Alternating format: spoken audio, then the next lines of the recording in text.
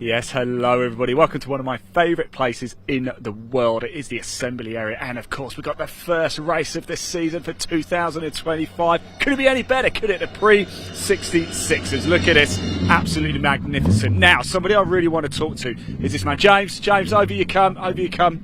Right. Of course, a former champion as well. James Ibbotson is here. We're a little bit disappointed there's no rain though, aren't we? Yeah, I was hoping for some wet weather, but we'll try and make it work in the dry. We've actually got 8 imps here today, so you know, the class battle this year is going to be good.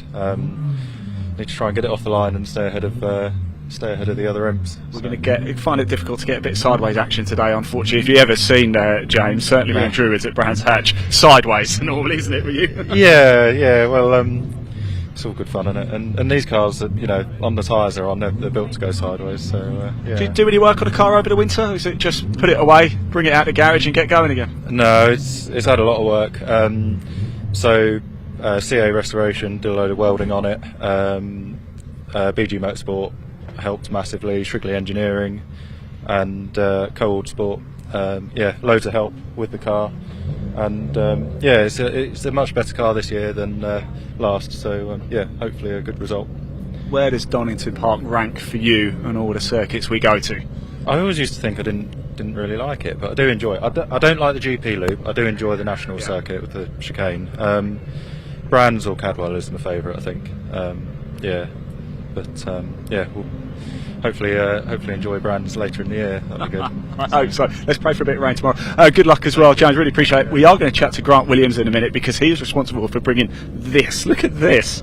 By the way, a little old school Land Rover. It's made by a company as well that sort of makes smaller modifications of classic cars. Look at that. Elliot, my producer, has just said it's my size as well. I'm 5'7", I'll have you know. That is slightly below average height for a male, actually, but look at that. It is absolutely awesome, isn't it? I don't know how fast it goes. Let's go find out. Let's find out how quick it goes, actually, shall we? We're going to grab Grant in a minute, very quickly. Your little Land Rover, how fast does it go? Way too fast. 4 miles an hour. 4 miles an hour. Rapid. Going to take quite a while to get around here. Look, thank you for bringing it. I love it, by the way. I really do. Let's grab a quick word with Grant as well. Look at this Jag Mark II. Oh, this is a thing of beauty. Grant, thank you for bringing this out to play. One of my favourite cars. Tell us about it. Tell us a story about it. How did you come to get it? Basically, this is the Graham Hill Stirling Moss factory Mark II. It was built for the factory to race in the Touring Car Championship at the time. It was basically gifted to the family in '76, I think it was. Just when I was 1 year old. So it wanted a lot of work, restoration stuff done to it, but the deal was it was never to be sold. It was to stay in the family and keep as a family car, and that's what we've been doing with the car. And it's fun to drive, really fun to drive. It's quite. It looks heavy though. It is heavy compared to all these. You know, it's 1,300 kilos, 300 brake horse. Where the Mustangs are 1,200 kilos with 450 brake horse. Like, so, it's hard. It's a lot of work trying to pedal around the track, like especially against these small cars, the Minis, the Anglers. Does your stomach go like down around the crane of curves around it? Yeah, you get it's a bit of pull in the car, like I mean. So no, don't be wrong. I enjoy driving the car. I enjoy racing against these lads. They're all a good bunch of people, and you know it's close, clean racing, which is what we like to see. Like, you know, yeah, it's a great series, fantastic racing. Thank you. Tom, man, thank you so much for bringing it out to play. Really appreciate it. Good luck out there, Grant. Really appreciate that. Let's get going a little bit further up, shall we? Michael Cullen, the man on pole position in his Austin Mini. Remember, there are multiple classes in this as well. Cullen on pole, Class F. Justin Law, also Class F in his Lotus Cortina. Let's just move over a little bit further, shall we? We've got Jake Swan over here. Let's just before we get run over, let's. In fact, there is our pole man. There is actually, yes, he's just come past us. That's definitely not a Mini, so there is a little mistake there on the entry list. Let's grab a word with Jake. Jake, how are we doing? All right? I'm good, thanks. How are you? I'm very well. Look, cars come out to play now for the 2025 season. What sort of work do you do on this over the winter? Well, we had to do some paint work after last year this winter, so just that, and then the general engine rebuilds, gearbox rebuilds, and check the car over. Now, obviously, first round of the season. It's a big grid as well. Do you guys get a few butterflies in the stomach coming to the first round? Yeah, definitely when I'm this high up the grid as well. I'm not used to being up here. But what can you do from here, Jake? Is hold position the target, or can you go forward? I don't know. We'll find out soon. Man, that's what I like to see. A man keeping his cards very close to his chest indeed, shall we? Let's go have a look at that pole sitter, shall we? Who's definitely not in an Austin Mini. Michael Cullen, here he is up here. And let's just look at this as well. Oh, here's Piers. Let's just very quickly grab a word of Piers Grange, shall we? It's good to see him again as well. Of course, a winner last season too. Piers, great to see you. Another season out with the Classic Touring Car Racing Club. Why do you keep coming back? Well, you've got to love it, haven't you? It's a range of cars on the grid. I mean, look at this grid, it's amazing, isn't it? Unbelievable, isn't it? Yeah, I mean, to get 35 cars or so on a pre-66 grid is best in the country, isn't it? Yeah, it certainly is. It is quite special. I mean, you've been doing this a while, but do you get any butterflies in your stomach first round? Yeah, you always do, and you look where you are on the grid and you think, Christ, you've got some big names round you, so... yeah, it's none bigger than Piers Grange. Thank you.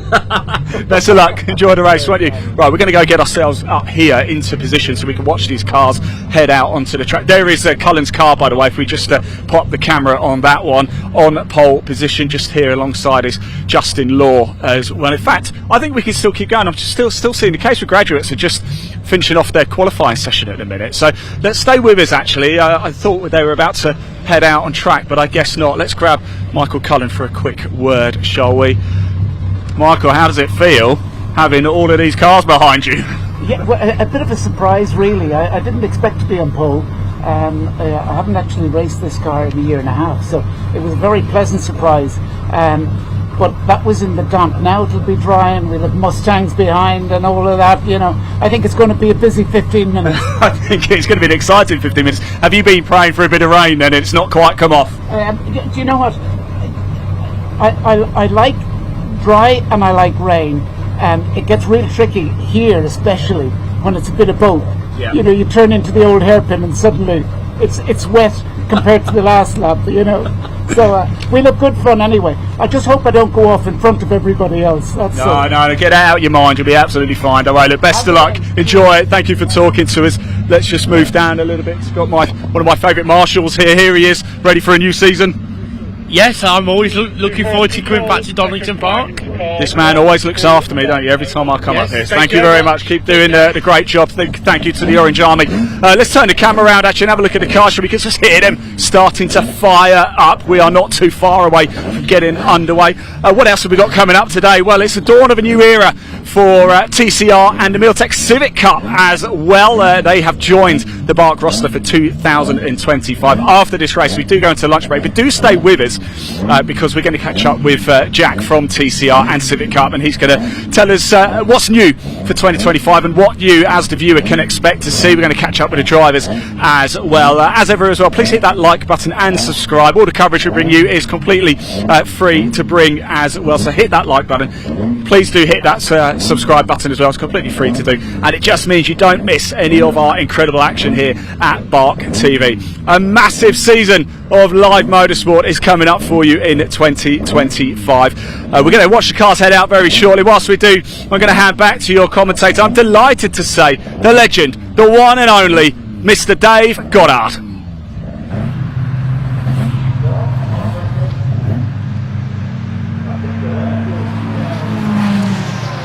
Thank you very much indeed to Ian Waterhouse, our man down on the ground. Yes, good afternoon and welcome to a brand new season here on BARC TV. It is great to be back for 2025. Great to be back in the commentary box here at the home of motorsport in the Midlands. I know I wasn't around for many events in 2024 for a variety of reasons, but I am back on BARC TV for the duration of this brand new season, and a huge programme here at Donington over the next 2 days. We have got no fewer than 270 drivers entered across all our classes here this weekend, about to get underway with a huge grid, as we've already seen, for the Everard's Pre-66 touring cars, the Classic Touring Car Racing Club here in enormous numbers across all 8 of their series here this weekend. So one race before the lunch break, and then we bring you for the first time on BARC TV the TCR UK Touring Car Championship. The voice of that championship, Andy McEwen, will be joining us for that one. Then it's a combined grid of 4 championships for the Classic Touring Car Racing Club. We've got the Shell Oils Pre-83 Group 1 touring cars, the Pre-93 touring cars. This year they are sponsored by Track Hub UK, the Bertie Haulage Pre-2003 touring cars, and the Super Tourers as well. Some very special cars out in that race for the Super Touring category. We have 2 races for the P4 Emergency Lighting Caterham Graduates Racing Club. They've got a near capacity grid for both the Sigma 135 and Sigma 150 categories. We have the classic and historic Thunder saloons as well, the PRG Taylor's Classic Thunder and the new split, the Ricky Can Aston Martin Specialist Historic Thunder saloons for some of the older cars as well, running on a combined grid. The young guns in their Saxos are out, the junior saloon cars, they kick off their season today, and we also have the Burton Power Blue Oval Saloon Series for everything Ford. They've been rewarded with a standalone grid for this weekend as a reward for some rising entries. Tomorrow we'll be joined by the Miltech Civic Cup and also the Adrian Flux MG Owners Club Championship as well. They have got a massive grid here this weekend, one of the biggest grids we've ever seen coming up tomorrow for the MG Owners Club, everything from classic MG midgets and MGBs up to modern ZRs. But we kick off, as we've seen, with the Everard's Pre-66 touring cars, the oldest cars that we will see here this weekend, harking back to the earliest days of the British Saloon Car Championship as it was then, first held in 1958 and won by Jack Sears in his Austin Westminster, battling with the big Mark II Jaguars. We've seen a couple of them out on the grid today from the Williams family from over at Risca in Wales. Grant Williams, of course, you may have seen him at Goodwood among other places in his famous Mark II Jaguars, normally very sideways. We normally see him in the famous car with the registration BUY1, B-U-Y-1, but he's in a different car today. But it is the Irishman Michael Cullen, very successful saloon car racer over the years, who's on pole in this sort of mint green coloured Ford Lotus Cortina. It was a Lotus Cortina that won the championship last year in the hands of Ian Thompson. They have their own dedicated class, that's Class F if you're watching the timing screen. The live timing is available at tsl-timing.com as ever. tsl-timing.com is the place to find all the live timing and the grids and results from today's events. And Michael Cullen set a time of 1:24.869 in the qualifying session earlier this morning. That was nearly a second quicker than everybody else. In fact, we said it was Justin Law in the number 70 Lotus Cortina. In fact, it is, looking at the revised grid, it is Justin's son Oliver who's going to be driving the number 70 car in this race. Now, Oliver, we've seen him in the junior saloon cars in the past, but this is a big step up, and it looks like Oliver's going out in this race. And I assume Justin's going to drive in the second race, so I saw that car out in another session in qualifying earlier on. So it looks like Justin and Oliver Law are sharing the number 70 Lotus Cortina. And we'll just get confirmation of that when we can, that it's going to be Oliver Law in the car for this race. I know they were testing that car here in the week at Donington. And Justin was out in some rather more special machinery earlier this week on a supercar day at Donington on Tuesday. He was in a Jaguar XJR15. Of course, Justin Law, one of the great historic Group C racers in Jaguars over the years. You may have seen him on the hill climb at the Goodwood Festival of Speed, and Ollie following in his wheel tracks as well. It was Justin's father, Don Law, who founded the Eponymous racing team that prepares mainly historic Jaguars for racing. We'll bring you the full grid very shortly for our first race of the season. There are scheduled to be 31 cars, I think, on this grid.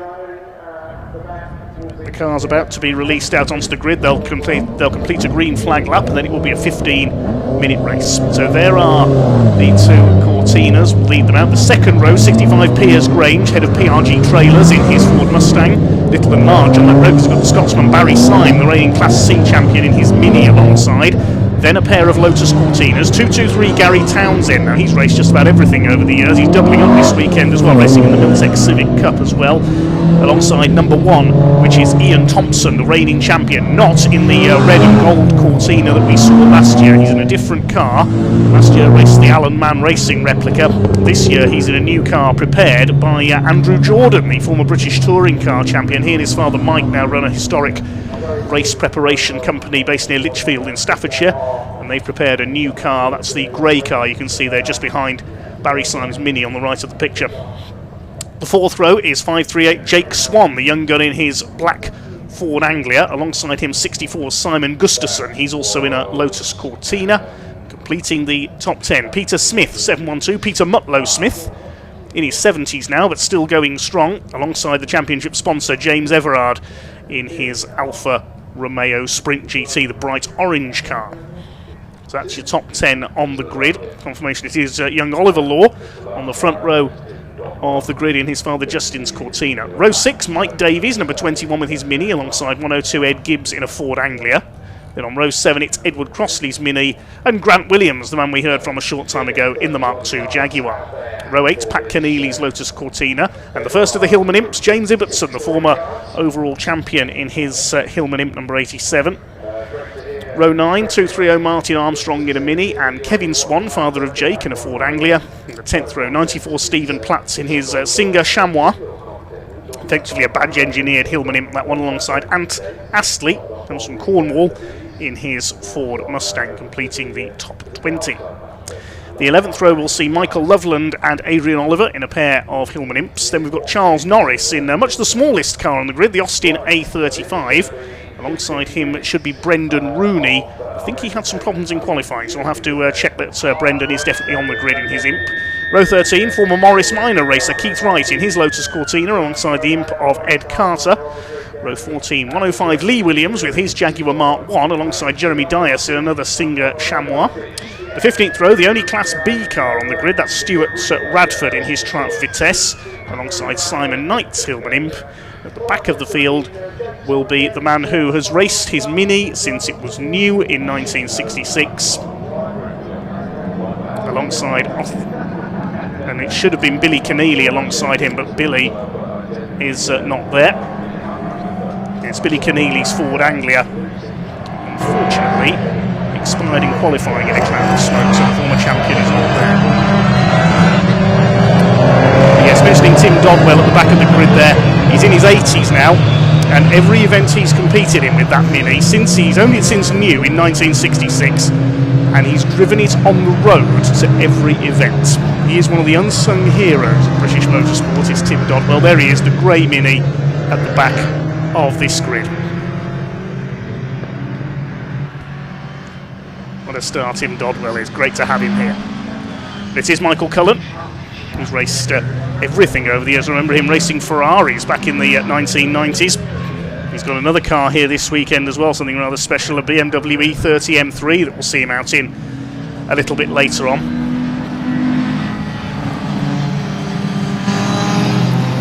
Huge grid of, should see 31 cars out there for this race. Good to see Jake Swanwell up there in that immaculate black Ford Anglia, 7th on the grid. 712 Peter Smith. Memory serves me right, he's the father of Guy Smith, the former Le Mans 24 Hours winner for Bentley back in 2003. Cars head up through Coppice using the national circuit at Donington today, just under 2 miles in length. Overcast, but at the moment dry conditions. There is a threat of showers a little bit later on, which will shake things up a bit. James Ibbotson said earlier he was praying for rain in his Hillman Imp, and we all know what he can do in the wet. He's won races overall in the wet in that little Hillman. Do leave us a comment on our YouTube stream and let us know if you're watching. They'll do our best to read some of those out later on. There's 55 Simon Knight at the back of the field in his Imp. As we say, we are missing Billy Keneally. His Ford Anglia sadly went up in smoke in qualifying. So it's the mint green liveried Lotus Cortina on pole of Michael Cullen. Young Oliver Law alongside him in the number 70. Piers Grange in the red Mustang on row 2. It's going to be an interesting battle here between the more powerful V8 engined Mustang and the Jaguars, the bigger cars, and the more nimble Cortinas, Minis and Anglias, and the Hillman Imps as well. Very competitive Lotus Cortina class this year, so Ian Thompson's going to have his work cut out trying to hang on to his title. Just awaiting the last couple of cars to get into position at the back of this lineup of over 30 cars. Very, very impressive indeed. The Everard's Pre-66 classic and historic touring cars. Just awaiting the all clear at the back. Looks like we've got one car out of position towards the back there. Is that Tim Dodwell? Is the Mini giving trouble? Yes, looks like it, unfortunately. And he's going to get a push into the pit lane from the Orange family, our marshalling team. Big thanks to our volunteer marshals here at Donington Park this weekend and all over the UK. We couldn't go racing without them. Sadly, it appears Tim Dodwell's Mini has expired on its way to the grid. And that might present a problem, as he's got to drive home in that car today. I hope he doesn't have to go home on the back of a breakdown truck.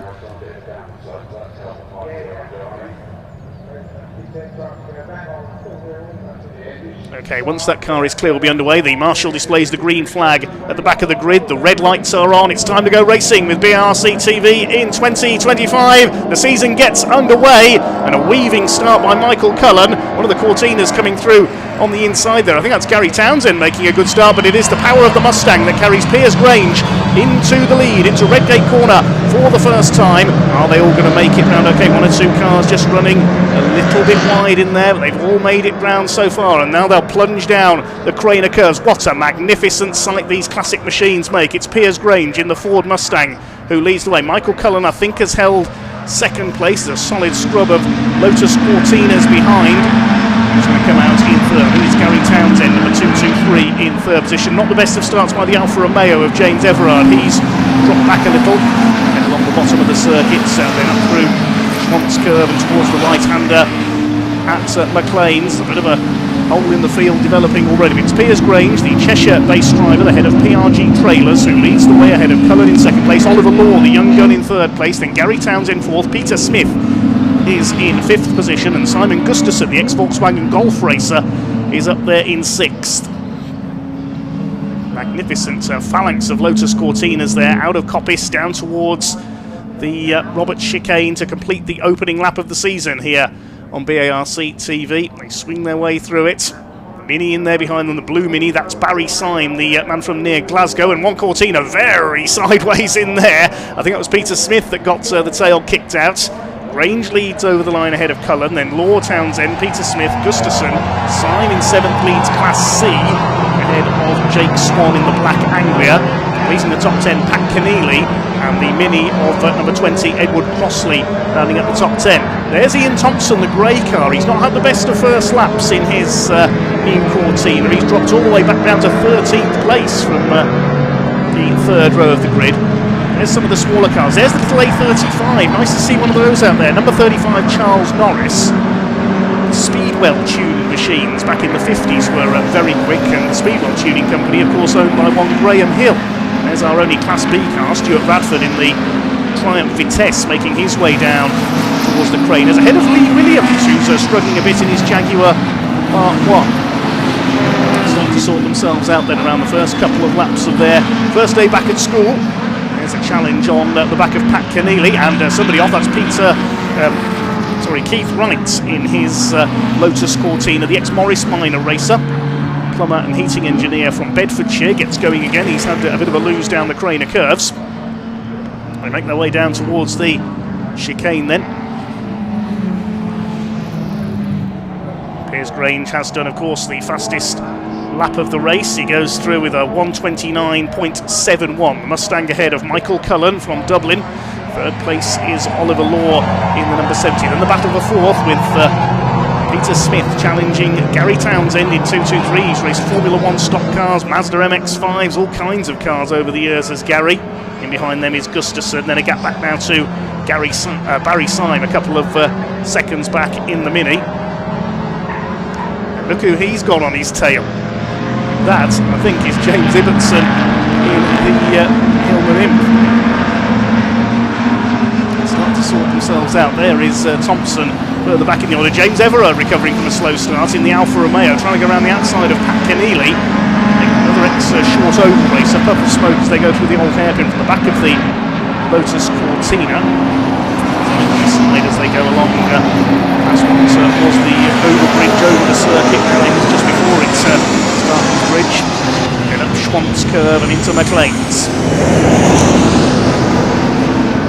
Romeo of Everard holding off Pat Keneally, flicking the tail out a little there out of McLean's, then climb up to the double apex right-hander at Coppice. You can't see the apex as you turn in there. A very tricky corner indeed. Very easy to end up in the gravel trap on the outside. Pulling away though the Alfa Romeo. Here are the leaders coming out of the chicane. Piers Grange under pressure now from Michael Cullen, who in turn is under pressure from the number 70 car of Oliver Law. And a gap back to Townsend, Mutlow, Smith and Gustafson. Peter Mutlow Smith sliding the Cortina down the inside. There's Barry Syme, he leads Class C, and it's the Anglia that he's got behind him of Jake Swan. Father Kevin a bit further back in the field in the white Ford Anglia. As the leaders head their way down the Craner curves towards the old hairpin. Look at the way Michael Cullen is weaving about there. The Cortina not handling the best as it chases that big rumbling Ford Mustang. This is all playing into the hands of number 70 Oliver Law. It must have been a late decision by the Law family for the two drivers to share that car, because Oliver's name did not appear on the entry list. Swinging to the inside, he's challenging Michael Cullen. Cullen tries to cut him off on the run up towards Coppice and does so. Three of them line astern, they swing their way through Coppice corner.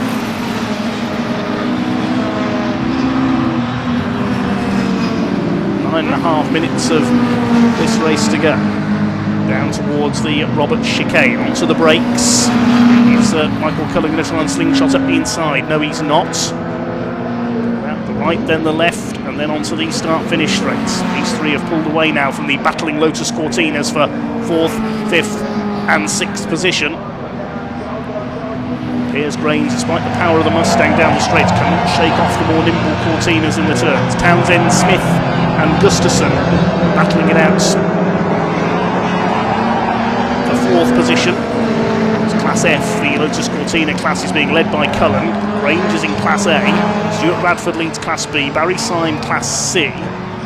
Class D for some of the smaller engine cars further back is led by Norris in the A35. Class E for the Hillman Imps, that's led by 94 Steve Platts in his Singer Chamois.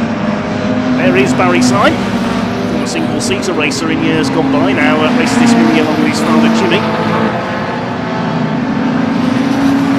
Being chased by Jake Swan. This is the battle for the lead of Class C. There go the leaders up towards Coppice once again. Just over 8 minutes of the race to go. Still leading the way, the number 65, Piers Grange. The Cortinas getting into the slipstream here. Michael Cullen going for the inside down towards the chicane. Can he get the Mustang on the brakes? Big American machines like that have a habit of heating their brakes very quickly if there's so much of the car to get stopped. The Grange holds the lead through the chicane. From the Cortinas goes grass tracking there in the background, drops back into 6th position. That was Gustafson in the number 64. A pair of groups of 3 at the front of the field. There is Gustafson, nice to see him competitive again. It was a learning year for him last year, moving into historic saloon racing, previously competed in the production GTI Championship for Volkswagen Golfs. As Cullen has a look again down the inside of the old air, but he's not going to get through there. That Mustang's such a large car to get past as well. This is great stuff. And now look at Law having a run at Cullen, side by side for 2nd place. Looks like Peter Smith, yes, with the blue stripe on his Cortina, has got through into 4th position.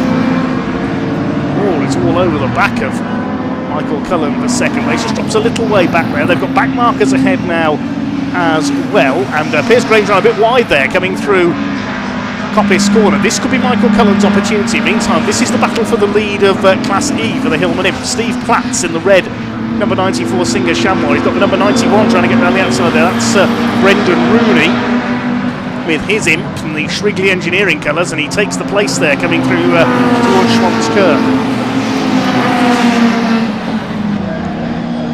Just over 6 minutes to go. The leaders are heading down towards Rigger, and has Michael Cullen got through there coming out of the chicane? He has. So Michael Cullen has taken the lead coming out of the chicane in back marker traffic there. Moore still there lurking in 3rd place, so Cullen took the lead through the chicane that time through as they lapped Stuart Bradford. Somebody stopped there on the top of the craters. It's Charles Norris, the Austin A35 that was leading Class D, has stopped on the grass there, so there's yellow flags coming out of red gates. So leading Class D now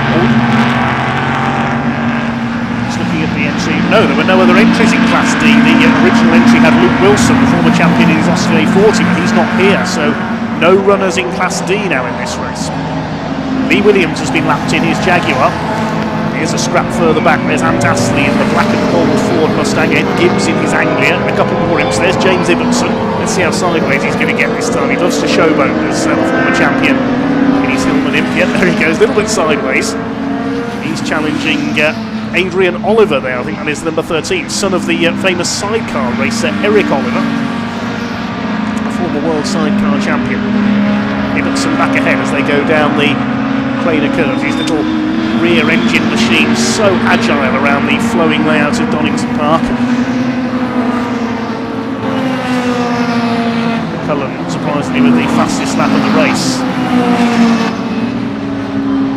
As he looks for the first outright win of the season. Piers Grange is still leading his class in second place, and he'll get the 4 points for the class there.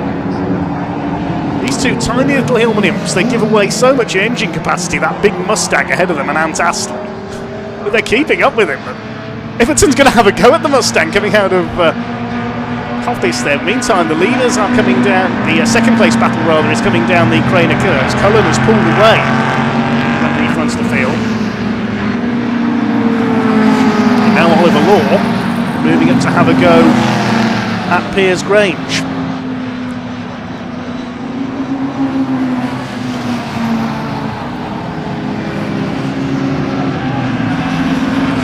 Inside, can he get a run coming up towards Coppice? No, the power of the Mustang tells again. It's a run a bit wide on the exit though. See him getting crossed up there. Now is the Mustang starting to overheat its tyres and brakes in these relatively warm conditions, even though it's overcast? Goodness me, either side of one of the imps there. That was a bit scary for that Hillman imp driver, I think. Two cars monstering either side of him, and the Mustang stays ahead. One imp goes off the course there, out of the way. The little cars trying to get out of the way of the quicker machines.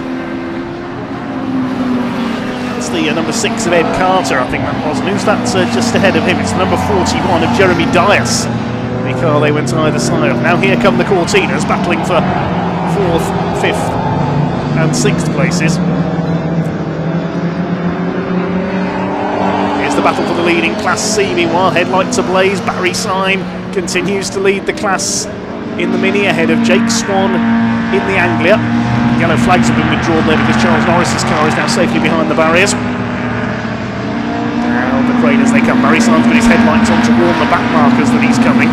This is the battle for 7th overall. James Everard and Ian Thompson rounding out the top 10. Thompson only 6th in class, but still pretty much running in his new Cortina. He debuted it at another event at Silverstone a couple of weeks ago and was sharing with Luke Stevens on that occasion, the former Caterham champion in the Andrew Jordan prepared car. But he's down in 10th at the moment as Barry Syme four-wheel drifts the Mini through McLean's, staying ahead of Jake Swan. Up towards Coppice they come. Back markers there ahead of them, the two imps of Jeremy Dias and Ed Carter. Oh, that's Pat Keneally out, the 201 car. It's pulling off up. Fancy meeting you here, he says to Charles Norris, who's already parked there at that marshal's post. That's at the top of the Craner curves. There'll be yellow flags there again, I would think. So just under 2 minutes of the race still to go, so a couple more laps.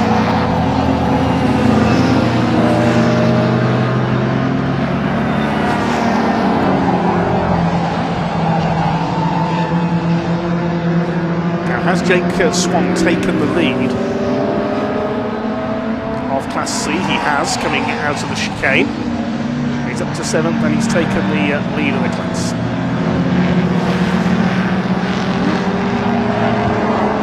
In the closing stages now of this Everard's Prix 66 touring car season opener. 3 seconds clear now is Michael Cullen, the Irishman, in his Lotus Cortina. Piers Grange in the Mustang battling with Oliver Law for second place. What a debut by Oliver Law. He's got through to second place. They both had their tails hanging out there coming through McLean's. The Cortina is through. That's how you drive a Lotus Cortina. Look at that. Just how Jim Clark would have driven one. Here's the battle of the imps. James Ibbotson and Steve Platt now are battling for second place. Yeah, for second place in Class E, because Brendan Rooney has pulled away into the class lead in his number 91. There he is, challenging one of the mids. That's 230 Martin Armstrong alongside him. They've got Lee Williams in the big Jaguar ahead of them, and off goes Piers Grange at the chicane there. He spun it.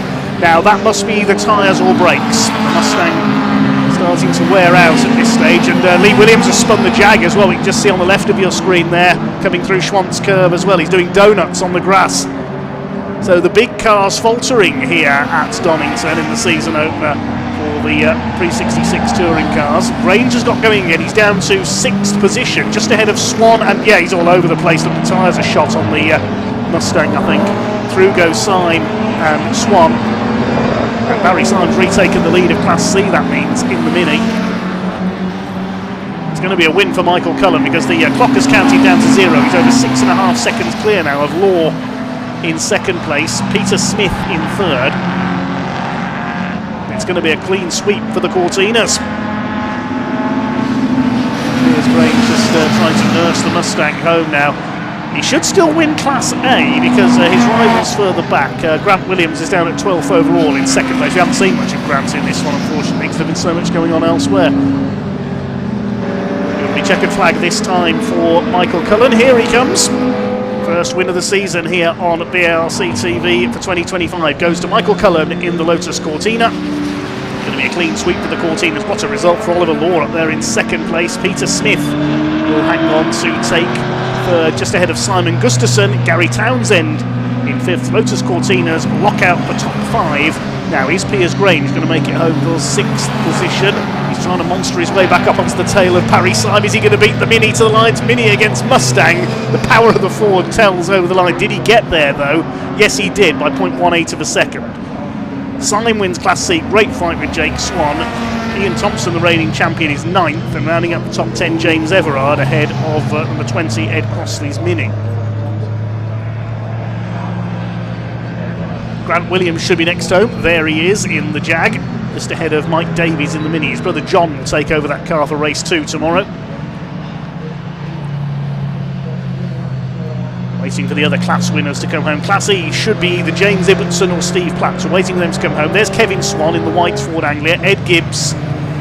And here come the Imps battling it out, and it is going to be James Ibbotson who will take Class E. There's Steve Platt. He's dropped back a bit on that last lap, so Ibbotson takes the Hillman Imp class. 8 of them here today. Because I think we lost Brendan Rooney, unfortunately, on the penultimate lap, so the class goes to Ibbotson. I did say he was out in front with a couple of laps to go in that class, Brendan Rooney. Yeah, we've lost him somewhere, unfortunately.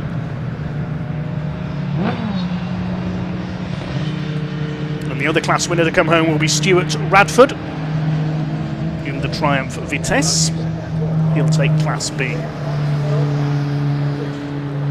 Confirm the results shortly of the Everard's pre-66 classic and historic touring cars.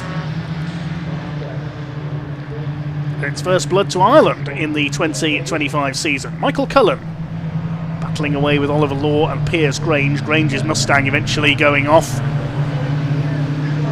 And we'll get a word with our top 3 shortly, I'm sure, with Ian.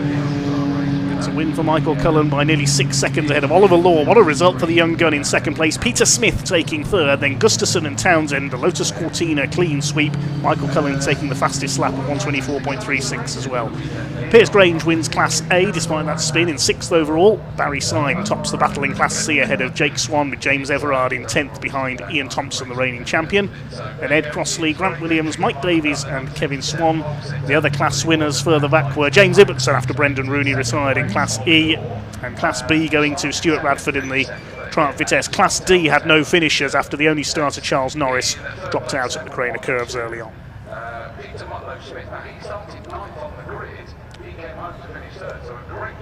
So shortly we will head down to Ian Waterhouse down in Parc Fermé, and we can hear from our race winner shortly. Yes, exactly. Just had the challenge with the back markers. What about other class wins? Barry Syme, and also the number 187 car, James Ibbotson. He managed to win the Class E. Class B was won by Bradford. That's the Golf liveried Oh, don't you just love these? They never ever disappoint. And I just saw Michael Cullen coming in. He's got the biggest smile on his face ever as he gets out. What a battle it was as well at times with Piers there. Michael, congratulations. Of course, we spoke a little bit earlier, didn't we? But how does that feel? Just great. Just great. Delighted. I made a mess at the start. I went from first to fourth gear and dropped down to fourth, but got a couple of them on the run down to the Kramers, and then it was the guy in the red Mustang was blindingly fast on the straight, and then I could see he was struggling. And as we caught up on some of the back markers, I was just hoping that he'd lose a little bit of momentum, which is what happened. So and once I got by, I think he got tied up with Oliver Law, Justin's son, and I was delighted to see them annoying each other and letting me go off. You did say when we were on the grid a little bit earlier waiting to go out, you weren't sure how it was going to perform in the dry, but you must be delighted. Delighted. You know, Mike and Andrew Jordan, Jordan Racing Team, just prepare the most beautiful cars. I think it's the best car on the grid, and I think therefore it makes my job. Andrew Jordan knows his way around a race car as well, doesn't he? He sure does. He sure does. And I hadn't driven it in 18 months, so the guys had it sorted out, and it was just beautiful. It was beautiful. Congratulations. Go enjoy the rest of the day now. You're not back out till tomorrow. Congratulations. Okay, Stuart, we'll move around a little bit. Of course, big shout, Justin Law, he's disappeared, so we'll go see who else we can find to have a quick chat with as well. Let's keep moving. I did want to find Piers as well. Here he is, because there was clearly some sort of issue with the car, wasn't there? It was kind of moving around all over the place. Oh, Piers, here you are. Sorry, I was trying to come and find you. You ran away. Yeah. What happened out there? It was just a struggle to try and keep the tyres in with these quick lads in the Cortinas, and then we had a bit of a problem with the clutch, I think, as well. So I don't know where the clutch is going, whether it's the prop shaft or something. But coming over the line actually to take the checkered flag, you went quite wide there as well on the straight. It's. I mean, we'll be out in the next one, I'm sure.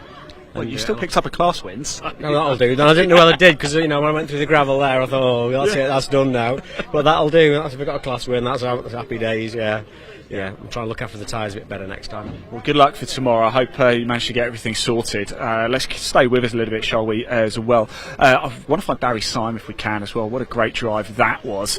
There's Grant Williams. I spoke to him a little bit earlier as well. How was it out there? How was it? Yeah, it was great. Yeah, hectic. Yeah, it was hectic. We had 5 imps racing at one point, and then I got a box full of neutrals down at the old hairpin. They got away from me, and then I had a lonely race after that. But no, it was really good. The first 2 or 3 laps, there was 5 of us all together. Yeah, it was good. This is what racing's about, right? Yeah, it was really good. Happy to be back then. Yeah. It's been a long winter. You've got a big smile on your face. That's all that matters at the end of the day. The cars come home in one piece, so you go. So where is it? Over there. So you know, what can you say? It's been great. Yeah. Well done. James won again, but what can you say? What can you say? Where is James? Here he is. We'll grab a quick word of him. We did speak to him a little bit earlier, but of course James was involved in a big battle as well. James, you did enough. Yeah, I think that got handed to me there. I don't know what happened with Brendan, but I see him and the Red Jag come together, and then Brendan sort of got spat off to the side. But I did just enough to keep with Steve and the other Red Imp, and it was just that Mustang, the black Mustang. You just could not do anything about it. You get it in the corners, and the thing just powers off in a straight line. That's the beauty of this, isn't it? It's a test, it's a challenge, and you've got to work your way around it. It's quite frustrating when you're in the car, but you know, it's massively enjoyable. I mean, these things are awesome to drive, so no, it was good. But hope Brendan's all right.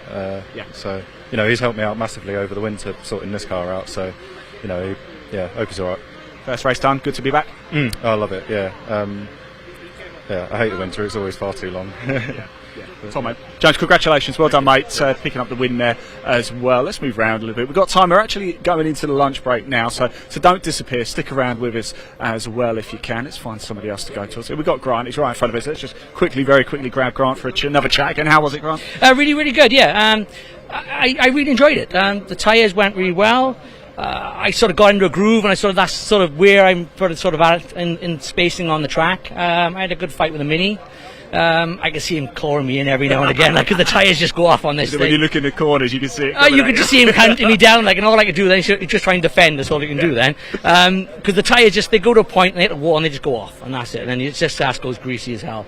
But no, it was really good fun. It was clean racing. I managed to stay out of trouble. A lot of cars went off, so and there was a bit of oil on the back section. It was quite dicey because we all hit it and we all sort of went, oh God, like, I mean, so it was a bit polite way of putting it. Yeah, it was a polite. There was some other words said, in fact, actually. But no, yeah, really enjoyed it. Thorough race, fantastic. Good bunch of boys to race with. Top man, well done. Congratulations. Thanks for talking to us. Let's keep going, shall we, as well? In fact, over here, I think we've got Peter Mutlow Smith came third as well, shall we? Let's grab a quick chat. Peter, before you disappear, can we just have a quick chat? Quite an eventful race, wasn't it? It was exciting, wasn't it? Yeah, very exciting. Got a good start. Yes, tell us about your race then. Good start, what happened then? Good start, and then into Redgate, I just kept it in on the inside and won a drag race again, got into a couple more places, and then I got stuck behind car 223 for a few laps, and then I did him coming into the chicane last minute, all locked up. Lovely, I'd love to see it on my in-car camera. and then after that, it was just keeping it going, really. Fantastic. It's not bad for an OFR, is it? No, not bad. No, come on, Peter, not at all. What have you learnt today that we're going to bring into tomorrow? Because I imagine the first race for everybody is a bit, we're not sure where we are, and then now you've done it, you've got a better picture. I'm just glad to get to the finish. I just enjoy my racing these days. You know, it's not for me. It's just getting. Thankfully, I can get out and do a race. You know. Yeah. So we're going home with a nice little pot as well. Yeah. Okay. Well done. Thanks. Top man. Thank you. Just over here as well. Let's go have a quick chat, shall we, with Justin Law. Oh yeah. Go on. No. Oh no. Oh, hang on. We're still live. I'll come back, Peter. I'll come back. He obviously wants to tell me something in secret. Maybe I'll share it with you all. Maybe not. Justin, congratulations. How was it out there? Yeah, it was good. It's good race, tough race, but fun. Is it good to be back? Yeah, loving the historic stuff. Sat in the car for the first time this Tuesday. Had a few laps here on Tuesday, and just got thrown into the deep end, really. Dad might race tomorrow. I might race tomorrow. It's up to him. I think he liked watching, but yeah, it was good fun. Right, we'll see. Well, maybe we'll hopefully see tomorrow, Oliver. Top man, it's Oliver there. Of course, Justin might be out tomorrow. Let's go have a quick chat over here as well. We've still got time. We've got James over here. James, it's good to see you again. Long winter, or glad to be back? Yeah, glad to be back. Got Dad's old Alpha out and a bit of fun. Yeah, glad to be back. Tell us about your race. How was it out there? Got a terrible start. For some reason, I'm incapable of getting a good start in seemingly any car. So lit them up and lost a load of spaces, and then was in the right place for the spin, thankfully. But I was on the grass, but I didn't have to slow down much. But by that point, the front pack had just broken away. But yeah. So tonight you're going to do a bit of reaction testing ahead of tomorrow's race. That we're going to do for the start. Clutch control practice, I think. Clutch control. Yeah. We've got a bit of time now. Enjoy it. Thanks for talking to us, James. Really do appreciate it. Right, we are a little plane coming over. Of course, we've got East Midlands Airport literally just off to our right over here, so plenty of air traffic. Unlike Heathrow Airport, of course, over the last 24 hours. Right, so coming up today, we're going to go get ourselves in position very shortly. We're going to catch up with Jack from TCR and Civic Cup. He's going to tell us what we can expect from the 2025 season, of course. TCR and Civic Cup have joined the Bark roster for 2025. It's going to be very exciting. In fact, the first race of the season for TCR is coming up after the lunch break. So we're going to go head over and catch up with Jack very shortly. I know we're going to hand back to Dave shortly. So do get your comments coming in, by the way. We do see them. Dave does see them. I think he's going to read some of them out. So if you want to shout out, please, in the YouTube channel at BARC, in that live comment section, put your comments in. If you keep them clean, we might be able to shout them out. They're also live at the TCR YouTube channel as well. Do hit that like button, hit that subscribe button. All the coverage we bring you is completely free for you to tune in and watch, and it makes a big difference to us to be able to attract more sponsors. Lovely sponsors. Right, I'm going to head off. I'm going to hand back to Dave. I'll be back very shortly in the pit lane with TCR. Dave, over to you.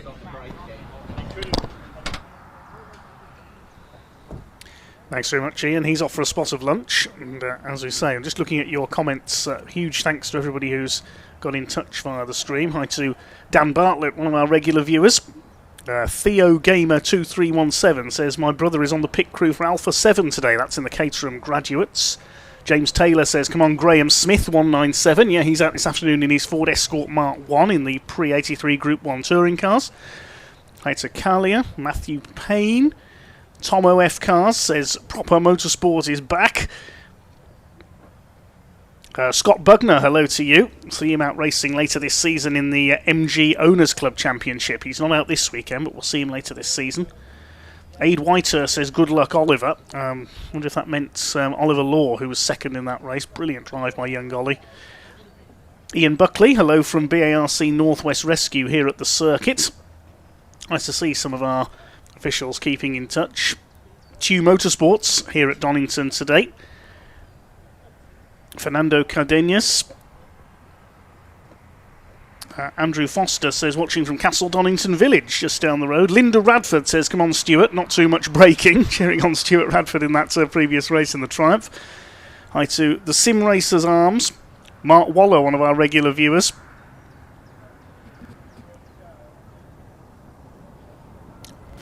One comment is, are Caterham's out today? Well, yes, they certainly are. There's the schedule for today. The Sigma 135 and Sigma 150 with 2 separate races. Hello to Mike Burgess, to Ethan Dance. Paul Rusin says, Oliver Law was certainly throwing that Lotus Cortina about. He certainly was. He's learned well from his dad. RGS Design Stenson says, good luck to Lewis Kent in the Civic Cup. They're racing tomorrow. They had their qualifying session earlier today. I can tell you Alistair Camp was quickest in that. Big thanks to everybody else. Grant D. Newell says, hi from sunny South Africa. Yes, I know the South Africans are motorsport mad. We hear another aircraft go over in the background into East Midlands. B Rent Gaming says, watching from America. Hello to you. Yeah, let us know where you're watching from, and if you want to shout out, drop us a line on our stream on the British Automobile Racing Club channel here on YouTube. We'll be going live again in, I think it's just under half an hour for our lunch break. And then we'll be live with the TCR UK Championship for the first time on BARC TV. Also hear from Ian down there, as we say, over the course of our short lunch break. We're back underway. I'll be back with you in a short while.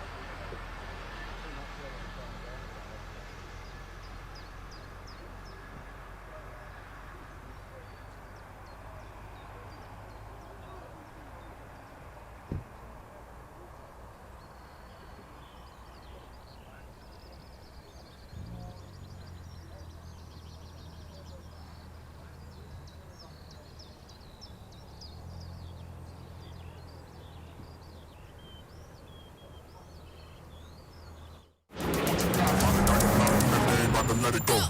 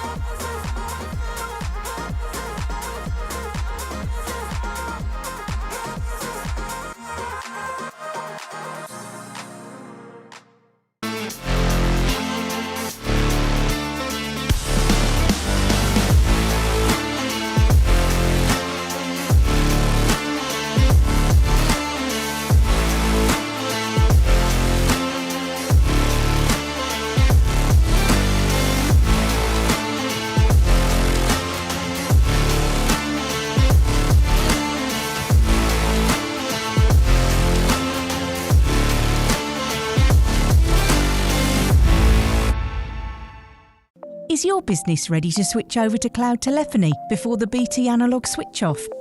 If you're not sure, you can get a telecoms and IT health check from Maximum Networks for free, covering broadband, phone systems, IT support and more. Arrange your free audit today at maximumnetworks.co.uk.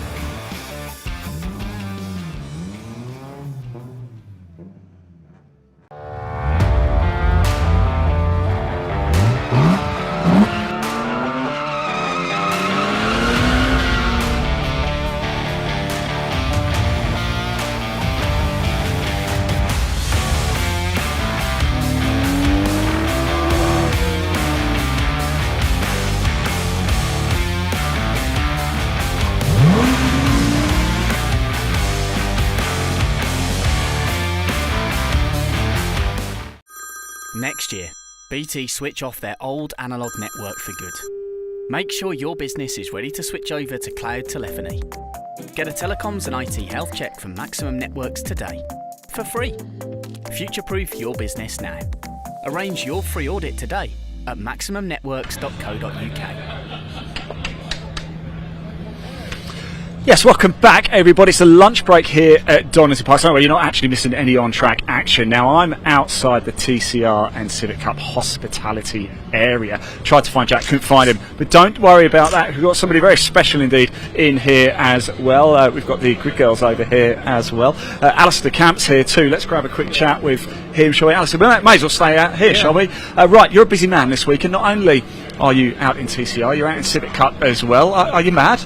Yeah, some say mad, some say crazy, but yeah, nobody said I'm alright. Let's talk about TCR first of all, shall we? Because last season you did a full campaign out in the Civics. New for TCR this year, why did you decide to take the plunge? We've done the odd round in between with the TCR and always got on reasonably well with it, so we just, we had an attempt to sell it last year, and then plans changed for a lad who was going to have it, which obviously does happen. So it was it's sat there again. We can't leave it sat there for another year doing nothing and just making an odd appearance and getting where we want to be. So we just we'll try and do the full year, and hopefully we'll make the full year. And obviously it depends on budget, but we're going to do our best to try and do what we can. Well, you're quick, aren't you? You qualified in third. Are you thinking, yeah, I can win the championship? Is that what we're going for? Yeah, ideally, because we qualified third and we found we're down a little bit on power at the minute, which is obviously with the turbo. So yeah, we've had a little tinker with that to make that where it needs to be with the flats and that to meet. Obviously, we have to meet a target. So we're where we want to be. So hopefully we'll go again and see what happens just now. But we're not sure what the weather's going to do. So that's going to play a big part in this next race, I'm sure. Well, you just said, are we going to avoid it? Let's take a walk outside, actually, Alice, if we can, because we're going to look at your Civic Cup car in a minute. But actually, Alice, if we just have a look at the clouds up here. Do you like the wet? I don't mind. It's what it is. Everyone's got the same playing field, so. It's just not nice when the wet comes down and you're on slicks. So it'd be nice if it wants to rain. Can you please hurry up and do it now, or don't bother at all? Either do it now or don't do it. Yeah, we don't want it in between. Let's go down here, actually, Alice. If you don't mind sticking with us just for a little bit longer, because you're on pole in the Civic Cup. Tell us about your lap.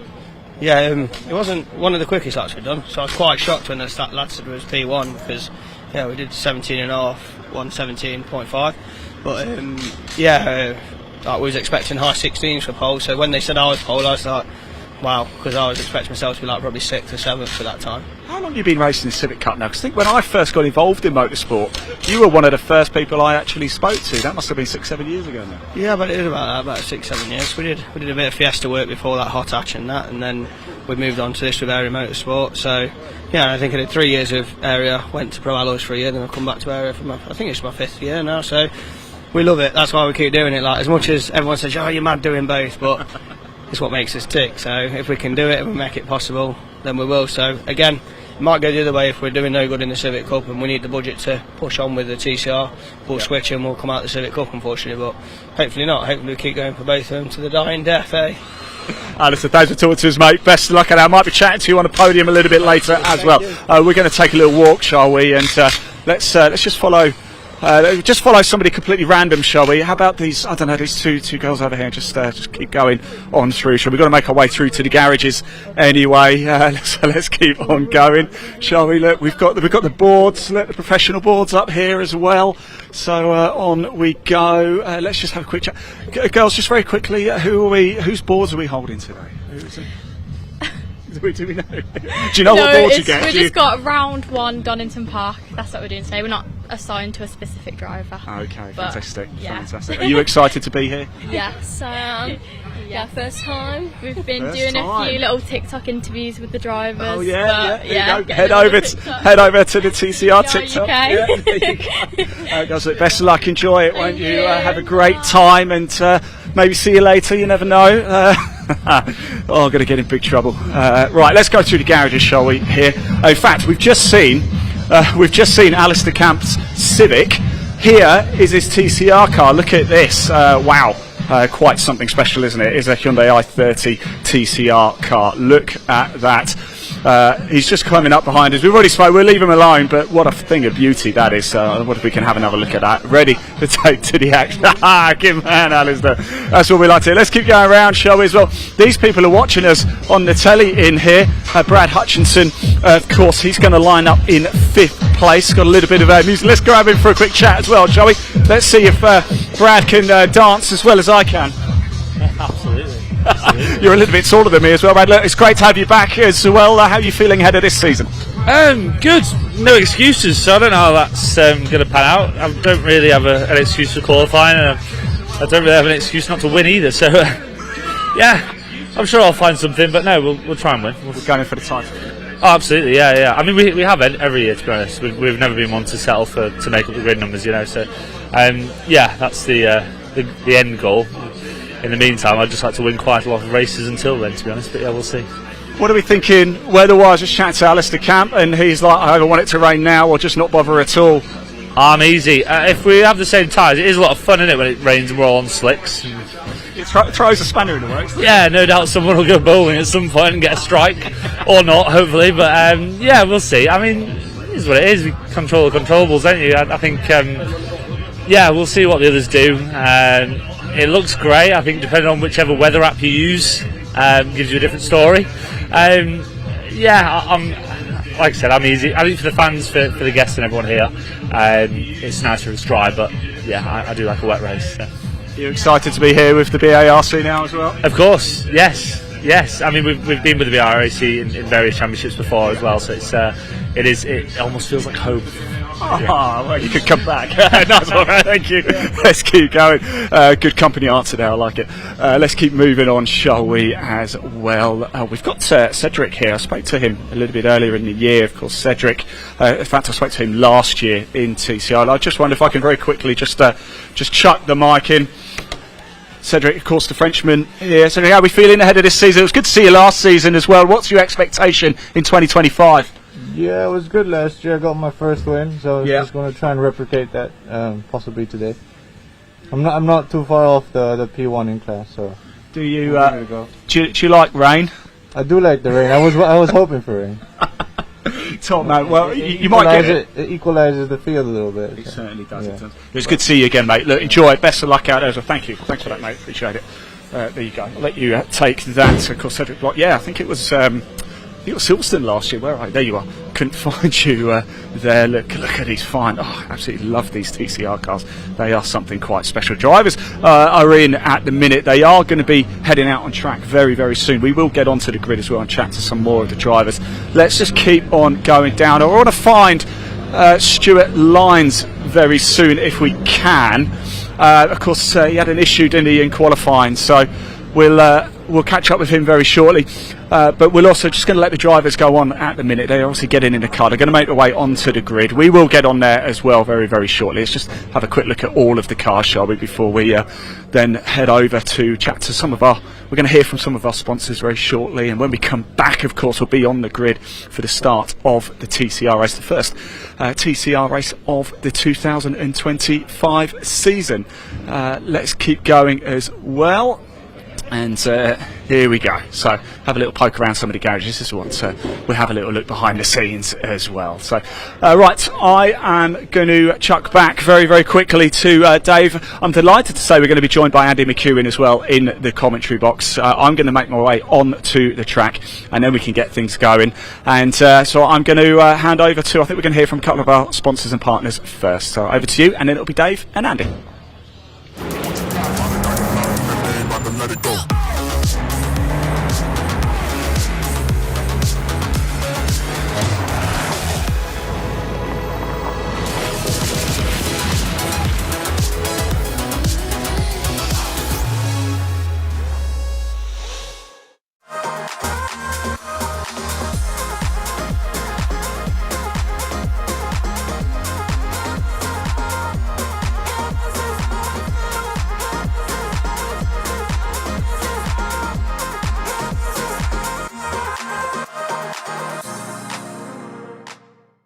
Is your business ready to switch over to cloud telephony before the BT analog switch off? If you're not sure, you can get a telecoms and IT health check from Maximum Networks for free, covering broadband, phone systems, IT support and more. Arrange your free audit today at maximumnetworks.co.uk.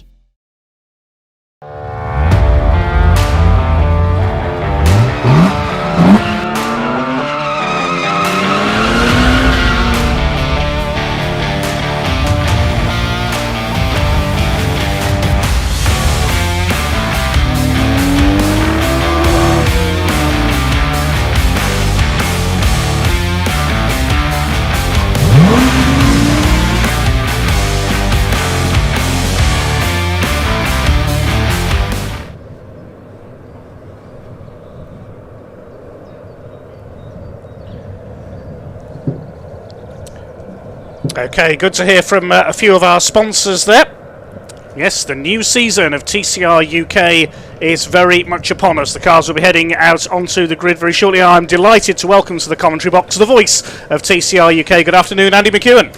Good afternoon, Dave. Thank you very much. Great to be here. Another season of TCR UK. I think maybe the 8th, and been there for every single one of them. It's been great to see this championship grow over the years, and 2025 really shaping up, I think, to be an absolute cracker. The last couple of years we've seen really competitive racing. The grid numbers dwindled a bit towards the end of 24, but that was the case, I suppose, across a lot of championships in the UK. This year, though, a lot of work has been done by the Maximum crew, Stuart Lyons and his whole team, Jack Finland, the new championship manager, have all been working hard over the winter to give us a good grid of cars. Should have had 16 of them in qualifying. Stuart Lyons himself, though, the championship promoter, who was due to be out on the grid in a Lincoln Co, wasn't able to qualify due to an engine issue. We'll have to wait and see whether or not he gets out for the race. But even so, we've got more cars coming on the way later in the season. And I think, Mr. Goddard, a very competitive race coming forward in a few minutes' time. Yes, I am really looking forward to this. It's been great to see so many brilliantly turned out cars out there, and it is going to be competitive. Reigning champion Carl Boardley not out for this opening round. Yes, not sure what his plans are for this year. Obviously won this championship the last couple of years, and he, I guess now maybe he's looking to move on to something else, but that's kind of opened up an opportunity certainly for other drivers to come through and take an early advantage. And if he does then turn up at later rounds, he's going to have to rely on the dropped score system, which we'll get into later in the season, I'm sure, when it becomes really relevant. But Adam Shepherd, Callum Newsham, front row of the grid, they'll be two drivers very grateful, I think, that Carl Boardley isn't on the grid this weekend, because I won't say they were in his shadow last year. Adam Shepherd was arguably quicker for most of the second half of the season, just couldn't ever quite get the reliability of the car underneath him. He'll be very, very happy now that they've got to the bottom of the fuel issue that they had last year, and that car seems to be working well. Callum Newsham, championship contender, arguably championship favourite until a crash at Thruxton at the penultimate round of the championship unfortunately took him out of contention realistically. So those two, along with plenty of others, happy, I'm sure, that Carl Boardley has elected not to come here to Donington Park. But if we do see Carl later in the season, we'll add his name to what is a fairly lengthy list, I think, Dave, really, of potential race winners, and the qualifying times, I think, support that theory. It was remarkably tight across the top half dozen or so.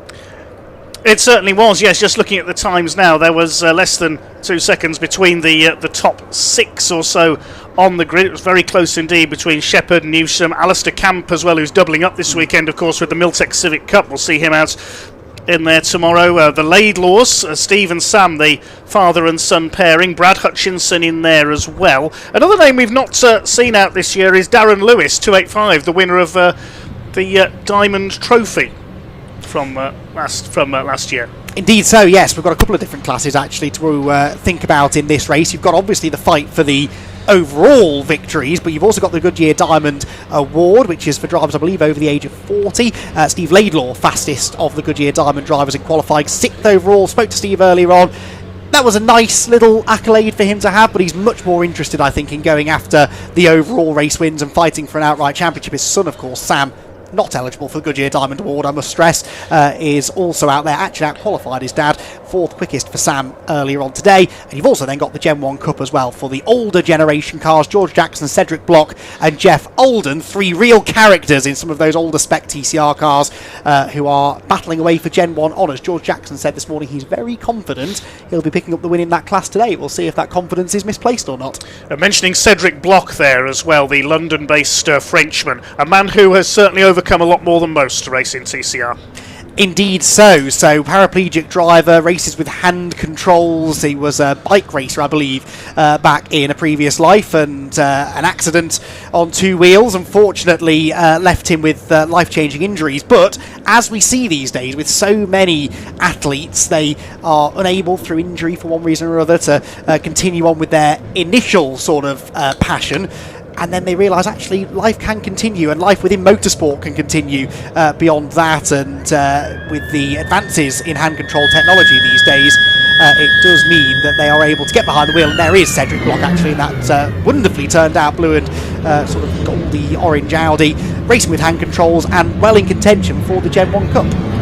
Well, you say that beautifully turned out car. All these cars are stunningly turned out, aren't they? I'm loving seeing some of these brilliantly liveried machines. What do you think is the best livery out there? Oh, now you're putting me on the spot. I do have a soft spot, as I think most people do, for the Cupra Leon VZs, the Gen 3 Cupras of the Laidlaws. They're very flashy looking, aren't they, with their sort of highlighter pen marks down the side, the fluorescent yellow, fluorescent pink to tell the two of them apart. Always been a fan of Callum Newsham's livery as well, but honestly, like you said, there isn't an ugly car on the grid. It's one of the great attractions, actually, of TCR cars in general. They are proper bits of kit. They're quick cars. They are not that much slower than a British touring car around a circuit like this in the dry. They look the business. They certainly go pretty rapidly. And yes, they are a very, very good value for money category of racing to get involved with. This, though, is how they line up on the grid for our first race. It's Adam Shepherd on pole position, as I said. Callum Newsham lining up alongside, both of whom were championship contenders last year. In fact, has been for the last 2 or 3 seasons on the bounce. Alistair Camp, who went so well here on a guest appearance last year in the Hyundai, he starts third ahead of Laidlaw Jr., Sam Laidlaw, in the first of those Generation 3 Cooper Leon VZs. Brad Hutchison, spoke to him, he was a bit disappointed to only be on the third row of the grid, but he'll go well, I'm sure. Former winner on the road here at Donington a couple of years ago, only to have the win taken away post-race. Steve Laidlaw on the sitter starts 6th. Vin Leslie, junior driver, moving up from the Fiesta Junior category, where he was a runner-up last year. He starts from 7th in the Hyundai i30, and he's got Will Beach alongside. Will Beach moving up. He was running right at the front, in fact, in the Gen 1 Cup last year, but now he's upgraded into a Gen 2 Cupra and will start from 8th on the grid. Harry Blur, another debutant, starts from row 5 alongside Rod McGovern, another new name to TCR UK. They will complete the top 10 of what I suspect will probably be a 15-car grid. Then we have Mark Smith and George Jackson. George Jackson, the first of those Gen 1 entrants in his VW Golf, another change of car for George. Last time he raced with us it was a Cupra, now moving over to the Golf. Cedric Block and Jeff Olden, his 2 Gen 1 rivals, start behind him, with Greg Saunders at the back of the grid. Now, Greg went off at the Craner Curves in qualifying, only completed a handful of laps, and he was saying to me that he was feeling he had more speed in the car than he demonstrated this morning, so it could be one to watch from the back of the grid. Cars are heading to the grid then, and I believe we can catch up with Ian momentarily, who is in amongst what is always a hive of activity pre-race on the TCR UK grid.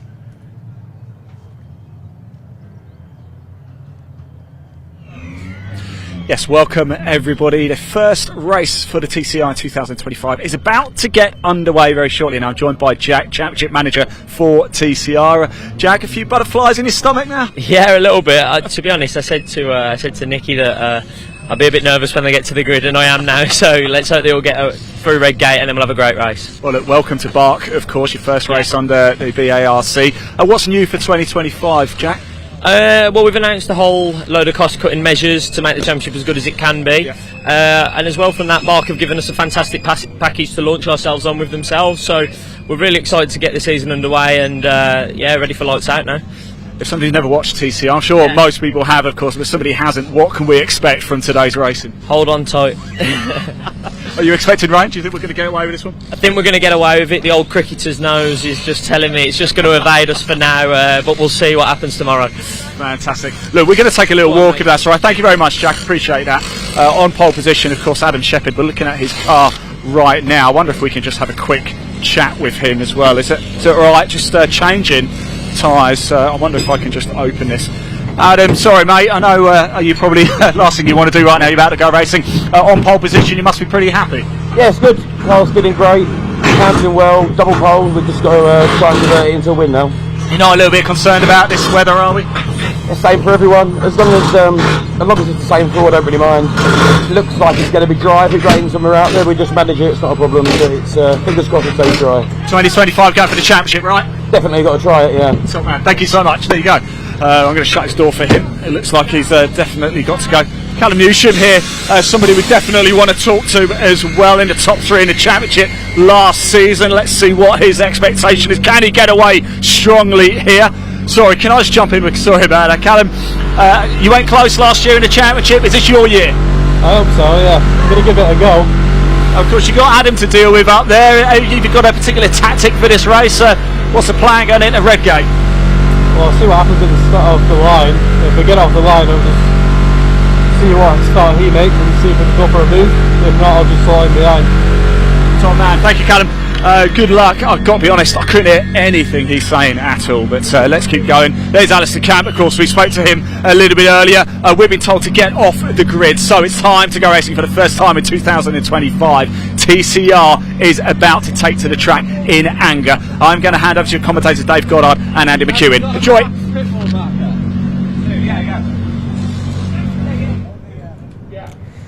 Thank you, Ian. Well, noisy things, aren't they, TCR cars, as it turns out. We were trying to record a piece of camera in the pit lane earlier on when they were warming the engines up. It was impossible. They are very, very loud. But again, that's another great thing about these cars. It's what fans want to see and hear. They look good, they sound good, and the racing generally is pretty spectacular, especially here at Donington Park. It's a great track for racing, the Donington National Circuit, and we've had some brilliant TCR races down the years. Interesting to hear from our front row starters then. Adam Shepherd, a bit of a Donington specialist, in fact holds the lap record here at Donington, does Adam Shepherd, from a couple of years back. Callum Newsham alongside. Both of them I spoke to earlier on today were saying that they were very conscious that this was a championship point scoring opportunity. They are already thinking about the championship even at round one, and therefore they both said they weren't willing to take too many risks. But I don't know, I've got a funny feeling, Dave, that when those red lights go out and we're barrelling off towards Redgate Corner, that might change. Oh, it'll go straight out the window. We all know it will. These are touring car races. There's no holding them back. Definitely the case. Car's about to be released onto the green flag lap then, so slightly different start procedure format. Those of you tuning in perhaps for the first time might not be familiar with what we were just seeing. So the cars are released from the pit lane. They're given, I think, 5 minutes to line up on the grid to cross the tyres over. So basically they take the front tyres, they put them on the back, they take the backs on the front, and they also swap left to right diagonally, and that's because front wheel drive touring cars warm up those front tyres a lot quicker than the rears, and so what you don't want is ice cold rear tyres when you go barrelling down the Craner curves for the first time, so they give them that opportunity to swap the tyres over. It's actually exactly the same procedure as you'd see in something like the British Touring Car Championship, where they leave the pit lane, sit on the grid for 20 minutes or so whilst Louise Goodman goes and interviews everybody, and then they cross the tyres whilst that's going on. So it's exactly the same kind of idea, and it means that by the end of this second green flag lap day, they should have enough rear tyre temperature to keep them on the track on lap one. Yes, indeed, and tyre temperature quite important on a day like today. It doesn't look it, but it is slightly humid out there, isn't it, for a March day? And thankfully, I'm going to cross my fingers as I say this, the showers at the forecast have not yet arrived. Good, that is music to my ears. A few drivers were doing a bit of a rain dance actually. They said that their cars they felt would come alive in the wet, and also takes a little bit of that concern of tyre management out of the window if it is completely wet. Anyway, that left front tyre takes a bit of a pounding around here in a front wheel drive touring car, so in the dry they'll have to be a little bit mindful of that. It's a 20-minute race. They shortened the races a couple of years ago from 25 to 20 minutes, and that took a little bit of that tyre conservation drama out of the equation as well. But we will see a few comers and goers as the race goes on because of who's looking after the tyres best, and that's always something as well, Dave, that the new drivers, the young drivers, the Finn Leslies and Harry Blurs of the grid will really have to get their head around. Testing is one thing, but going around there 20 minutes in race conditions, you've got to look after the tyres. Yes, indeed, as we say, temperature's important today, looking after and conserving tyres in those early laps in particular, very important. So we may see some of the cars. You mentioned that holding back. Maybe once that frantic rush of blood to the head as they go into the first corner is over and things settle down a bit, we may see one or two drivers holding back until later in the race. Quite possibly. That certainly would be there's been the winning strategy in the past here at Donington Park, although we've often come and raced at Donington in the summer. This is a little bit of an earlier slot on the calendar, so temperature, as you've said, a little bit on the lower side. Cars then make their way up through McLean's and Coppice. We are of course on the shorter national layout this weekend, so at the end of the exhibition straight they will take a right through the chicane rather than a left onto the Grand Prix loop, and it's a high speed roller coaster ride around Donington Park. There at the back of the field is Greg Saunders. I did notice Cedric Block was quite slow away off the dummy grid then as well. Hopefully he doesn't have the same sort of issues when the race starts for real, because he's got a couple of cars behind him that may have to dodge around him if that's the case. Lots of vigorous tyre weaving going on as the exhibition straight.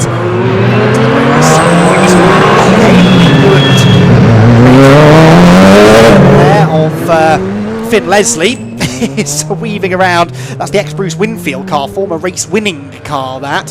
So that is a car with some pedigree.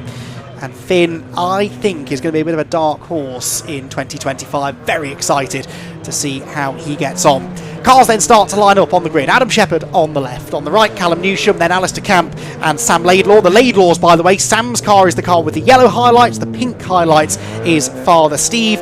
Those two are very good off the line. I went and covered a TCR Spain event in Valencia a couple of months ago. They were guesting there, and they both gained about 3 or 4 positions into the first corner. So keep an eye on the pair of Laidlaws as they look to try and make some forward progress. Greg Saunders into position at the back of the grid, 20 minutes on the clock. Let's do this all over again, shall we? The 2025 TCR UK Championship about to burst into life here with the first of 3 races around the Donington Park National Circuit.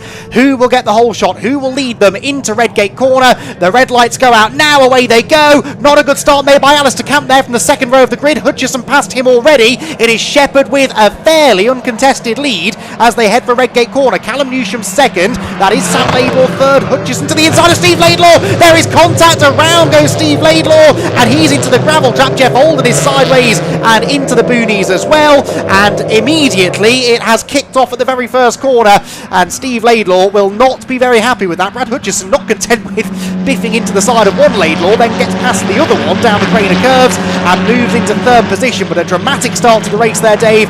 Steve Laidlaw's car, I fear, is going no further. Yes, that may well be a safety car to retrieve Steve Laidlaw from the gravel trap. He's trying to get it going again. But Brad Hutchison, well, no safety car required because Steve Laidlaw does get it going again. Gravel all over the exit of Redgate, though, so drivers will have to be careful as they come round again. But no, the safety car board I saw is being displayed, so it is going to be scrambled. He just got out of the gravel a little bit too late there, but that was a very aggressive start by Brad Hutchison in the blue number 17 car. Yeah, saw a gap up the inside. It was hard to tell initially whether the door was closed on him or whether he went into a gap that wasn't really there. That, thankfully, is not our job to decide. The clerk of the course, I'm sure, will take a look at it, but either way, Hutchison is into third position. He was the big winner out of all of that. The loser, really, Alistair Camp, third on the grid down to 5th at the conclusion of lap number 1. He just couldn't get that car off the line initially, and so lost a fair bit of trap position. Steve Laidlaw will, well, actually, this has worked out quite well for Steve, I think, because he almost drew the safety car out there, didn't he? I'm sure he didn't do it intentionally, but because he's able to rejoin, the safety car, of course, now slows everybody down, and Steve Laidlaw, fired up Steve Laidlaw, will join on to the back of the grid. In fact, there he is at the top of shots. So Steve Laidlaw already back with the Crocodile. There should only be 1 lap required behind the safety car, and we'll be able to go racing once again. Shepherd then the leader, Newsham second, Hutchison third, Sam Laidlaw fourth, Ali Camp is fifth, Finn Leslie gained a spot into sixth, ahead of Will Beach and Rod McGovern, with Mark Smith and Harry Blur completing the top 10. So Blur also didn't have a great start there, falling down from 9th to 10th. In the Gen 1 Cup, George Jackson managed to keep Cedric Block behind, and of course we saw Jeff Holden all out of shape at Redgate Corner. Not quite sure how he got out of shape, but he luckily was able to dig the Audi out of the gravel trap as well. And we actually still have all 15 cars running at the end of lap 1. That is great to see, following that little contretemps through Redgate for the first time. It looks like it's Rod McGovern leading the Diamond Award cars for the older drivers. And he's won an absolute hatful of team top titles in Ireland over the years. I think that's the ex-Darren Lewis car he's driving, I believe. Yes, I think so. Yes, Darren Lewis, of course, the man from Birmingham, former short oval racer who I don't think is appearing in the championship this year. Rod McGovern, it was, what were the cars called when he won his first title? The Dunlop supercars, the old... They were, I think the body shells were based on the T cars, yes, the junior cars that Sonny Howard built many years ago. Remember those? I vaguely, yes, just about old enough to remember those. One Tom Chilton came out of T cars, I believe, didn't he? Quite a few. Tom Boardman, Tom Onslow Cole. Helped if you're called Tom, clearly. Yes, there were a lot of Toms in the series. Anna Valevska was another. Never mind the nostalgia trip, because I think we're about to get back underway in a moment. Yes, a short appearance from the safety car, brief appearance. We are now ready to go racing again, and Adam Shepherd then has control of the field, and it's up to him now when he decides to accelerate away.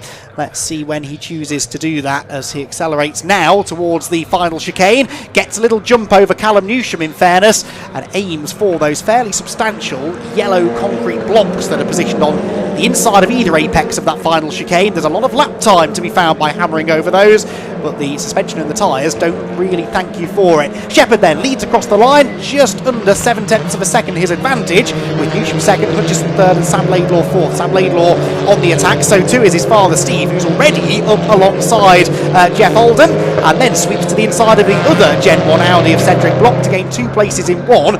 The question really, Dave, then is what progress can Steve Laidlaw make from the back, with still actually just over 3/4 of the race to go? Well, he's had a chance to get the muck and gravel off his tyres from going off there. He'll be fired up as well and ready for an aggressive drive, I think, through the field here. Could we see a burn from the stern, as they say in America? That is the plan, definitely, for Steve Laidlaw. We'll see whether he's able to do it now. Is that smoke from the back of Callum Newsham's car? I think it is. Yes. He's actually closed in quite dramatically on Adam Shepherd, but is there an issue developing on the Hyundai in second place? He looks quicker than the leader, but is that car going to keep going for the rest of the race? 15 minutes to go. He's continuing to close, I'd say, on the Cupra driver into the chicane. It is nose to tail for the race lead, but there is definitely a trail of white smoke from the back of that car, Dave. I hope it's not blue smoke, because that would mean it was dropping oil and he could be in trouble. If the smoke worsens, we may see him get the black and orange flag. We hope that doesn't happen. Running wide there in 4th place was Sam Laidlaw coming out of the chicane. Very easy to do there. Alistair Camp and young Finn Leslie behind them, the former Fiesta Junior man. Very impressive so far. Very impressive. 6th position on debut. The highest placed of the newcomers in the championship. Seems to get worse at high speed, doesn't it, this smoke from the Newsham car? Is it just bodywork rubbing, or is that engine related? I fear it's engine. That looks mechanical to me, yes. I think you're right, unfortunately, and he's now dropping back, isn't he, from Shepherd, possibly realising that there is an issue with the car and just trying to keep it running. He's off the pace, he's pulling out of the way, and he is relinquishing second position to Brad Hutchison. So heartbreak for Callum Newsham, who was well up for the fight when I spoke to him this morning, but already I'm afraid that car looks as though it's playing up. And in fact, is that now fire from underneath the car? Certainly looked like there was an orange glow. The smoke intensifying. Let's hope he can get the car to a place of safety. Yeah, if he pulls up by the pit lane entrance, the fire tender is down there, so hopefully that car is not going to catch light and he can make it safely into the pit lane where there are fire marshals just in case, as the pack heads over the line. And Adam Shepherd leads the way by just over 2.5 seconds. Yes, fastest lap of the race, perhaps unsurprisingly for the race leader, a 109.4. That was 1.2 seconds quicker than anything Brad Hutchison could do, although of course Brad had a face full of smoke for the first half of that lap. He has definitely got the attentions of Sam Laidlaw, though, as the Gen 2 Cupra battles with the Gen 3 example for the bottom steps on the podium. Then Ali Camp in 4th, Finn Leslie now into the top 5, and Will Beach in 6th position. Will Beach in his debut race in a Gen 2 car, running really well. Here he comes looking the Gen 2 Cupra, and he has got Rob McGovern behind, and then side by side behind them, that's the recovering Steve Laidlaw, blasting around the outside, I believe, of Mark Smith. Yes, Mark Smith, the ex-Alfa Romeo Championship racer, briefly appeared in BTCC around 20 years ago as well. Very much an Alfa man at the time, the man from Cannock in Staffordshire. And he is second at the moment in the Goodyear Diamond Award, of the Goodyear Diamond Award drivers.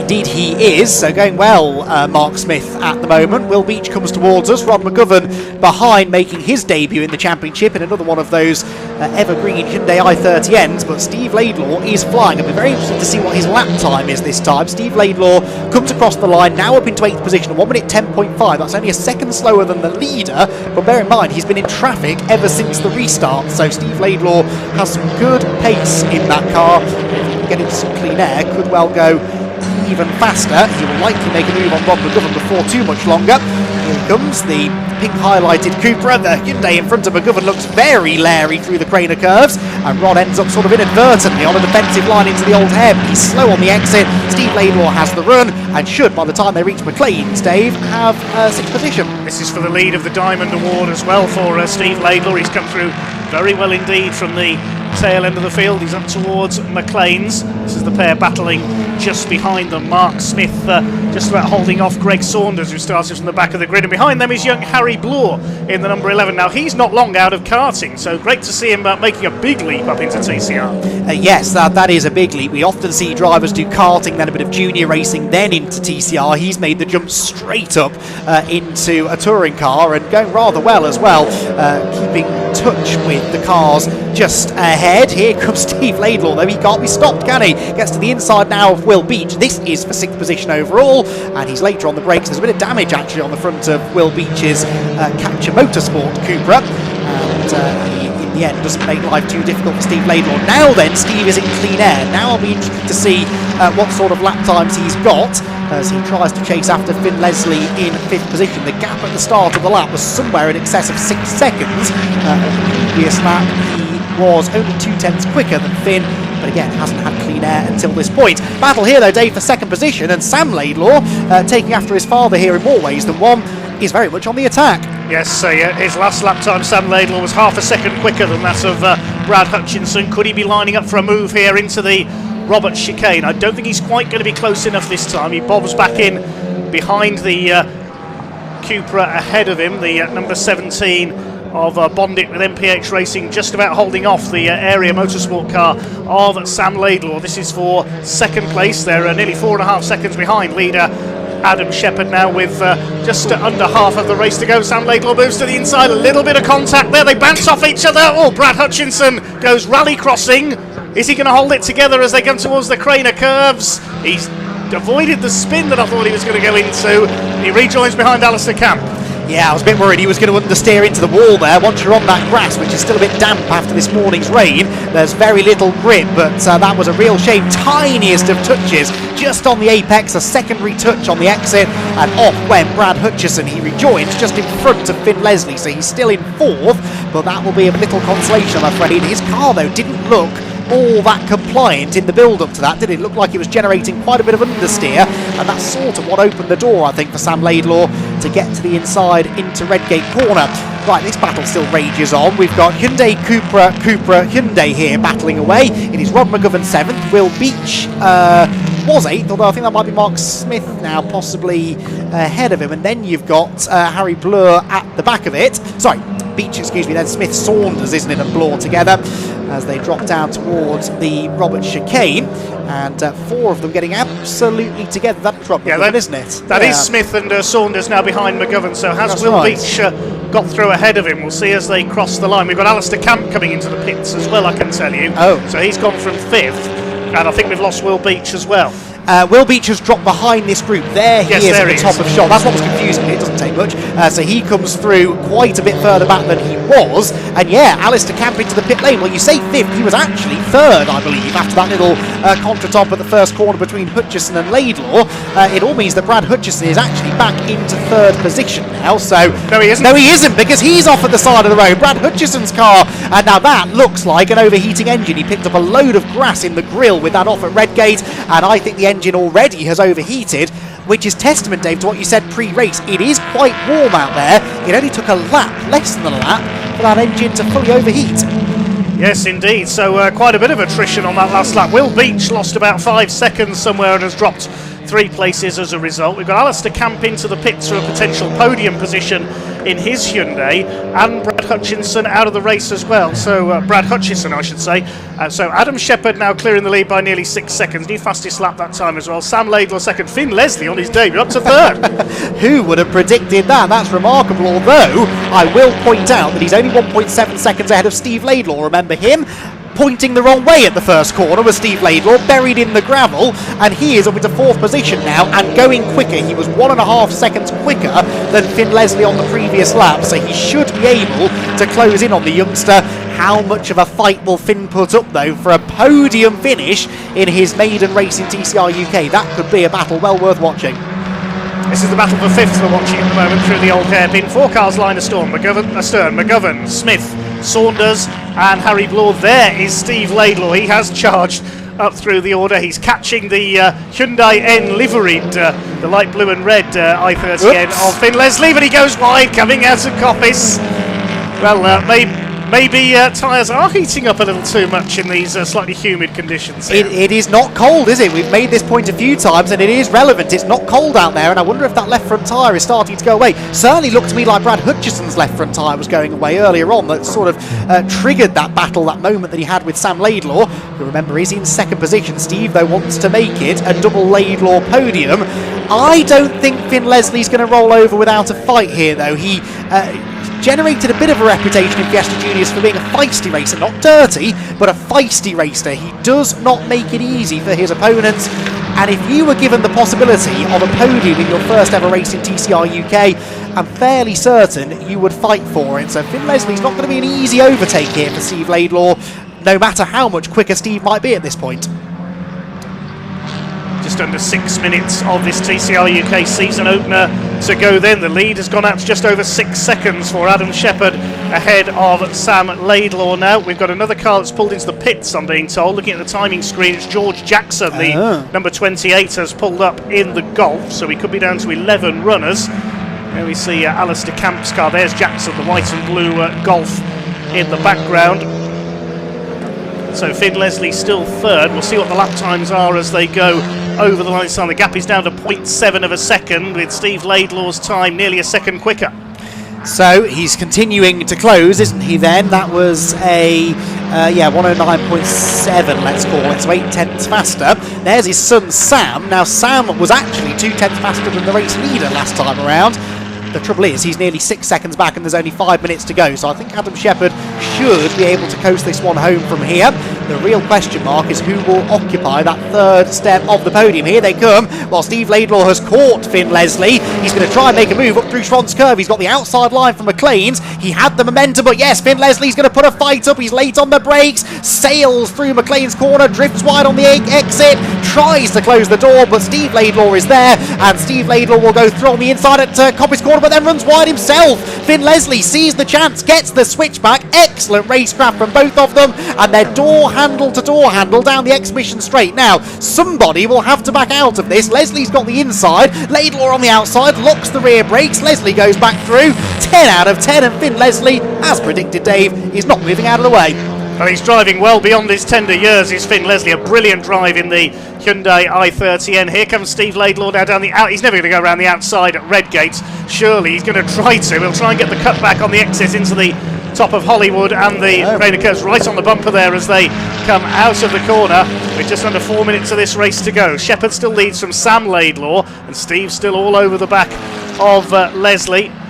And there's quite a gap back to McGovern heading the battle for 5th place. It's all about this fight for third moment, and Leslie actually pulls away a little bit at the bottom of the crane as into the old hairpin there. Yeah, the Hyundai really rotated well through the old hairpin. It means he's not under quite the same level of pressure at the top of the hill as he was a lap ago. That was really classy defensive driving, I thought, there from Finn, getting the switchback and then parking it on the apex at Redgate as well to prevent Steve Laidlaw doing the same thing to him. This time they're both wide at Coppice Corner. There isn't an abundance of grip out there, I've been told today, and I think we're seeing that now up at the top end of the circuit. Leslie, though, survives that scare, moves to the inside of the road. Steve Laidlaw jinking around in his mirrors, trying to put him off, now tries to outbrake him around the outside into the chicane. That won't work, and on the exit they remain single file. Finn Leslie has 3 minutes of this to try and survive. I would say the Cupra is a bit stronger in a straight line at the moment, but Finn Leslie will not give Steve Laidlaw the inside line. He's weaving about there as they come down the straight into Redgate. He's all over the back of the Hyundai. He's right on the bumper there as they come, exactly as he was a lap ago as they come towards Hollywood. Incidentally, we've lost Harry Bloor into the pits. He's pulled in, so down the Craner curves comes the third place battle, and still Finn Leslie driving a brilliant defensive race here for that third place. Again gets a car length or so's gap as they come out of the old hairpin and then up towards Schwann's Curve, but Laidlaw up on the outside towards McLean's. Yeah, this is where the Cupra seems strong, accelerating uphill into the right-handers at McLean's and Coppice. Leslie was defending the inside line. We'll see in a moment or two who comes out of McLean's still with that third position. Behind there are still some battles going on. Rob McGovern now into the top 5 ahead of Mark Smith and Greg Saunders. Here they come, and Steve Laidlaw's got him. Steve Laidlaw gets him at Coppice Corner, and Finn Leslie, I think, finally just left the door open, and through goes the Cupra driver. But what a brilliant defence that was from Finn Leslie, and he'll try now to settle in behind Steve Laidlaw, learn a thing or two maybe, and try and keep the pressure on until the flag. There is a bit of damage, look, on the right-hand side of Finn's car. Whether that's a legacy of the overtake that we didn't see or not, I'm not sure. But anyway, Steve Laidlaw goes through and just needs to try and get his head down now over the final 2 laps to build a margin over the impressive youngster. Well, I don't think he's going to catch his son Sam. There's a gap of nearly 15 seconds between those two up the line that time through, but maybe there was a bit of shoulder rubbing went on through Coppice Corner there. You can see the wing is loose on Finn Leslie's car there, still there in fourth. Rod McGovern further back rounding up the top five. He's similarly nearly 15 seconds behind these two. The lead gap is almost 6 seconds, with Adam Shepherd seemingly heading for victory. The Gen 1 Cup is being led by Jeff Alden in 9th place, and Steve Laidlaw on top of the Diamond Trophy. Indeed so. Adam Shepherd then comes through to begin the final lap of this season opening race at Donington Park. It's been a sublime drive this from Shepherd, it's got to be said. Yes, some of his rivals fell by the wayside, but Adam has driven a brilliant race. The car, touch wood, has stuck together so far in this one and just needs to make it round the final lap of the Donington Park National Circuit. Just under 2 miles then to go for Adam Shepherd. Sam Laidlaw, Steve Laidlaw second and third respectively. Then Finn Leslie fourth, Rod McGovern fifth, and the rest filing in behind. But Adam Shepherd, this is exactly the tonic that he needed after what was an incredibly disappointing season last year. And the car always quick, Adam always quick. It was just that niggling issue with the fuel system that kept taking them out of races. Race after race he retired from. He told me this morning it cost him 6 wins in a row. I actually agree with him. I think he would have won those 6 races and would have won the championship had it not been for these mechanical issues. But it would seem that the team have got to the bottom of it, and with a new team actually now he is running with for 2025. Adam Shepherd will begin the new season as a race winner. Adam Shepherd wins the season opener here at Donington Park, in the end by a fairly comfortable margin over Sam Laidlaw, who had a strong run to second position. The next car across the line is Harry Blur, who is of course laps down but did at least get the car running again before the checkered flag. And then we wait to see if there's been another change in third. No, Steve Laidlaw appears out of the final chicane after probably the drive of the day, that you'd have to say, from the gravel trap at turn 1 to the podium at the end of the race. And all of that after a thrilling mid-race battle with youngster Finn Leslie, who is already, I think, catching everybody's attention for all the right reasons. Well, Dave, that was a very entertaining opening race of the season altogether. It certainly was, yes, very enjoyable indeed. Steve Laidlaw, as you say, the star man, through from the back of the field up into a podium position. You have to feel for a couple of drivers, Brad Hutchison suffering those mechanical problems, and Callum Newsham, what might have been as well. He was on for a podium in the early stages. Here come the Audis home. Jeff Alden is going to top their battle ahead of Cedric Block in the hand-controlled car. That will be the battle for the Gen 1 Cup honours over the line. And have they got ahead? Yes, getting ahead of Will Beach there towards the end as well, so he's slowed on the final lap. Yeah, well, he had that moment mid-race, didn't he, where he dropped 3 or 4 positions, and then all of a sudden the car seemed to lose pace down the back straight. So yeah, Jeff Alden, the Gen 1 winner, gets ahead of him, and Cedric Block ends up coming home second in the Gen 1 Cup. Of course, George Jackson, who was so confident going into the race, unfortunately that visit to the pit lane put him out of contention. So lots of talking points after that first race of the weekend. Remember, we do this twice over again tomorrow. The second race of the weekend is the partially reversed grid. We take the top 10 finishers from that race, invert them, and that gives you the grid for race 2. So it would provisionally be Will Beach and Cedric Block on the front row, and Adam Shepherd would have a lot of overtaking to do from 10th. He certainly would, yes, but that certainly would liven things up, as we're going to see tomorrow. I'm really looking forward to tomorrow's reverse grid race, but results confirmed. Adam Shepherd, the winner, 6.5 seconds his margin over Sam Laidlaw in the end. Steve Laidlaw from the gravel trap at turn 1 ends up third by the checkered flag, with the impressive Finn Leslie in fourth. Rod McGovern flew under the radar for much of that race, but came home a solid fifth, ahead of Mark Smith and Greg Saunders. Then the Gen 1 Cup winner, Jeff Alden, 8th position overall, ahead of Cedric Block, also in that category, and they were only a second and a half or so apart at the checkered flag. Will Beach was the last car that ran relatively untroubled, although of course did have that mystery sort of slowdown on the final lap. What the reason for that was, I'm not sure. We'll try and find out. But he comes home in 10th position overall, ahead of Harry Blur and George Jackson, both of them having taken a trip to the pit lane. Brad Hutchison, well, that was one of the real drivers. In fact, the 3 drivers who didn't finish that race were all drivers who could have won it. Brad Hutchison, Alistair Camp, Callum Newsham, all of them starting their season with a 0-pointer in race number 1, and all of them went into it with such high hopes. Hopefully, Dave, they'll be able to get those cars fixed for tomorrow, because again, they'll be coming from the back of the grid along with the top 3 finishers from that race. Race 2 could be pretty lively. It certainly will be, yes, but I think we can now now head down to Ian Waterhouse in Park Fermate to hear from our race winner.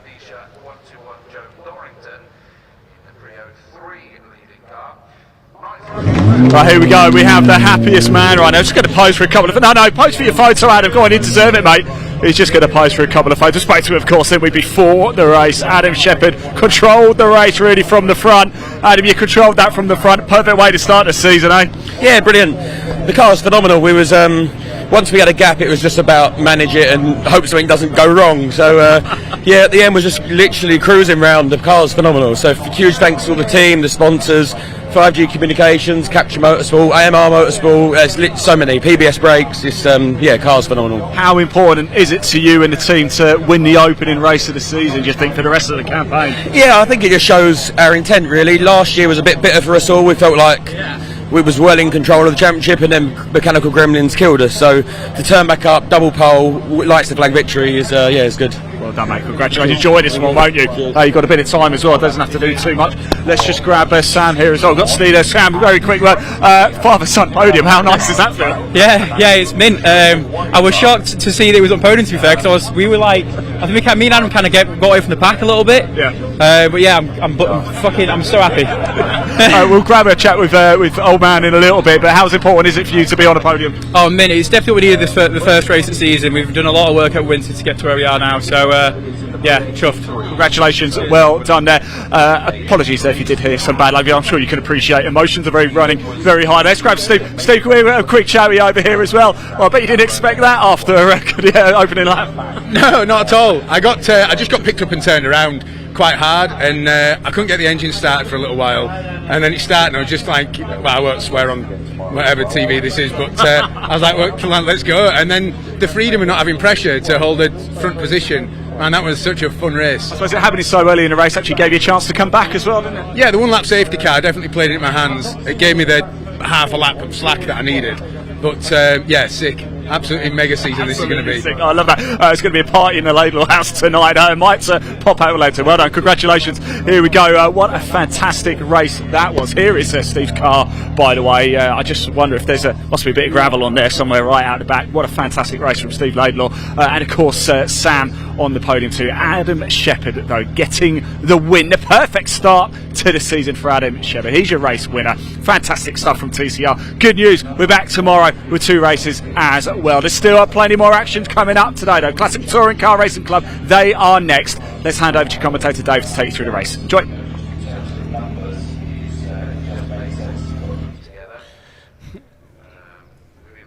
Yes, thanks very much, Ian, and thanks very much to Andy McEwen as well. We'll hear from him tomorrow with our 2 TCR UK races and the Miltech Civic Cup back on track as well for their season opener. That's all coming up tomorrow. Their first race due off at 10:35.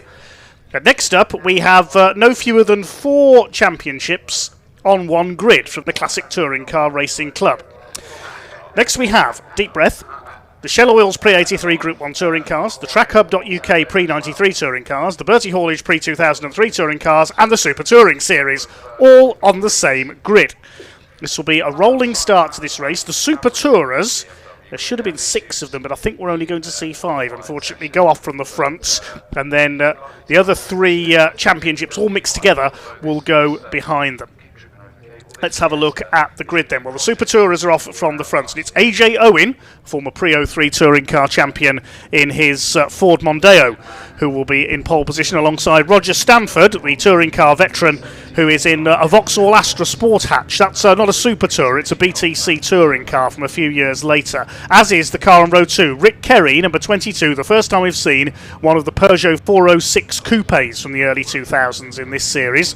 And he starts alongside one of the very first Super Tourers to be built, the Vauxhall Cavalier of Jim Pocklington.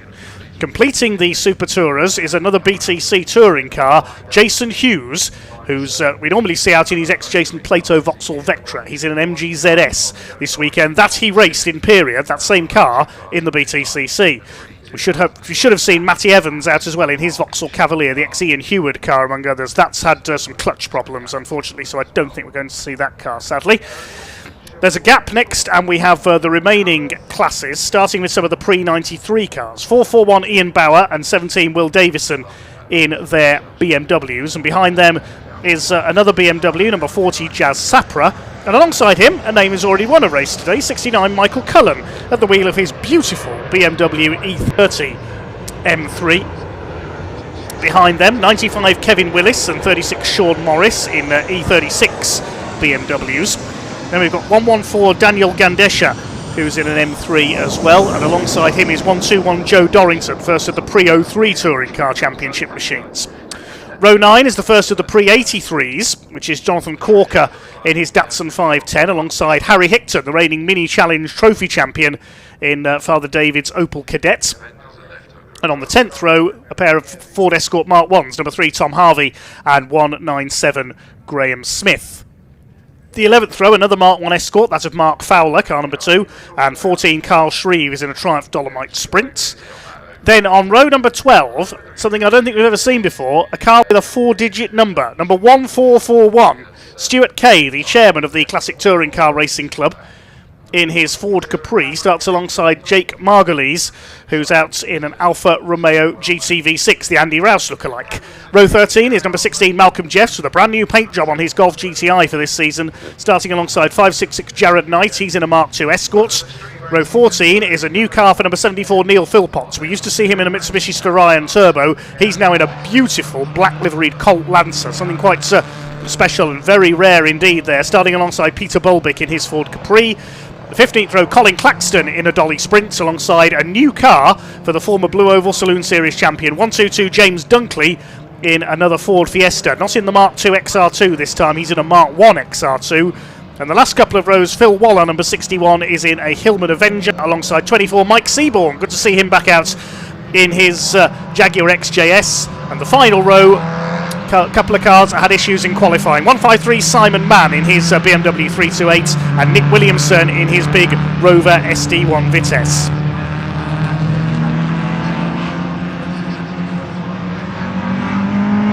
So the car's on their green flag lap, and we can very quickly find out who Ian caught up with earlier on.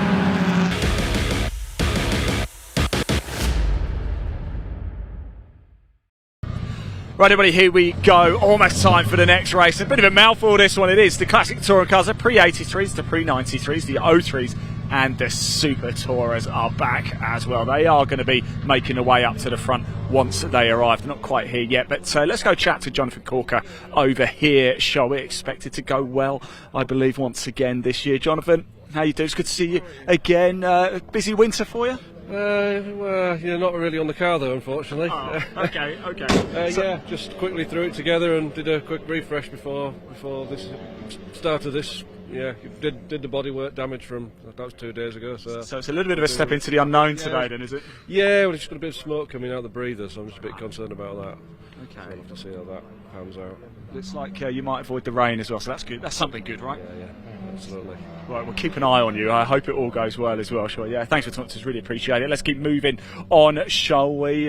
Tom, how are we doing, my man? It's good to see you again. The man with the best moustache in motorsport. Oh, that's good. Not as good as Nigel Mansell, was it?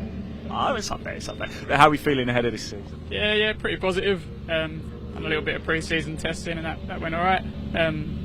Car's starting to come together now. We're starting to really get us one, you know.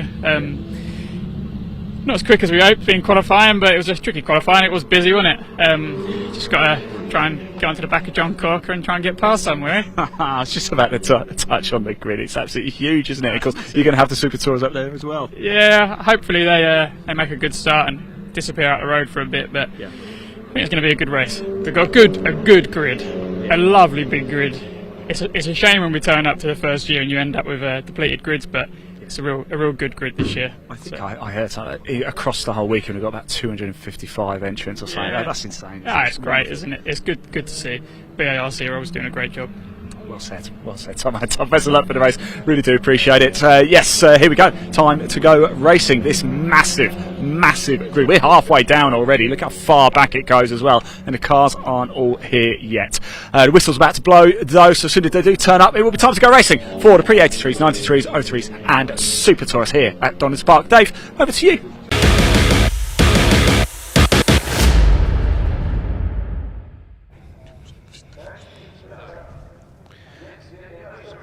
Well, thanks very much, Ian. Yes, the cars are just forming up on the grid, I can tell you, ready for the rolling start. This will be a 15-minute race for our 4 combined championships and series on the grid for this one. Supertourers will start from the front and then a gap back to the rest of the pack. I can tell you, unfortunately, Jason Hughes isn't there in the MGZS, so we've got just a quartet of the Super Touring and BTC cars. Green flag waving at the back of the grid, so the pace car about to lead the field.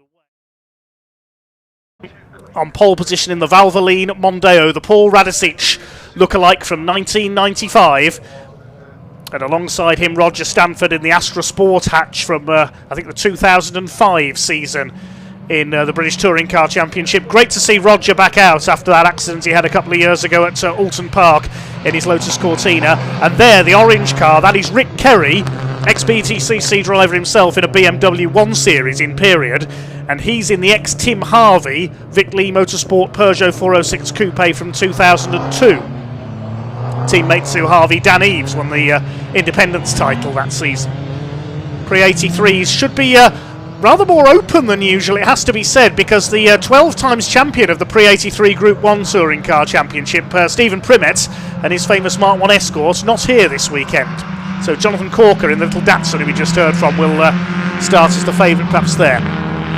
Pre-93 is the preserve of BMW M3s. In fact, the only car breaking the BMW dominance is Mike Seaborn's big Jaguar XJS. Remember him in the wet at Thruxton last year when he spent the all-comers race completely sideways for the whole race. There's the bright orange car there, Harry Hickton, very talented young saloon car racer in the Opel Kadett. Good to see Nick Williamson on the back of the grid in the Rover SD1 as well, the big Rover Vitesse. Jim Pocklington in the Cavalier in the colours of John Cleland from the very early days of Super Touring. In fact, I think that car was one of the very first Super Touring cars to be built back in the 1990 season when the Group A Sierras were still on the grid with them.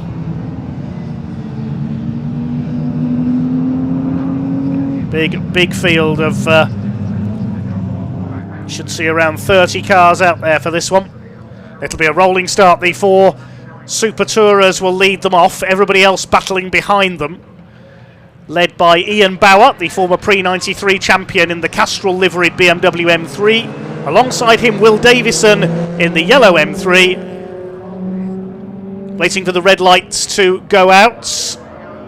They do so now. Super Tourers get underway. AJ Owen and Roger Stanford together down towards the first corner. Jim Pocklington up into third place and going for second up the inside. The 2 Vauxhalls of differing generations together. A little bit of a twitch there for Pocklington on his slightly cold tyres. Behind them, Rick Kerry in the Peugeot. And then we'll have the cavalry charge of the rest of the pack coming towards Redgate. Here they come, Ian Bauer, Will Davison, and there's that gorgeous E30 M3 of Michael Cullen coming up on the outside. But he's going to lose out to Jazz Sapra, the man who races the BMW somewhere in the UK just about every weekend in one championship or series or another. Behind Cullen is Kevin Willis. Then we've got the Bastos liveried BMW of Sean Morris, the car made famous in the Spa 24 Hours among other events. Well, the nostalgia trip is underway then, and Roger Stanford staying ahead of the similar Vauxhall.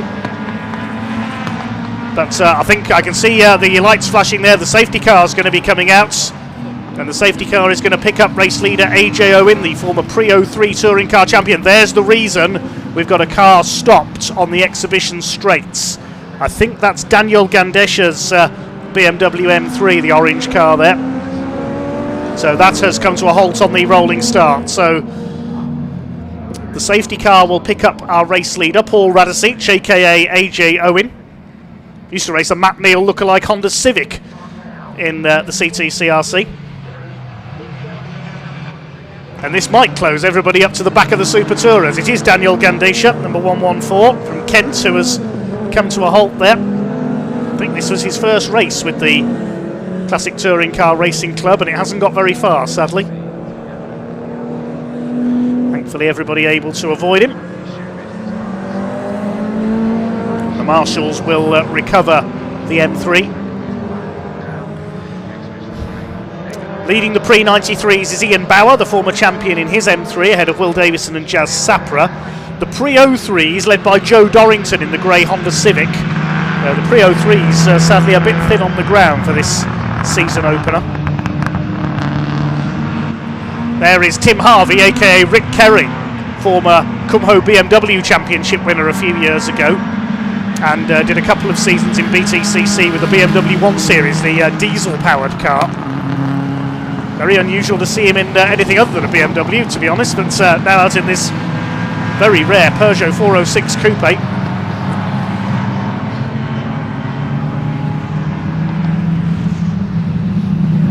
So a few cars that failed to take the start, unfortunately. Jason Hughes, you mentioned. Malcolm Jeffs as well, the VW Golf, didn't take the start. He's got a new livery this year, Imperial, that car sponsored by Wrigley's Juicy Fruit Chewing Gum, painted in their colours, but sadly not making it out for this one. There's Simon Mann in the Cadbury's liveried BMW. Certainly a sweet theme to this race, isn't there? Safety car will be in this lap, I think, and the race will resume. But look, it's allowed the pre-93s, all those BMWs, to close up onto the back of the quartet of Super Touring and BTC cars. Our Beamers can play with the big guns, they're saying. Rick Kerry's backed them up a bit there, you see the Peugeot, as the revs begin to rise. We're about to get back underway under green flag racing. Away they go, and AJ Owen sprints away in the Ford Mondeo, and already the BMW's getting past Rick Kerry. Ian Bauer and Will Davison, they want to battle with the Super Tourers. Of course, the BMW E36 M3 was a very famous Super Touring machine. Likes of Joachim Winkelhock, Steve Soper, Tim Harvey as well, very successful in BTCC with those. But it's AJ Owen that leads the way in the Valvoline 1995 Spec Mondeo, ahead of Roger Stanford, Jim Pocklington, Bauer, Davison, then it's Rick Kerry, behind him Jasper Sapra, the Warwickshire driver in his M3, ahead of Michael Cullen in the E30 shape version. Down the hill they come. Jake Margulies there, son of David, who used to race that Alfa Romeo, was under pressure there as they came down the hill. I think that was Stuart Kay in the Capri behind him. Will Davison in second place in pre-93, and he's going for the lead on the inside. RV and Bauer in the Castrol liveried car, the CBM team look-alike from the Italian Super Turismo Championship. Emanuele Naspetti won a couple of titles in cars in that livery. Through the Robert chicane, Cullen battling with Sapra behind them for third in championship. Various subclasses as well down the order, we'll pick up those later on. Kevin Willis in the yellow M3 with the black bonnet in behind them, then Sean Morris. Rick Kerry's dropping back in the Peugeot. But now Ian Bauer is taking the fight to the Super Tourers. He's passed Jim Pocklington in the John Cleland look-alike Vauxhall. And now he's tucked under the rear wing of that Astra Sport hatch of Roger Stanford, who used to race an E30 M3, and Will Davison, look at him having a go at Pocklington as well. Bauer's up to second overall, and Davison up into fourth overall, ahead of Jim Pocklington's Cavalier. Now, can they catch AJ Owen for the overall lead? There's the Mondeo, Ford, BMW, Vauxhall, BMW, Vauxhall. Roger Stanford seeing the Bastos livery on Sean Morris's BMW further back. It was Roger who used to race the Bastos E30 M3 in the pre-93 touring cars, along with his son Jack. Jack busy with work these days. Top five well clear into the Robert chicane. Sixth behind them is Michael Cullen. We've already seen him take a win today in his Lotus Cortina. Behind him it is Jazz Sapra, still ahead of Kevin Willis, Sean Morris and Rick Kerry next in the order. And then it's Joe Dorrington who leads the pre-03s. Who's leading the pre-83s? Let's have a look further back. It is Jonathan Corker in the Datsun 510, ahead of Harry Hickton in the Opel Kadett and Tom Harvey in the Mark 1 Escorts. There is Cullen, ahead of the two yellow cars of Sapra and Willis. Jazz Sapra, you named it. If you name the championship, if it's eligible for a BMW to race in it, he's competed in it, along with his running mate Lucky Carer, now a star of British GT. Sean Morris closing on these two in the number 36 car. Then there's a gap back to Dorrington and Corker leading their respective championships. Fighting back is John Cleland, aka Jim Pocklington, up the inside in a Coppice.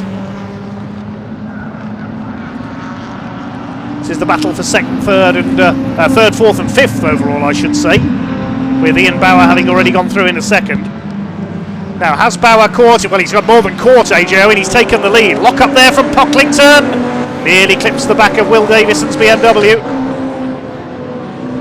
The last thing we want to see is that Vauxhall damaged, the Cavalier, one of the earliest Super Tourers. It was here in, I think it was the 1991 BTCC season, that may have been 92, that a pair of those Vauxhalls in those colours, John Cleland and Jeff Allen, went off on oil exiting McLean's and piled into a car that was in the gravel trap.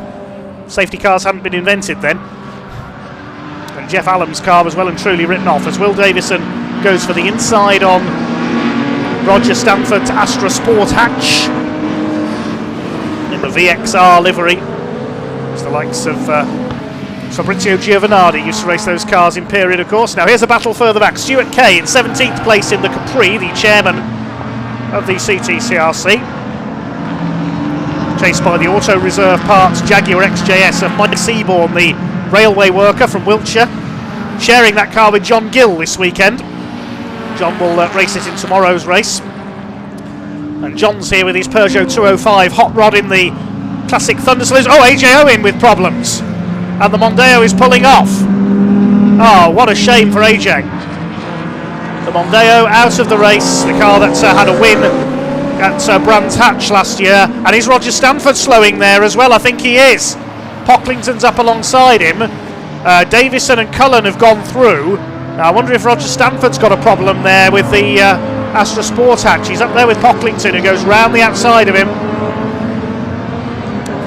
Well, these Super Tourers, they may be spectacular, but they are also fragile.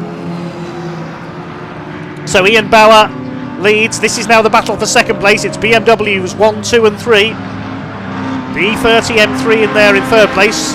It was E30 M3s that won 2 BTCC titles. Frank Sittner in the multi-class era in 1988 and Will Hoy in 1991. The late great Will Hoy. There's Rick Kerry in the Peugeot, the ex-Tim Harvey machine, run by Vic Lee in period. Rick Kerry's dropped down to 13th place now. Just really running this car in.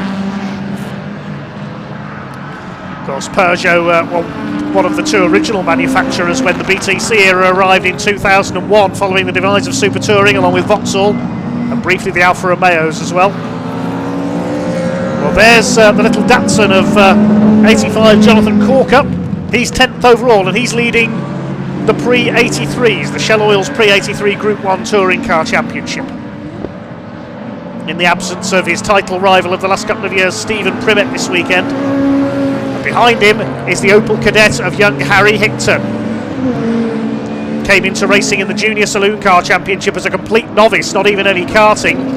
And last year won the title in the Mini Challenge Trophy category.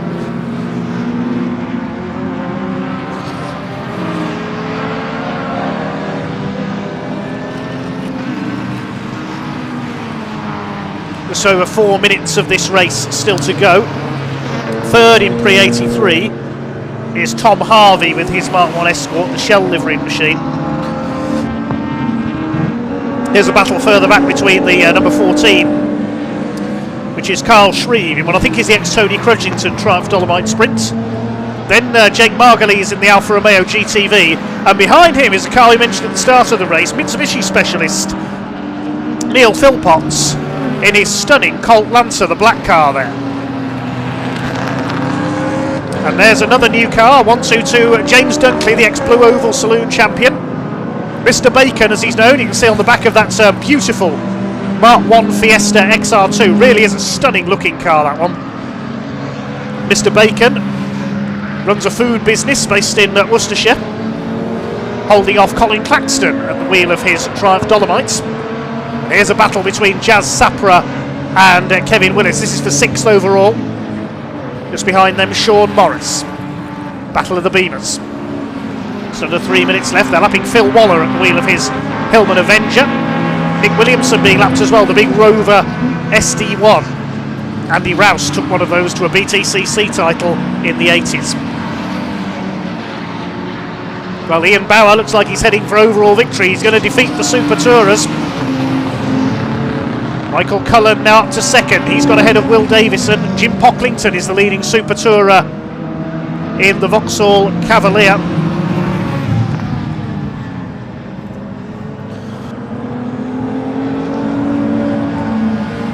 It's the main battle on track at the moment. Kevin Willis trying to make a move as they lap the Ford Capri of Peter Boldick there on Jazz Sapra. There goes your leader, slapping Claxton and James Dunkley, the first ever race for his new Mark 1 Fiesta XR2. A couple of laps to go for Ian Bauer, the former Pre-93 champion. Relinquished his title to Stuart Waits last year. Stuart not out this weekend.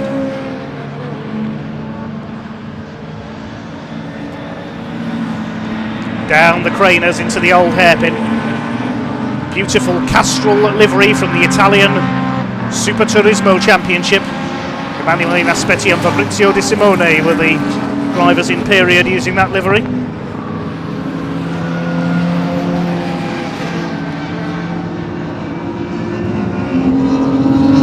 There's Jake Margulies in the Alfa Romeo holding off Jared Knight in the Mark II Escort, and here's a little and large battle.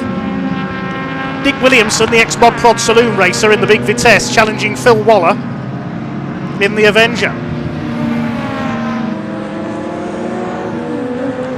Bernard Unitz in period won a couple of BTCC titles in Avengers. There's our second place man, Michael Cullen. Now, is he reeling in Ian Bauer? He is slightly. They're into the last lap now, so I think he's going to just run out of time to catch him. They've been waxing lyrical about the cars so much, we haven't really been concentrating on the race action, but with so many awesome cars out there, it's difficult not to. Roger Stanford back on the tail of Jim Pocklington for Super Touring honours, but Ian Bauer's going to win overall and win the Pre-93 touring cars.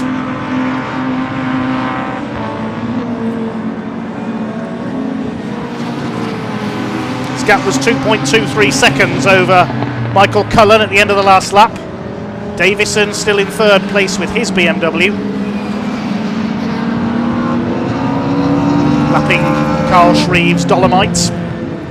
Another car that's Andy Rouse won a BTCC title in the Dolomite and the Alfa Romeo. That shows his legacy.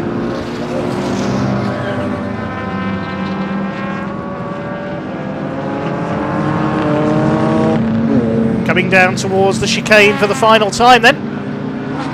It's going to be a win for Ian Bauer. Cullen closing, but it's going to be just too late as they come out of the chicane for the final time. There is the checkered flag, and Ian Bauer takes the win ahead of Michael Cullen overall and in the Pre-93s. And the battle for the Super Tourers is going to go right to the line. Roger Stanford almost up alongside Jim Pocklington. They cross the line together.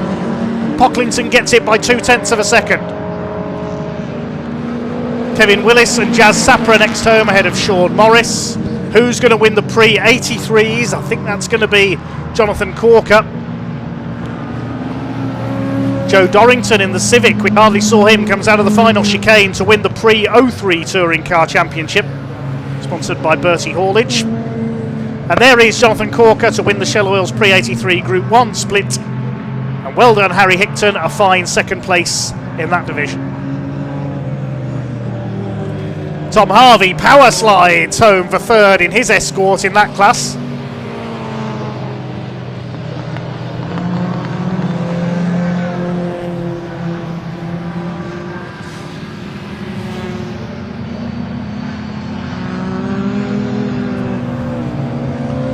Rick Kerry crosses the line, another Escort power sliding. That's Mark Fowler, the ex-Capri man. I wonder if there's some fluid been dropped at the chicane there. The marshal will have to check that.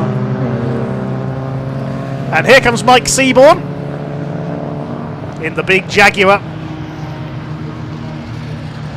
over the line to take 16th overall from the back of the grid. You have to feel for AJO in there. battling for the lead until the Mondeo sadly gave up the ghost. Let's have a look at the provisional results then. 11 laps completed by Ian Bauer to take the win, and he wins the pre-93 category. Pre-93 Class C won by Michael Cullen in second place, Bauer in pre-93B. Jim Pocklington, the winner of the Super Touring split, in fourth overall, just ahead of Roger Stanford at the line. They win their respective subclasses as well. Then Willis, Sapra, Morris in their BMWs, Joe Dorrington, the pre-03 winner, and Jonathan Corker takes pre-83 ahead of Hickton, Harvey and Graham Smith. Graham Smith, incidentally, got a penalty there, 5-second penalty for exceeding track limits. Rick Kerry just behind him. Other subclass winners included Michael Seaborn, Stuart Kay, James Dunkley and Simon Mann. 27 of the 30 cars that started going the distance in that one. Ian Bauer got the fastest lap, 1:16.107. Let's head down to Ian in Parc Fermé in a second.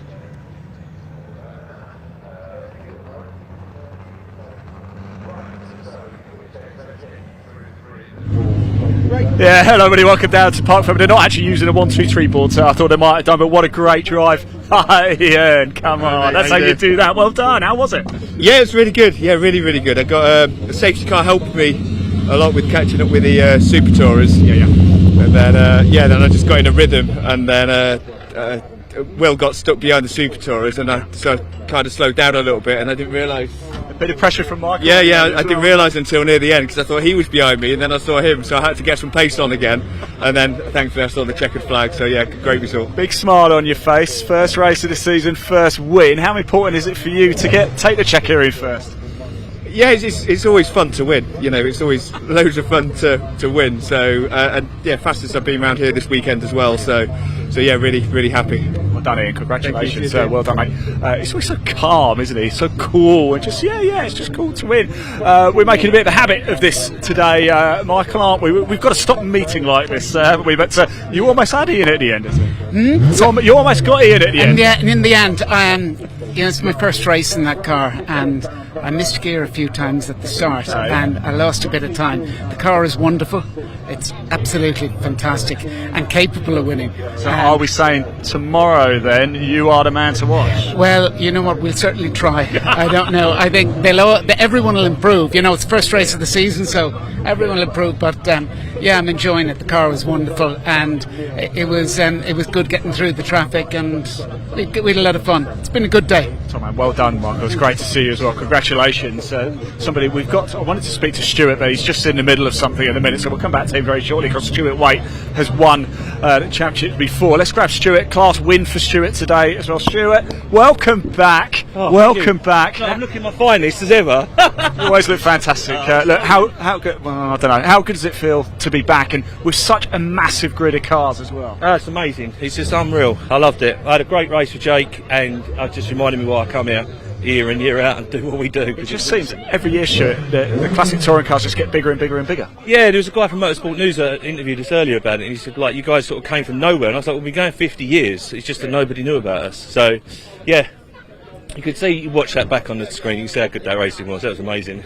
Fantastic. But I'm going to go over there and pass out because I'm fat and old. All right, go on then, go. Well, look, one thing I will say is they know about you now. There we go. Fantastic racing, the 83s, 93s, 03s, Super Tourers as well. More racing action coming up. But I tell you, look, that looks pretty nasty up there, doesn't it? The clouds. I think we might have a downpour very, very soon. Right, I'm going to hand over to for the next race, Sigma 135. Caterham graduates take to the track for the first time in 2025. Dave, over to you.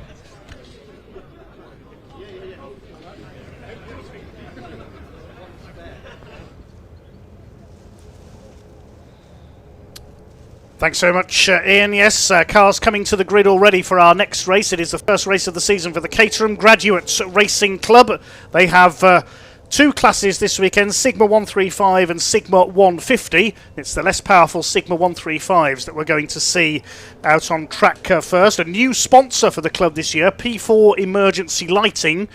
Rob Warner is the man behind the sponsorship there, so a big thank you to him for sponsoring the club. He's going to be racing this weekend in the Sigma 150 category as well. We'll explain the cars and the championship in a moment, but first of all, Ian caught up with some of the drivers a little earlier on.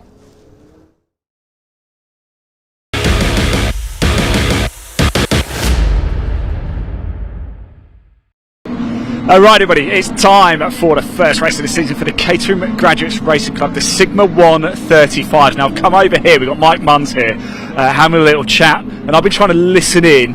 I'm hearing about a bit of rubber on the track. What is it we're talking about, chaps? First corner. How much grip will be in the first corner? Okay. Potential moves, maybe. What's the advice you're giving to Mike here? Lots of grip, or no grip? No, I'm saying try and get the tyres warm. Hopefully a bit of rubber's been laid down by some of the other racers on today, and see how it goes. Mike, you're obviously the one behind the wheel, so you're the one who's actually going to find out what it's like down at Redgate. What are we thinking about this weather as well? We're a little bit nervous. No, I'm thinking I'll be okay. I think we're doing okay today. I think we're good. We're good. It's going to stay dry for all the race. Maybe for the boys this afternoon it might be a little bit worse, but for us I think it'll be okay. How good does it feel to be back? Oh, it's fantastic, yeah. Last year was my first year, and I was saying I was pretty nervous this time last year. Yeah. First race for a long time, but it feels good. It's a track I've been to a few times before, so it feels good. So you've got a bit of knowledge around here, and you're quite a way up as well. So what are you going to take from last year that you learned that you're going to bring into this year to make a bit of a difference? Okay, so you'll be able to see it. I've got to get a good start. I got an awful start last time, so get away, get a good start, stay amongst the pack up the front here, and you never know what'll happen. You never know, Mike. Thanks for talking to us. Best of luck.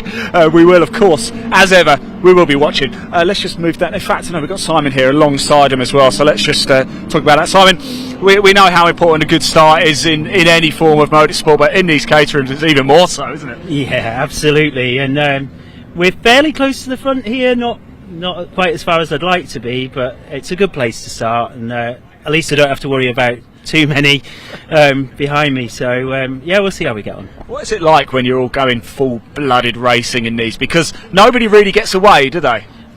That bit's all right. It's this bit that's the problem. Oh, really? This is when the nerves kick in. Once you get going, it's red mist comes as soon as the lights go out. Right? It's not too bad. Look, it depends where you are. I think the trick is to find your place, settle in, try and keep up with the guys in front, and then worry about it a bit later in the race. So. It's a good way to do it. Simon, best of luck for the race. Thanks. We will be watching. Here we go. First race of the season for Caterham Graduate Racing Club. The Sigma 135s. Whenever Caterhams go racing, it is always sensational. Sit back, relax, enjoy. And Dave, over to you.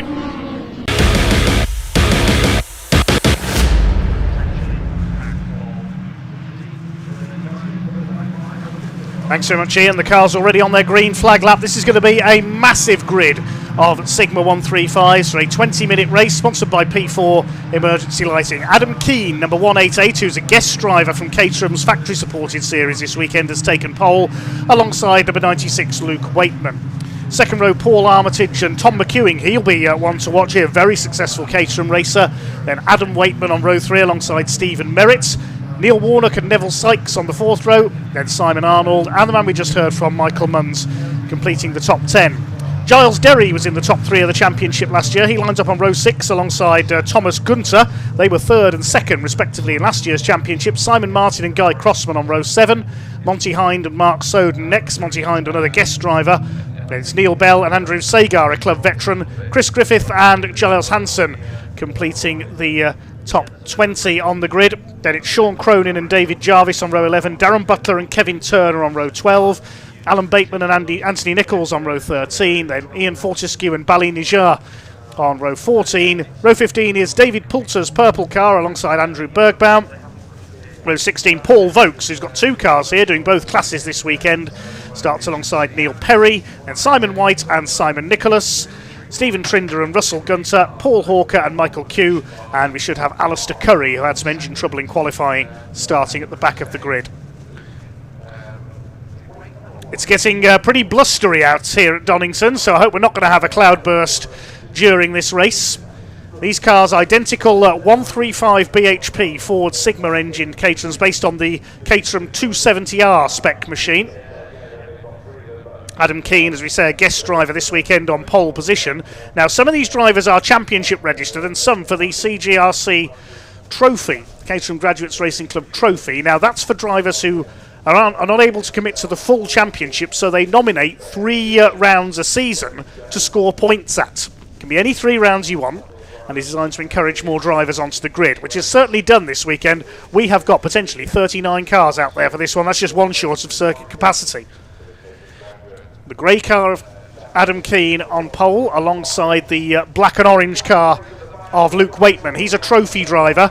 Red lights coming on already then for this 20-minute race, and away they go. The Caterham Graduates Racing Club season gets underway with a good start for Luke Waitman on the outside the front row. Trying to charge through on the inside. That looks like Adam Waitman coming through on the inside. It's just a solid scrub of cars into Redgate. Look how many of them there are through Redgate for the first time. Are they all going to make it through? It certainly looks like it. Caterham Racing providing some of the closest motor racing you will see anywhere. Adam Keane from pole position has got the lead. Luke Waitman in second.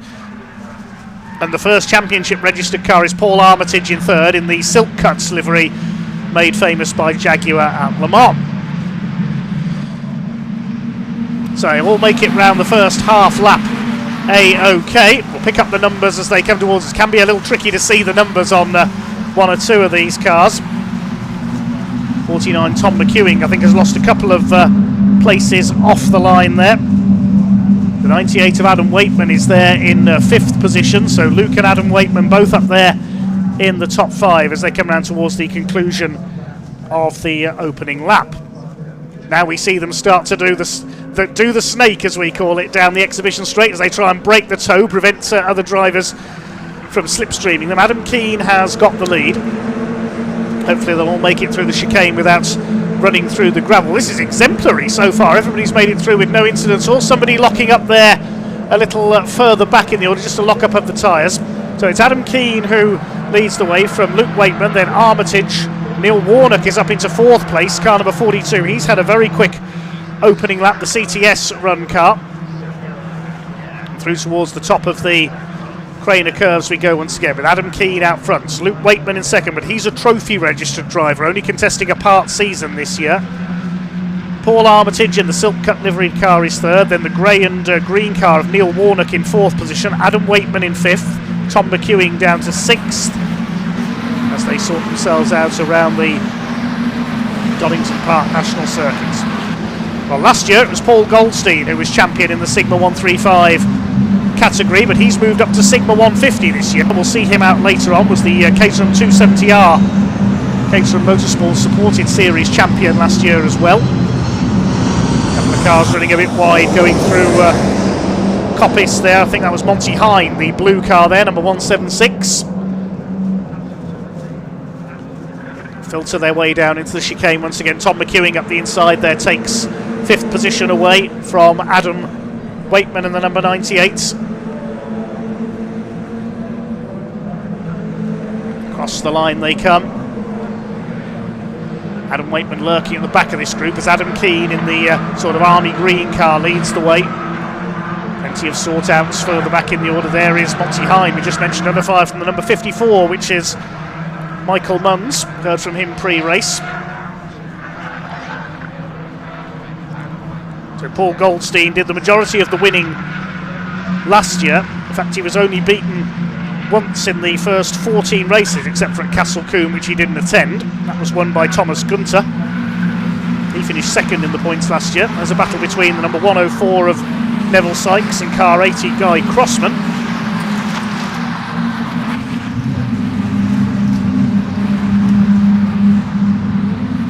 See them trying to slipstream each other, classic Caterham style of racing down the straights. Michael Munns coming under fire from the number 95. That is Thomas Gunter, last year's championship runner-up in the silver car. Giles Derry was third in the points and Tom Power fourth. Simon Arnold rounding out the top 5 in last year's points. He's currently 9th in this race. In the Sigma 135 trophy last year, it was Jamie Winrow, number 46, who was on top, ahead of Tom McEwing and Richard Groom. Diving for the inside here, that's Neil Warnock trying to make up a place on Paul Armitage. He's done so. Tom McEwing in the green car slotting in behind him.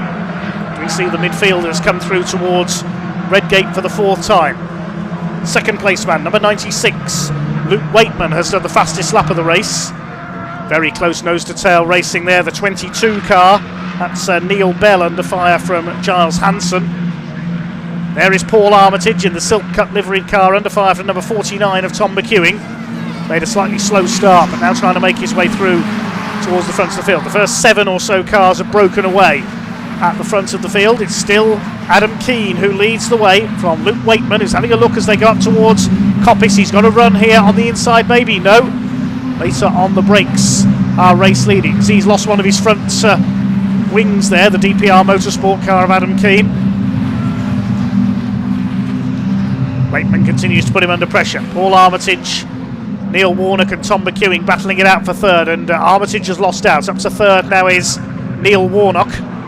Warnock is a championship registered driver, so is contesting the full season. Tom McEwing behind him is also. Luke Wakeman is a trophy driver.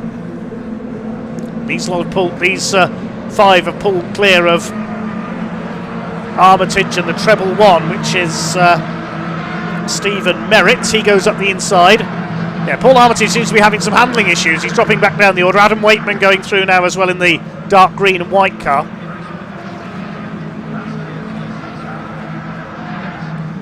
Paul Armitage does seem to be struggling. He was third. He's now down to 8th position. More battles further back. That's Giles Derry, the green and gold car, number 77, ahead of 51, which is Simon Arnold. 5th in the championship last year. Giles Derry was third. Luke Wakeman and Neil Warnock starting to battle, and that's exactly what Adam Keane wants here, because he'll want them to scrap behind him, lose time to each other, and he can pull away. Now here comes Tom McEwing up the inside into Coppice. He's going for P3. Steve Merritt in there as well, the treble one, the black car with the red wheels and roll cage. Up towards the chicane, here comes Merritt to the inside on Tom McEwing. Rest of the pack go charging through towards the chicane. See Luke Wakeman weave across towards the pit wall there. Everybody else follows him to take the line for Redgates. The lead gap is 1.3 seconds. That's quite a lot at Caterham Graduate Racing. Caterham Graduates Racing Club formed in the late 1990s by graduates of the old Caterham Scholarship to give them somewhere to race on in their Caterham 7s, built down in Surrey, based on Colin Chapman's famous Lotus 7 design, and one of the true icons of British motorsports. There's Derry and Simon Arnold being caught now by Monty Hind, the second of our guest drivers. So as it stands at the moment, Luke Wakeman would take the maximum points, but he's a trophy driver, so Tom McEwing is the leading championship driver, because Neil Warnock's been shuffled back a couple of spots now. There is McEwing, the green car.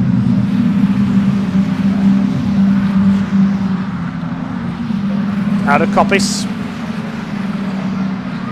Down towards the chicane.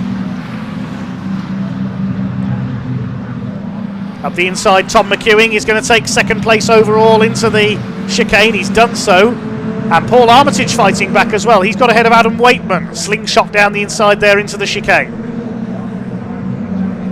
So Adam Keane pulling away. 6 of them battling for second place almost now.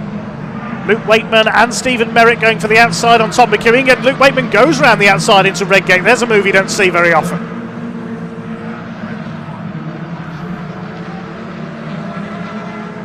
Down the Craners.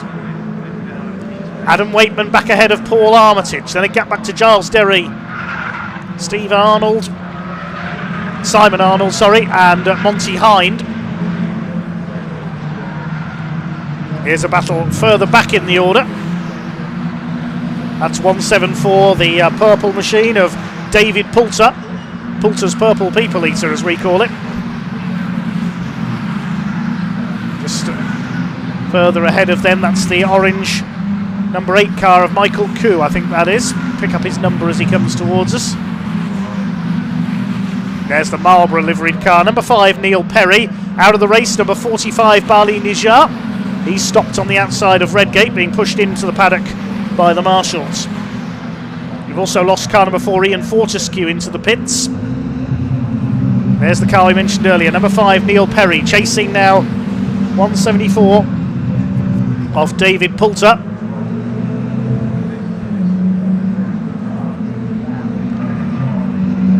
They're battling a bit further down the order, quite a way down the order. That's for 31st place, that scrap. Proves there are battles everywhere you look. There's our leader coming down the Craner curves. Adam Keane, number 188, comes from Woodbridge in Suffolk. You can see he's lost one of the front wings there, the left front. He's got this race under control. He's 3 seconds ahead. There's the battle for second place. Luke Wakeman has it at the moment, ahead of Tom McEwing, who's going to try and make a move up into McLean's, but will be on the wrong side for the right-hander. Has he made it stick? Yes, he has. Nice work by Tom McEwing up into second. We said he'd be one to watch. Wakeman third. Then Steve Merritt's the number treble one. He and Wakeman both trophy category drivers, only competing across 3-point scoring rounds this year. Tom McEwing does the snake across the straight there to try and hold off Luke Wakeman. He goes round the outside into the chicane. Oh, brilliant. Brilliant move by Luke Wakeman, who slingshots his way back into second place. McEwing back to the inside, almost touching wheels there as they come over the grid hash marks. And here comes Steve Merritt as well. Neil Warnock behind there, Adam Wakeman and Paul Armitage. McEwing is the leading championship driver. He's up into second place now.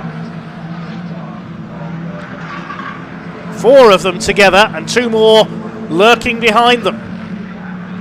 Down the Craners. Tom McEwing holding off Stephen Merritt now. The black car with the Dayglow red nose, wheels and cage. Then a gap back to the next group, which is headed up by Giles Derry. We said this might play into the hands of Adam Keane, and it has. He's been able to pull away. He's 5 seconds up the road now on this group of 6. Now Stephen Merritt up the inside through McLean's and into second place. McEwing in third. 4th, it is Luke Wakeman. 5th, Neil Warnock. By the time I've called all 6 of them, the order's all changed again. This is brilliant racing from the Caterham Graduate Racing Club Sigma 135 category. McEwing to the outside. He's going to go round the outside into the chicane. So he's got the overlap done before they reach the chicane on Stephen Merritt. Luke Wakeman in 4th place. Then side by side for 5th, it's Warnock and Adam Wakeman. Impossibly close over the line.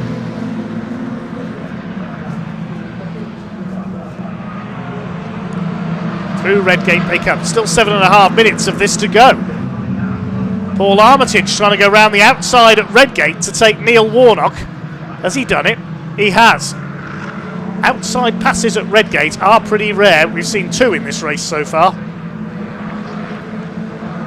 Down the Craners into the old hairpin. Tom McEwing bearing up the pressure in the green machine.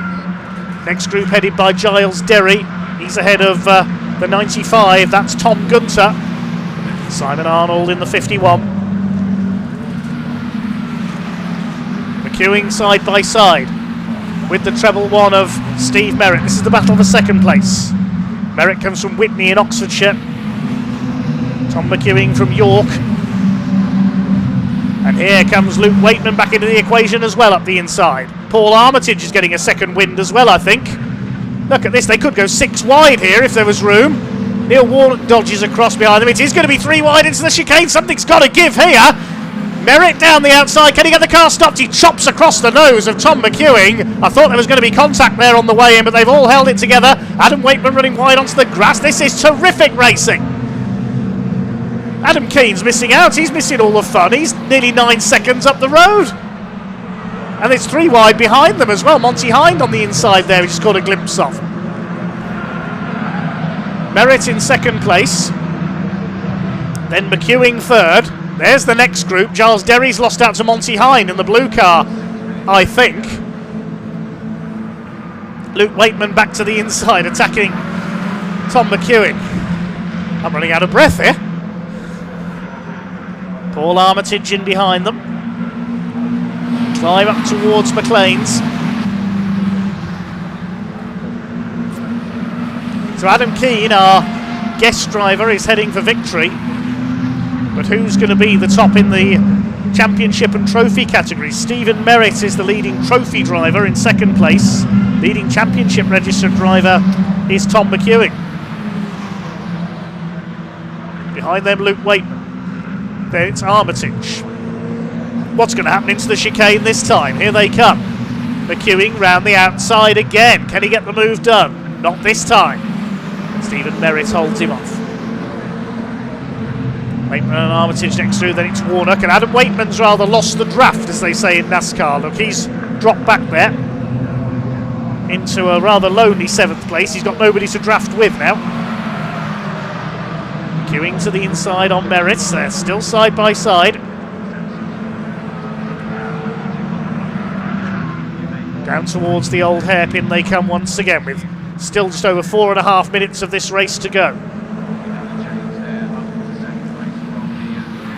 5 of them together now. They've dropped Adam Waitman. Here's a battle further back. That is Paul Vokes, the orange and blue car at the front of this pack, competing in 2 different cars and in both races this weekend. He heads the number 123 car, which is Alan Bateman.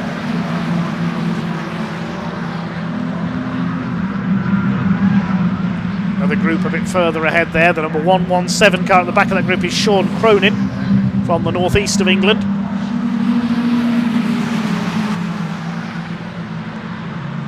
Well, this battle for second is heading down towards the chicane again.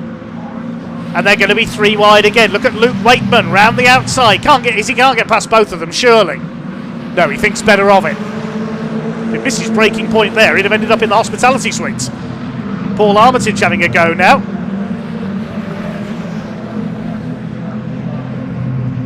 Trying to get round the outside. They do the rattlesnake shake again down the pit straight, the Wheatcroft straights. Paul Armitage closing right up to the back of Luke Waitman. There's the battle for second down the Craners. Now, are they starting to pull away slightly now from Luke Waitman, these two, Tom McEwing and Steve Merritt? I don't think so, because as soon as they get towards the chicane, it'll all concertina up again. There's number 42, Neil Warnock from Leeds.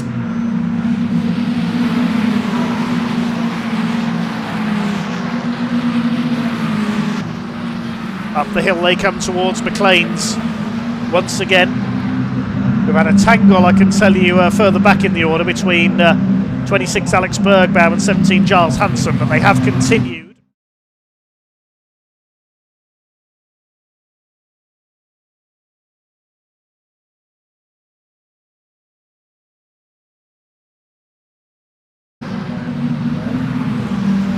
And no, in fact it was 117, sorry, Sean Cronin and the 61 car of Kevin Turner. So that was the incident. I saw Bergbaum and Hansen had dropped back on the timing screen. I thought it was them involved, but I stand corrected. But anyway, here comes this place swapping battle for second place. McEwing and Merritt holding off Luke Waitman still, and Adam Waitman's been drawn back into this as well. It's now Neil Warnock that's been dropped slightly. 2 minutes of the race to go. 13.5 seconds Adam Keane up the road. He doesn't know what's going on behind him. This 6-way fight for second place. I can't wait for the chicane on the last lap. Giles Derry and Tom Gunter trying to close up as well. This 6-way battle, there's 3 trophy drivers and 3 championship. The trophy drivers are Merritt and the Waitmans. The championship drivers McEwing, Armitage and Warnock. Through towards Coppice, what I think will be the penultimate time.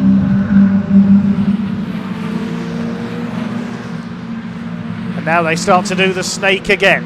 Merritt to the outside.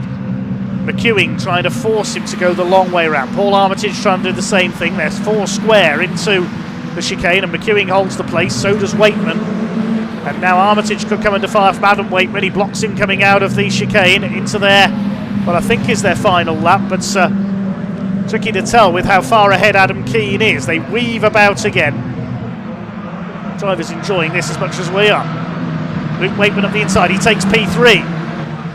Steve Merritt left the gap there on the inside.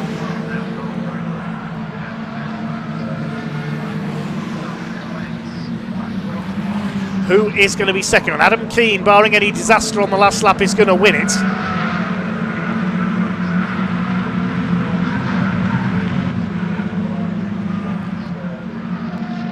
He concentrates on this second place battle up towards McLean's for the last time.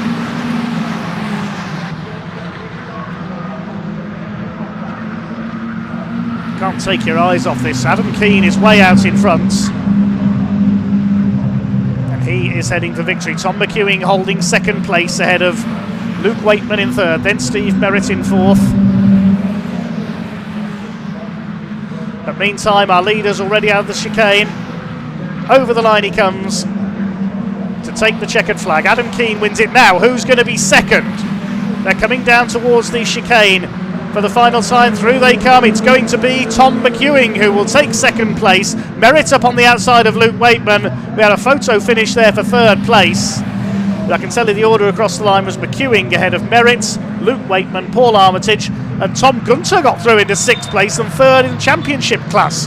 Where did he come from on the last lap there ahead of Adam Waitman? Well, the big loser on the last lap was Neil Warnock. He dropped to ninth and fifth in class.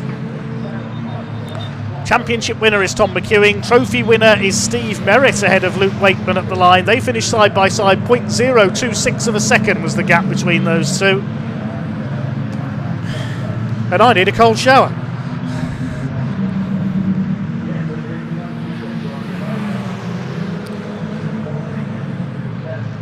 I'll believe it or not, that was a typical race for the Caterham Graduates Racing Club if you have not seen them before.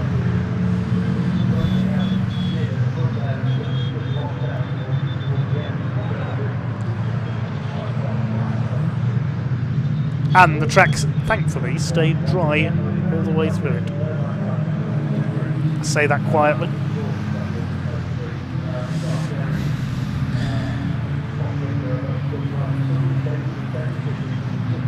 Okay. After a pause for breath, confirming that Adam Keane it was who took the win. The guest driver in car number 188, completing 15 laps in the 20 minutes. And finishing over 15 and a half seconds clear of Tom McEwing, who took second place ahead of Stephen Merritt, Luke Waitman, Paul Armitage, Thomas Gunter and Adam Waitman as quickly as that. McEwing the top championship driver, Stephen Merritt the top trophy registered driver. Behind them were Giles Derry in 8th position, Neil Warnock slipping to 9th, Monty Hind rounding up the top 10, then Michael Munns, Simon Arnold, Simon Martin and Guy Crossman. Remarkably, 37 of the 39 cars that took the start made it to the checkered flag. The only retirements, Bali Nijar and Ian Fortescue on lap 7. Well, that was quite superb. And we will see the more powerful Sigma 150s out a little bit later on for their first race of the season. But first, let's head down to Parc Fermé with Ian.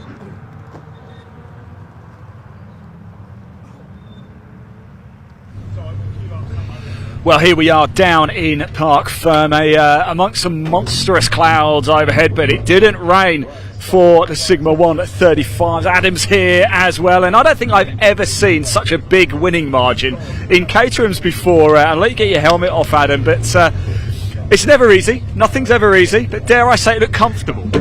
I don't think there's ever an easy Caterham race. It started raining in the back section and halfway through. Yeah, it's just in the bottom section, and that obviously throws your mind out. You're running a dry setup, and yeah, there's no such thing as an easy race, and it was getting dark. But yeah, once I broke the toe, I seemed to make a bit of headway. But yeah, it's still dicey. You don't know. You know, when it starts spitting and you can feel it on the visor, you have no idea whether or not. We can feel it now, actually, can't we? It's spitting again. Are you kind of glad that it's done now? Yeah, I'm glad it's done. Yeah, because the clouds are so dark. You know, it looks like it might suddenly just. Yeah. You know, the heavens open. Yeah. Just not for you. You're all right. Well done. Congratulations. A perfect way to start the season. We got Tom McEwing here. Let's just grab a chat with Tom as the DHL plane goes overhead and makes a right racket. Could barely hear anything, Tom. Congratulations. That was a tight finish between you guys there, wasn't it? That race was mega. That was so much fun. Honestly, the racing was so clean and fair, but really tough. That was one of my best ever races. Really enjoyed it. What does it mean to you to get the season off to such a good start? Oh, it's really important. I'm doing full championship this year, so to get a good start of the season, full championship points, really important. And really happy with that today. You could be the man to watch this season, eh, Tom? Good luck, Tom, man. Right, let's move around a little bit as well. We've got Steve Merritt here. It was close, wasn't it? It really was, Steve. That was close. Your red face there. I am absolutely spent. That was a battle and a half. Thoroughly enjoyed it. really close racing, no contact. It was fantastic. It must have only been the tiniest of margins across the 0.02. Perfect, I'll take that. Excellent. No, I mean, I made a great start off the line and then went from 3rd to 5th and then lost a load of places at the start and then made it difficult for myself, so I had to fight back. But yeah, all credit to these guys. Rapid and nice and clean as well, which is just what we want. So yeah, top man, great way to start the season. Well done indeed. Look at this plethora of Caterham. So 135 first race of the season is done. Adam Keane lifting the trophy. Right, the next race coming up very, very quick indeed. Cracking turnover, isn't it? I caught up a couple of drivers for the Classic Touring Car Racing Club Thunder Series right up there at the assembly area. So I'm going to hand over to myself. Over to you, Ian. Go.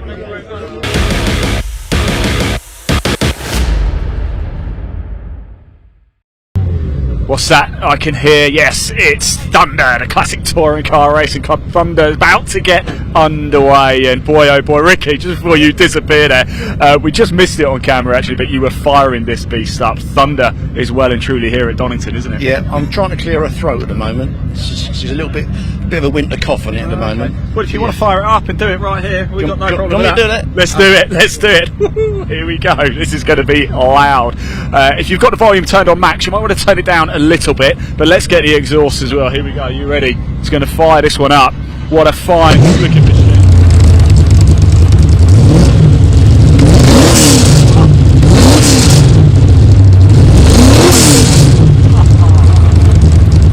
I could just listen to that all day. Ricky, I could listen to that all day. Thanks so much. What are you expecting from this race? Hopefully dry?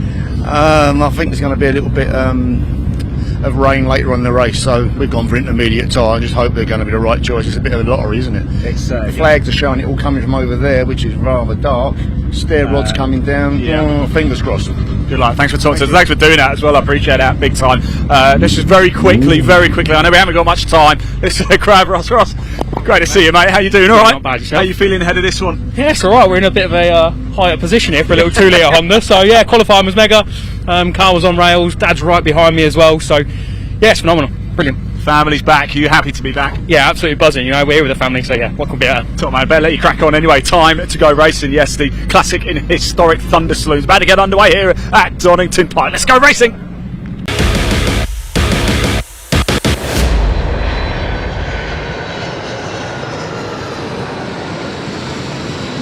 Oh yes, we are about to be thunderstruck. The PRG Trailers Classic Thunder and Ricky Can Aston Martin Specialist Historic Thunder Championships on their rolling lap. It is Andy Robinson in his Ford Falcon V8 supercar from Australia who is on pole. Doesn't get much more thunderous than that, alongside the reigning historic Thunder champion Colin Voice in his Ford Escort Mark 1. Second row, Ian Bauer. We've already seen him take a win today in his BMW, alongside Mike Manning in his Sierra Cosworth RS500, the Steve Soper lookalike.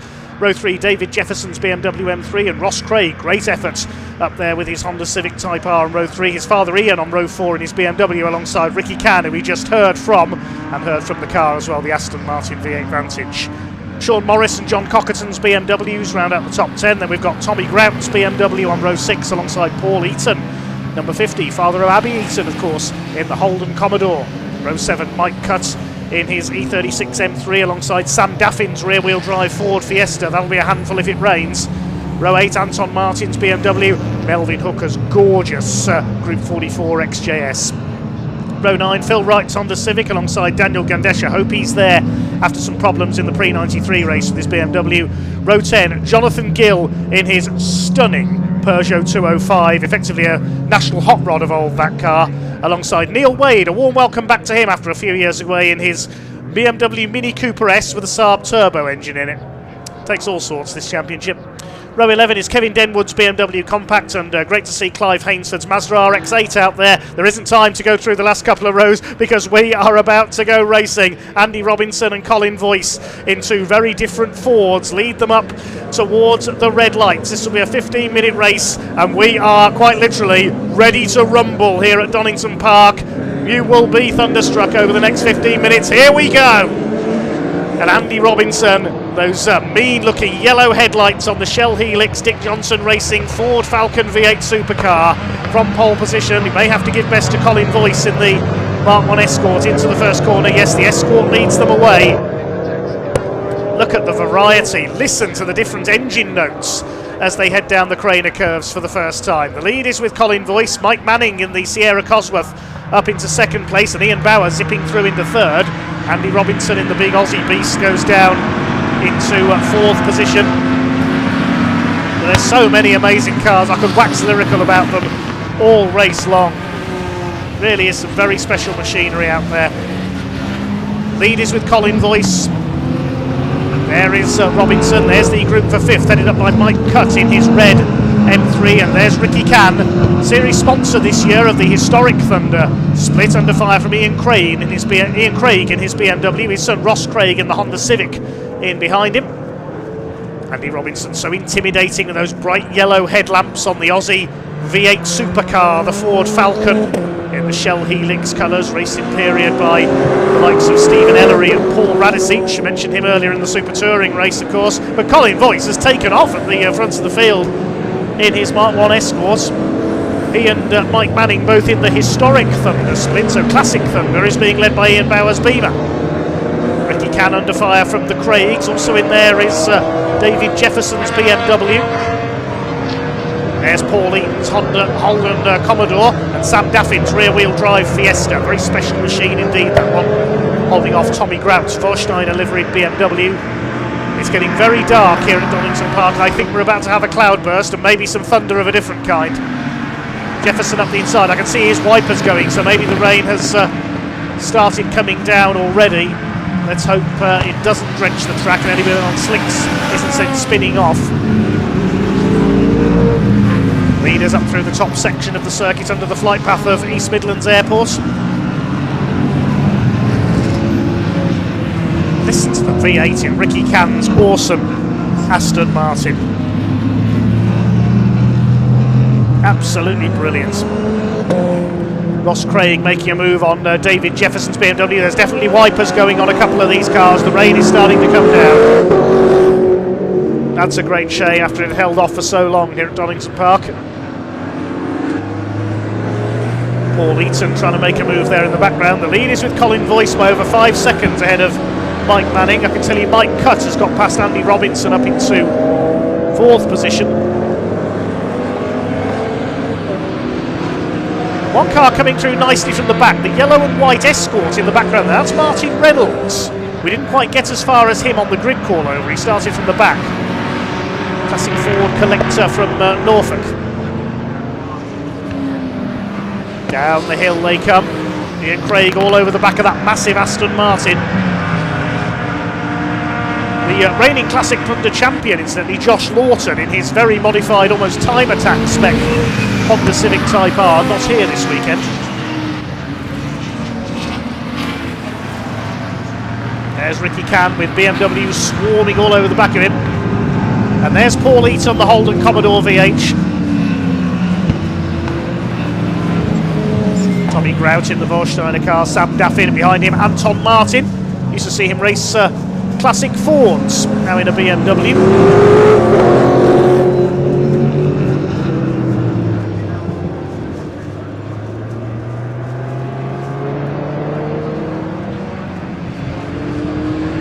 It's under 11 minutes to go. There is Andy Robinson. Said before on BARC TV, it's not until you stand next to an Aussie V8 supercar you realise just how huge they are, and he's starting to make his way back up the order here. He's got ahead of Ian Bauer, who's dropped back in the BMW to fifth position. Back up the inside comes the Beamer. Effectively V8 touring car against Super Tourer, isn't it? Also remember the Bathurst 1000 in the late 90s. Well, Voice leads from Manning by nearly 7.5 seconds now. Colin Voice has checked out at the front in the Mark 1 Escort, the man from Essex. Ian Craig has now got past the Aston Martin. There's a whole phalanx of cars behind.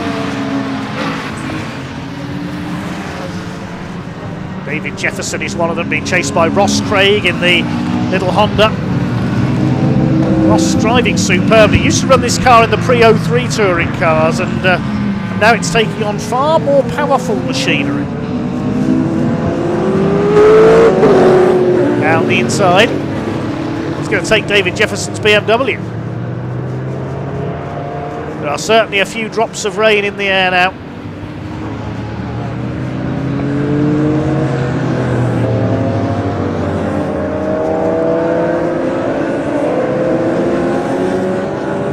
All 25 starters still running at the moment though, and look at this, very busy back in the pack. We've got Paul Eaton, David Jefferson, behind them John Cockerton in his BMW, then Sean Morris, the car with its headlights ablaze there. I think he's Tommy Grouse who's caught up to the back of this group, indeed it is. Behind him Anton Martin, then Sam Daffin's Fiesta. Very modified Fiesta, has to be said.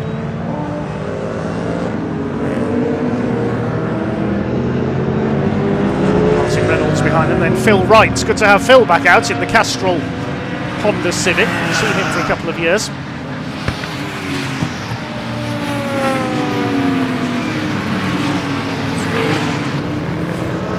Coming up towards halfway.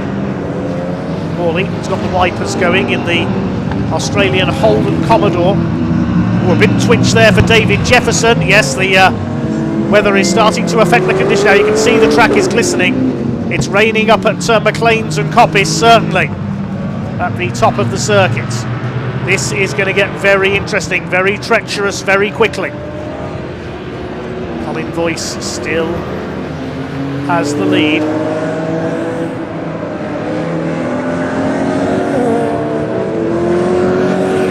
Sean Morris, nearly a collision there, and he's almost lost it. Look out, Sam Daffin. Oh, he really got a snake on there, Sean Morris, in his BMW. Now it is starting to get really wet in the second half of the lap, especially here at Donington Park. Look at Martin Reynolds coming up in the Escort.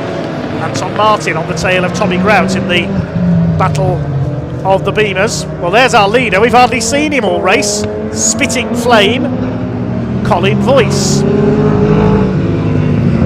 He's away and gone. They're enough ahead of Mike Manning. Fords 1 and 2.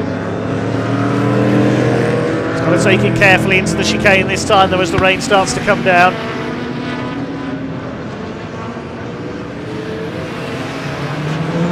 His best lap of 1:14.626. He won't be anywhere near that now. Now, last lap of 1:21.2. Oh, Andy Robinson spun it. We can see in the background there, Andy Robinson has spun the big Ford Falcon. Well, that's a difficult enough car to handle in the dry. But the man from the northeast of England gets it going again. And where's he gone down to? 5th position. Only lost 1 place there to Ian Bauer. It's Mike Cutt in 3rd place in the BMW, and he leads the Classic Thunder division. It's Historic Thunder, the 2 Fords 1 and 2. And as I say that, who's that's gone off? I thought it was Mike Cutt for a second. I don't think it is. It's Alan Breck. He was running at the tail of the field in his M3. Alan Breck, who we also see out in the Ford Capri V8s later on, and it's getting really treacherous now. Ross Craig almost off there at Redgate. I think it's raining around the full lap now. And lap speeds are dropping away dramatically. They've got to take it very steady. 6 minutes of the race to go. We've already seen Alan Breck go off. Ross Craig nearly binned it as well. Sean Morris had a half spin. Andy Robinson as well. Well, Sean Morris is not slowing him down, look. There he is on the tail of Sam Daffin.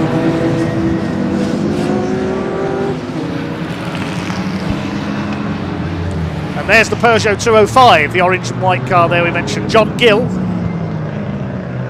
Here's a replay of Andy Robinson's spin at the chicane. No contact there, just too much power for a damp track. There's somebody rejoining as well. Who's that? It's a BMW, I can tell you that. It's Daniel Gandesha. So he made it out for this race. He got to the start line at least, but a spin there coming out of the old hairpin by the look of it. Alan Breck keeping out of the way to the right. He's coming into the pits, in fact, to retire. So he's given up the struggle. Having a look up the inside is Paul Eaton on the back of the Aston Martin of Ricky Cann. And he's sliding about all over the place. Paul Eaton, ex-Eurocar racer, of course. He's the man who infamously ended up in the lake at Mallory Park in the 90s, following a rollover.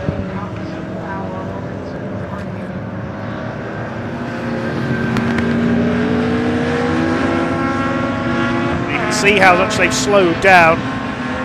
It's such a shame the rain arrived just when our most powerful cars were out on track. They just cannot put the power down in these conditions. There's a challenge on meanwhile for second place. Ian Bauer around the outside of Mike Manning in the Sierra RS500. Mike cut in behind him in his M3. Sierra, of course, the Texaco Eggenberger livery, made famous in the European Touring Car Championship in the 80s. Occasional interloper in the BTCC as well with Steve Soper and Gianfranco Brancatelli. Mainly because Eggenberger wants to put one over on Andy Rouse and his self-prepared cars. Look how sideways they are. This is like James Ibbotson in his Hillman Imp a couple of years ago, except with about 10 times the power.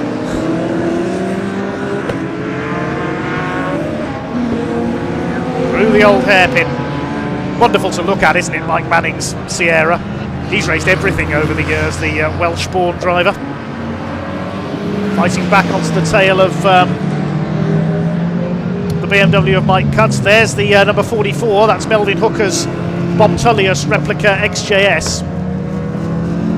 Look, they just cannot put the power down. That rear-wheel drive BMW is snapping around all over the place. And Mike Manning closing back up. 3 minutes, over 3 minutes of this race to go. And this guy is missing all the entertainment behind him and driving a very controlled race indeed. Colin Voice from Billericay in the Escort. Now, what's his lead going to be? It was 9.1 seconds. But here comes Ian Bauer. And the gap is down to 2.8 seconds this time through. Bauer's taken over 6 seconds out of him on that last lap. Ian Bauer saying, hey Colin Voice, there's other cars chasing you, remember us? And can he take his second win of the day? Bauer leads the classic Thunder split. Colin Voice the historic Thunder for the older cars. Yeah, Bauer's last lap was a 1:24.6. He's by far the fastest man on track at the moment.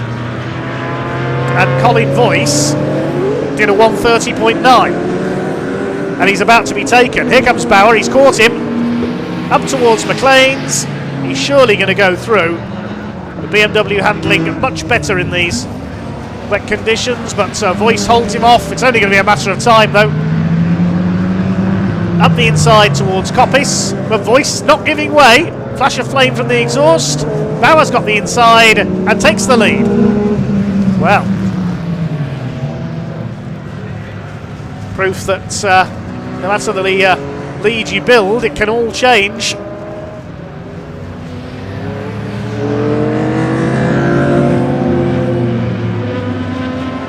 Now, I'm not sure if I saw a yellow light flashing at Coppice there. Was there a yellow flag outside? I only saw it for a split second, so I'm not certain. But with 1 minute 20 on the clock, I think this will possibly be the last lap. We have this opener for the PRG Trailers Classic Thunder Saloons and Ricky Can Aston Martin Specialists Historic Thunder Saloons. Season opener. There's Cutt and Manning, third and fourth. Mike Cutt, the former Northern Saloon and Sports Car regular from Yorkshire. Mike Manning from the southwest. It's going to be Ian Bauer from Southampton for his second win of the day. Those conditions sadly take a turn for the worse here at Donington.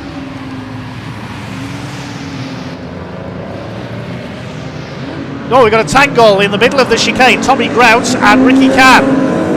And they're stuck right in the middle of the track going into the chicane. Thankfully nobody's hit them. Phil Wright goes between the two of them in his Honda Civic. Look at the difficulty to get any power down at all out of that huge V8 in that massive Aston Martin. There goes John Gill in the Peugeot. Ross Craig in the Honda Civic. Andy Robinson, up until he was pulled into the pits, he's given up the struggle. But here comes Ian Bauer. Is it going to be checkered flag this time? There's only 2 seconds left on the clock as he comes up towards the line. Checkered flag does go out. Ian Bauer makes it 2 wins out of 2 today.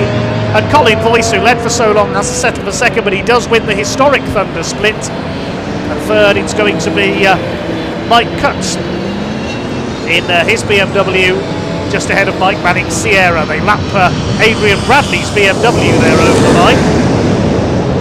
Didn't see much of him. He's normally a front runner but struggling today.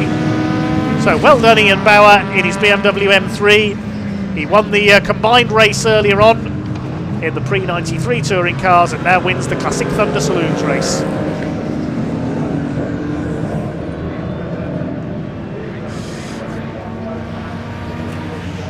Melvin Hooker across the line just ahead of Kevin Denwood's Beamer. But thankfully, despite the changing conditions, there were only a couple of spins there and no major incidents. So well done to all the drivers there for racing with their heads and showing very good control indeed.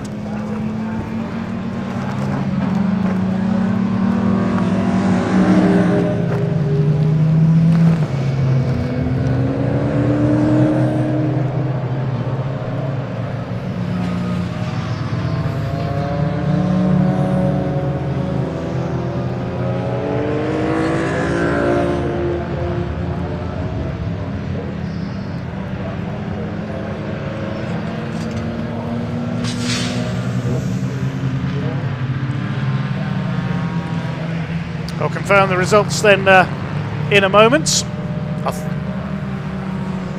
As Ian Bauer completes a lap of honour effectively. He drove very well indeed there.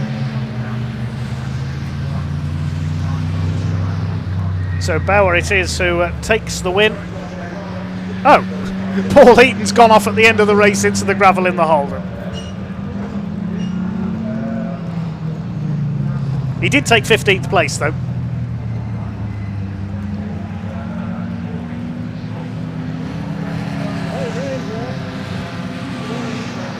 So Ian Bauer the winner. The gap was just under 4 seconds over Colin Voice, who wins the historic Thunder Split. Mike Cutt and Mike Manning also win their classes. Next home Ian Craig. Martin Reynolds from the back of the grid up to 6. That was a quiet achiever of a race for him. Brilliant in his Escort. Then John Cockerton, Sean Morris, Anton Martin in their BMW. Sam Daffin's Fiesta, Phil Wright's Civic. Tommy Grout in his BMW, Jonathan Gill wins his class in the Peugeot 205, and Ricky Can, despite that incident with Tommy Grout, takes a class win as well. Other class winners, Ross Craig's Honda, Andy Robinson would have run his class as well, but he was a retirement. Well, despite the conditions, everyone racing very well indeed there. Let's head down to Parc Fermé with Ian.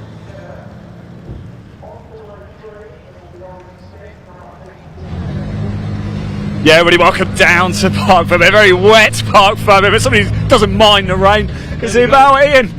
Everyone wins today. You're making this motorsport thing look easy. I was really lucky today. There was gravel in qualifying, so I was up the front, and everyone's on slick. So I was doing my rain dance at the start, and I just wanted it not to rain at the start, and then when everyone's out on slicks for it to rain, and then it just came to me after that. I'm on treaded tyres, so all the fast boys just couldn't get the power down. Listen, you've got everything right today, so one quick question for you. What are the lottery numbers for tonight? Oh, that's a good question. You would tell me anyway, would you? Oh, I would. Well done, congratulations, mate. Fantastic day. Let's grab Colin Voice, shall we, as well. We'll come here very shortly, but I definitely want to speak to Colin. Colin, come on, out you get. Look, you've got to put your reef on. You've got to collect your bottle of, I call it bubbly, I'm not sure what it is. Berry, I think. We'll grab a chat with Colin as well. All right, Colin. Got a son you're doing. Yeah. Look at this. You got enough hands there, Colin. Colin. I ain't kissing you, Colin. You are. I think, unfortunately, the rain just did you. Yeah, I don't want to end up off the track and on its roof, so I just backed off. And if it had stayed dry, I would have been. Well, you're in the lead, yeah. You had it under control, didn't you? Oh, yeah, it's been with me nearly 20 years, and I don't want to wreck it just for a bit of rain. Yeah. But it's been fantastic. You also want to tell me about these guys, don't you? It's fantastic. The Newbridge group, body repairers. You know, first sponsor I've ever had in 50 years, and I'm really grateful of them. Fantastic. Yeah. But obviously now I've come back, I wish I'd have pushed harder. Well done, mate. Because I had such a gap. But as soon as it gets wet with this, it needs softening off, and it just become a live wire. Well, you got the first act because obviously you got the class win, didn't you? Second on track overall, you got the class win, so that was why. Just not worth the risk, was it? Oh no, it's not.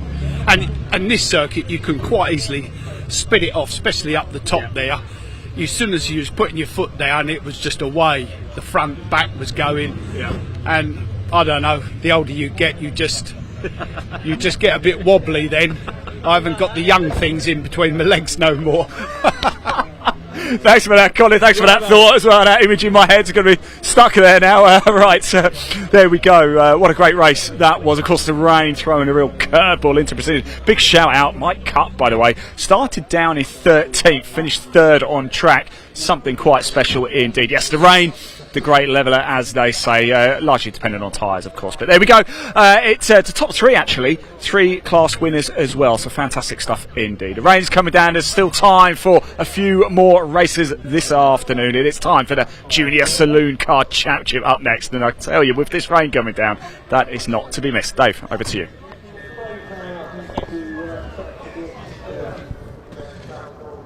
Thanks, Ian. Yes, the rain unfortunately arriving at the worst possible time for our youngsters in the Junior Saloon cars. They will be racing in identical Citroën Saxo VTRs, drivers aged 14 to 16 years of age.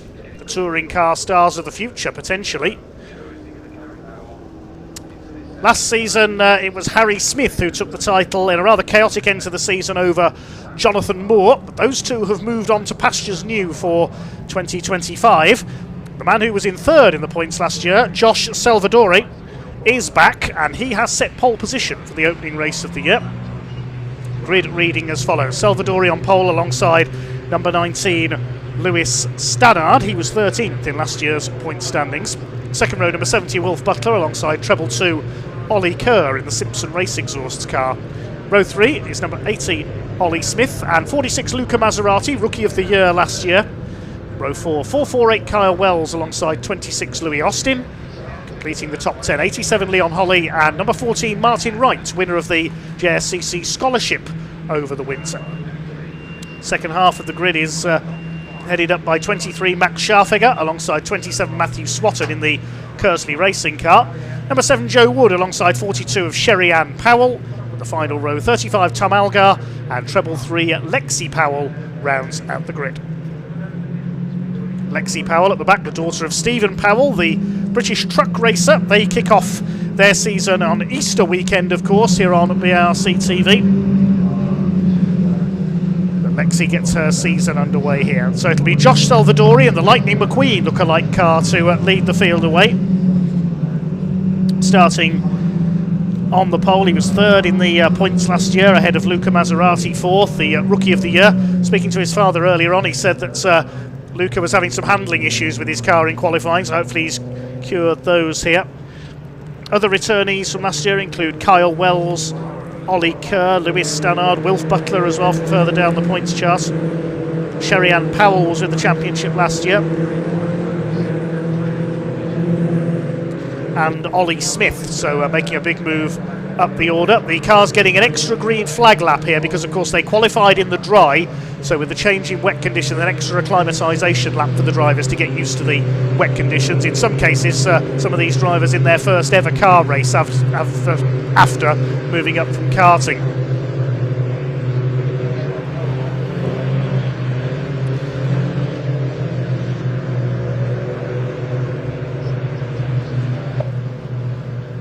So a chance for them to get acclimatised to the conditions. Josh Salvadori in the red car leads them round. Lewis Stannard alongside him. Second season in the championship, he was 13th in the points last year. Driving for Musketeer Motorsports, Lewis Stannard. Josh Salvadori run by MRM, man from Chelmsford in Essex.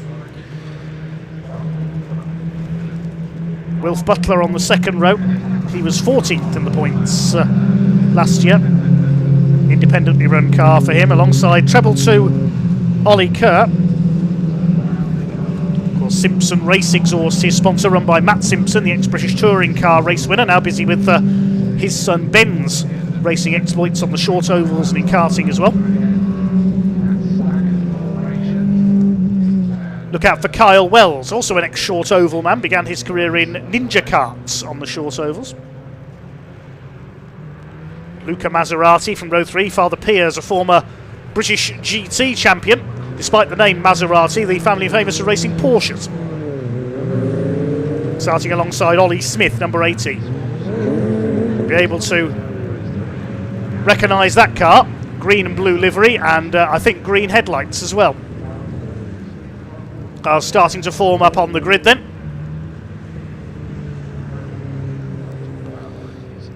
Salvadori, the red car. Stannard in Dayglow red, white and grey. Butler in black and white. Ollie Kerr in the red, white and black of Simpson race exhausts. Smith in blue, green and white. Maserati green, black and white. Similar colours to the Vinasport car of Kyle Wells, who starts on row 4 alongside the number 26 car of Louis Austin. This will be a 15-minute race. The green flag waves at the back of the grid. Time for the young guns to go for it here at Donington Park. The red lights are on. They go out now, and the Junior Saloon Car Championship season is underway. One car quite slow away there, a little further down the grid. I think that was Martin Wright, possibly the scholarship winner in the black and red car. Josh Salvadori has the lead as they go into red gates for the first time, side by side for second. Good start by Wilf Butler from the second row there up into second position. Luca Maserati runs out a bit wide onto the curb. Not something you want to do onto the painted tarmac there in wet conditions like this. It can easily spin you around. Down the hill they come, down the Craner curves towards the old hairpin. Salvadori leads, Wilf Butler second, Lewis Stannard is in third, side by side for fourth between, it looks like Maserati coming through on the inside, indeed it is, and a bit of pushing and shoving there on the exit of the old hairpin. Hope everybody has survived that, it looks like they have. I thought number 80 of Ollie Smith was going to run wide onto the grass there. It's very busy in the midfield indeed. There's Maserati, he's got away from that melee into fourth position. The main battle is for fifth. Ollie Kerr ahead of Kyle Wells in the 448. Then behind them it is the grey car, which I think is Max Scharfegger, the 23. He's made a good start. The rest of them go filtering through. Ollie Smith lost out there, running wide onto the curbs at the old hairpin. He's dropped back. Through Coppice they come. Down towards the chicane. You can see how wet it's become in a very short space of time. The wipers flailing at the windscreens. First four have broken away slightly. Salvadori leads from Wilf Butler second. Lewis Stannard third, and Luca Maserati trying to hang on to the coattails of the leaders. Then everybody else trying to be fifth as they complete the opening lap of the Junior Saloon Car Championship season. Identical 1600cc Citroën Saxo VTRs, these cars. Lewis Stannard side by side there. Maserati trying to go around the outside. Carl Wells has a look at Ollie Kerr as well. Josh Salvadori, with third in the championship last year, surely has to be the title favourite for this season. Battle is joined for third. Luca Maserati, very tenacious young racer. All over the back of Lewis Stannard for third position through the old hairpin. Look how much water there is down there. Out of the old hairpin they go. Side by side for fifth there. That's Kyle Wells alongside Ollie Kerr. And behind them is Scharfegger. And up to eighth now is number 87 Leon Holly, the blue car. Through towards McLean's, there's Holly. In behind him, that's I think the number 80 of Ollie Smith, the blue and green car. And in between the two of them is the number 26, which is Louis Austin. Down to the chicane for the second time. It was even wetter than this for the season opener last year at Brands Hatch, and I remember Kyle Wells was involved in a big shunt with Jude Cooper, number 4. Thankfully both were okay. And it looks like Kyle Wells lost out there to Scharfegger. Indeed he has. Leon Holly up behind him in the number 87. Side by side for third, Maserati and Stannard. Can he get round the outside there down to Redgate? Well, the Caterhams proved they could do it earlier on. Luca Maserati attacks Lewis Stannard. Can he drive all the way round the outside of him? He's trying his hardest, keeps his foot in. Yes, he's got him. Good move by Luca Maserati up to P3 ahead of Lewis Stannard. Down the crane as they come.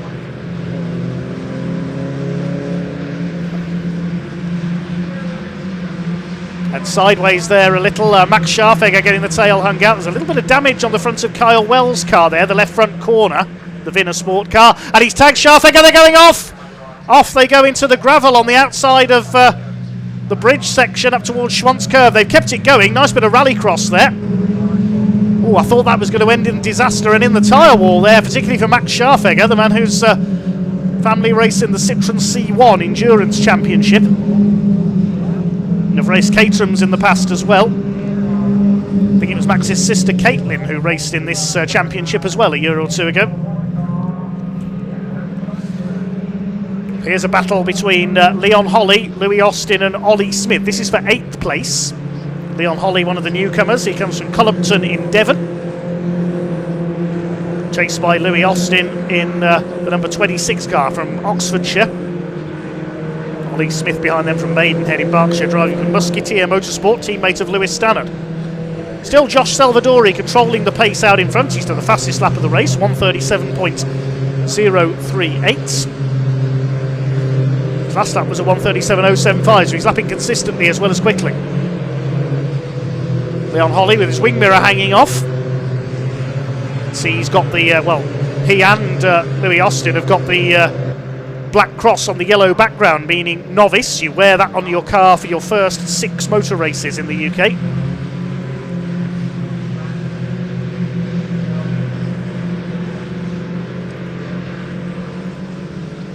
Sideways for Leon Holley through the old hairpin. He's gone a bit wide.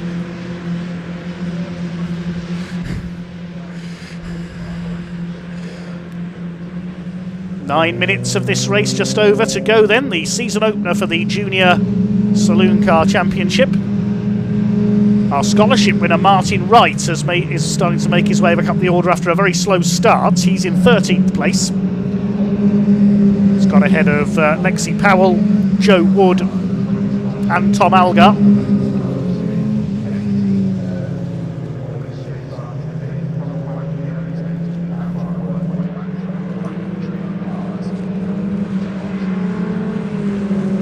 Now Ollie Smith having a look at the back of Louis Austin here, who's from one side to the other. I do like those green headlights on that car. Similar to Andy Robinson's Ford Falcon, aren't they, with the yellow ones? Can't find a way past Austin there through the chicane. Nice little scrap going on further back as well. That's Kyle Wells fighting back after his moment with Max Scharfegger coming out of the old hairpin. He's on the tail of the number 42 car driven by Sherry Ann Powell, the Londoner. See a bit of damage on the front bumper of Kyle Wells' car. He goes through though at Redgate, up into P10. Sherry Ann fights back though in the Orex car. Back up the inside down the Craner curves. Almost door handle together. They're absolutely together, and back ahead goes Wells down the Craners. That's a brave move. Just behind them the number 27, Matthew Swatton. His first car race, making the move up from karting with the Kersley Motorsport team. It's Matthew Swatton from Buckingham, a regular competitor at the Daytona Milton Keynes kart track over the last couple of years. Side by side through McLean's, and Ollie Smith drives round the outside of Louis Austin. Good move by the number 80 there. Meanwhile up front, Salvadori still leads ahead of Butler, but Butler's just done the fastest lap of the race, 137.017. Salvadori did a personal best as well. It was only a few thousandths of a second slower. Let's see what the lap times are for Maserati and Stannard. They're nose to tail through the chicane. They're a little slower because they've been battling each other. And Wilf Butler is closing. He said he'd done the fastest lap, 136.712 that time through. Another quicker lap. He's in the 136s now for Wilf Butler. And he is attacking Roy Salvadori. Go back to the 50s there. Josh Salvadori for the lead. No relation, those two, incidentally, spelt slightly differently.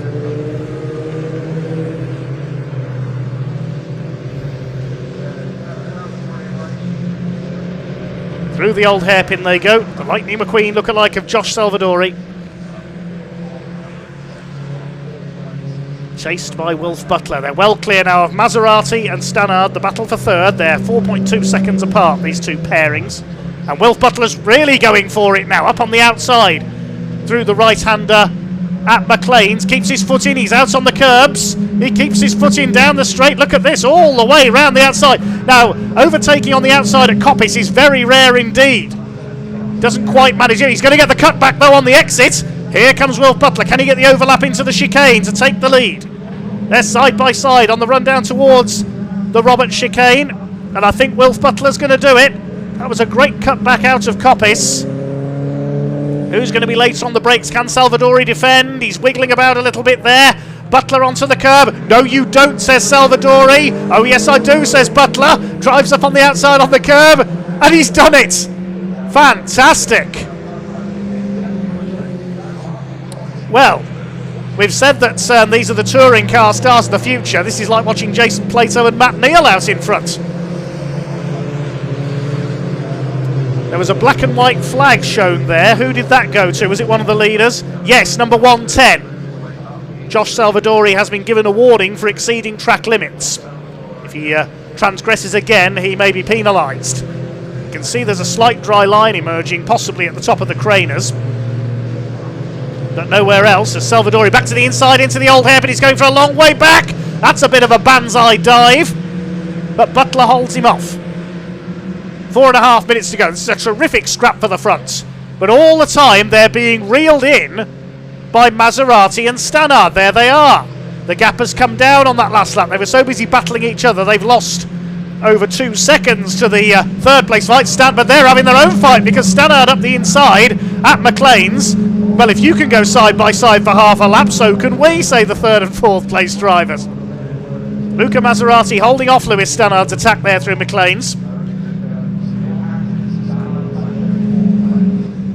Now the gap between second and third was 4.2 seconds. It's now 2 seconds. Look out, Lexi Powell. The leaders are bearing down on you. Here they come. Into the chicane.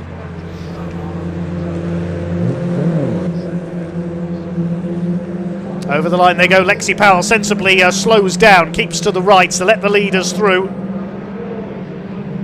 So Wolf Butler has opened up a lead now of 1.5 seconds over Josh Salvadori. Luca Maserati still holding off Lewis Stannard. There's the 333 Motorsport car of Lexi Powell. See her father Stephen here at Donington in August at Convoy in the Park in his racing truck. The other truck run by his team, of course, Neil Yates. They opened their season at Brands Hatch on Easter weekend. Oh, Luca Maserati sideways coming through the old hairpin. Saxo handling like his father's Porsche 911s. That's allowed Lewis Stannard to close up a little. Further back, 5th is Ollie Kerr, 6th is Ollie Smith. He's going well. Kerr rather on his own. He's nearly 4 seconds behind this battle. And the fight for 7th behind him, well 6th I should say, is nearly 6 seconds back.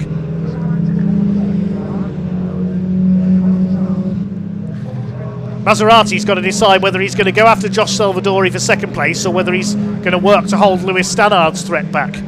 Just over 2 minutes of the race to go. This season opener for the Junior Saloon Car Championship. Oh, we've just had the notification on the timing screen. Josh Salvadori is to be given a 5-second penalty for exceeding track limits one too many times. So Salvadori is going to be given a penalty, and that's going to drop him potentially off the podium. Well, we might lose places anyway, because here comes Luca Maserati up on the outside. I wonder if Josh Salvadori's tyres are going off. Maybe he's pushed a bit too hard, because Maserati round the outside of him at Redgate. He's done this once, and he's done it again up into second place. Well, Luca's clearly cured his handling issues from qualifying. What about Lewis Stannard? Can he take third place? This is much the wettest part of the circuit, and it shows Maserati wrestling for control again. Snapping oversteer to understeer there. Well, Wilf Butler's gone away, and he's heading for his first Junior Saloon Car Championship victory. 1 minute on the clock. There'll be one more lap to go, I think.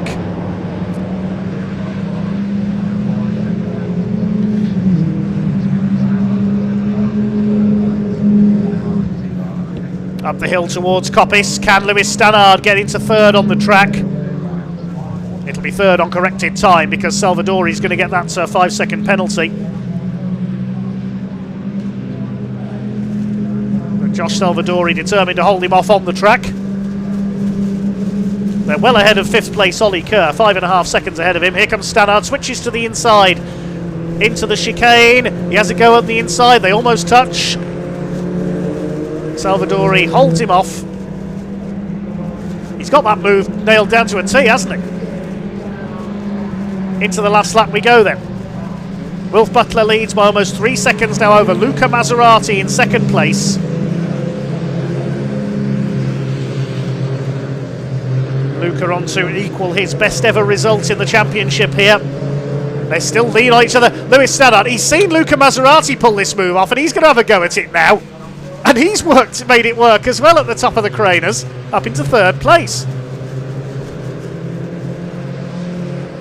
Now, can he catch Maserati?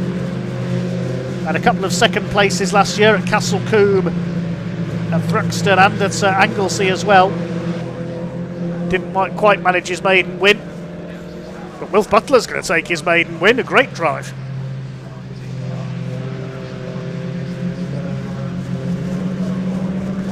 Still side by side, Salvadori back. It's all been round the outside in this race, hasn't it? Salvadori again. Needs to be careful there. He could get a further penalty for track limits if he keeps running wide over the curbs like that. Lewis Stannard says, no you're not. Moves across on him through Coppice. Well, Wilf Butler's heading for the checkered flag. The number 70 car, the man from Tadley down in Hampshire, is going to take the win. And his first win in the Junior Saloon Car Championship. Coming into the chicane for the final time. We wait to see who's going to be third on the track. It's Academic, of course, with the penalty, but the checkered flag is at the ready, and Wilf Butler takes his maiden victory in the Junior Saloon Car Championship. Luca Maserati, a great drive for second, and Lewis Stannard holds off Josh Salvadori for third. Now, where is Ollie Kerr? Is that him there, the Treble 2 car over the line? Yes, it is, and he will move up into fourth place. Salvadori on corrected time will take fifth. Then it's Ollie Smith, Max Scharfegger, Kyle Wells, good recovery by him after he's off, and Scharfegger for that matter for 7th and 8th. And Louis Austin and Leon Holly round out the top 10. Well, congratulations to number 70, Wilf Butler, on his maiden victory. Last couple of finishers coming in. There is the number 7 of Joe Wood. He's got ahead late on of Tom Algar. They've been battling at the back of the field in this one. Martin Wright on his debut takes 13th. And Lexi Powell, of course, finishes a lap down. All 16 cars go the distance, and that's after the rather fraught season opener 12 months ago at Brands Hatch. That is great news for this championship.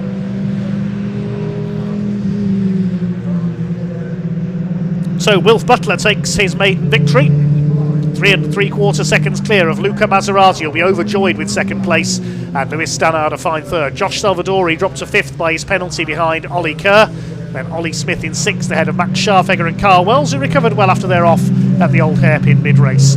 Louis Austin ninth ahead of Leon Holly, then Sherry-Ann Powell, Matthew Swatton on his debut, Martin Wright, Joe Wood, Tom Algar and Lexi Powell.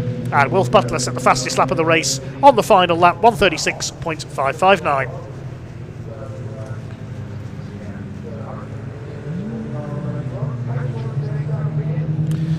So that wraps up the season opener for the Junior Saloon Car Championship. They'll have 2 more races coming up tomorrow. They open tomorrow's programme at 9:30 a.m. We await the cars to come in to Park Ferme to have a chat to Ian. Next up, our penultimate race of the day, which will be the Sigma 150 class of the Caterham Graduates Racing Championship.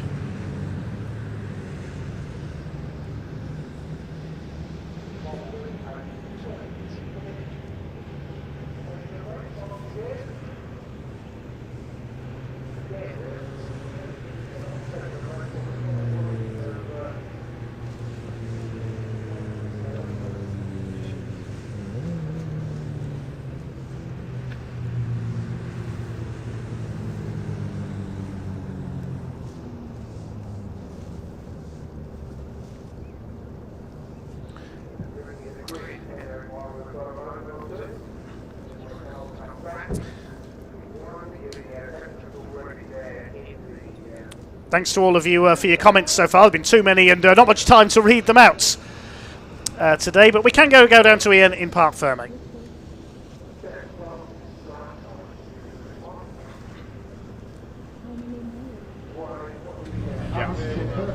Right, everybody, here we are in Park Ferme. Here is the man of the moment. Very, very happy indeed. He just can't quite get out. Luca Maserati's parked quite close to him, actually, as well, but we'll get a word of him as he gets out. So great racing by all of them in these outrageously difficult conditions. Lewis Stannard absolutely delighted over there for third place as well. Luca's happy, but they're probably not as happy as this man right here. Wilf, that was a prime example of how to get the job done. Yeah, thank you. Now, of course, qualifying, I don't think you were overly joyed with it, but you've made amends in that race. Talk us through it. Yeah, I mean, I was just looking at Josh, working with Josh, following his lines, trying to keep up with him. And then, yeah, I just started gaining on him and, yeah, made an overtake around the outside, got a switch back and, yeah, just stayed stable from there. How slippy was it out there? Pardon? How slippy was it out there? Oh, really, really slippery. Probably one of the slipperiest circuits in the UK. Well done, mate. Look, perfect way to start the season. Congratulations. Let's grab a chat with Luca over here as well. Top rookie last season. I think you took about 21 out of 23 poles.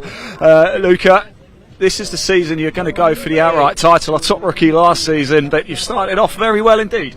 Yeah, it was a really good race, you know, to have that after struggling all weekend in the dry and not being too confident in the wet.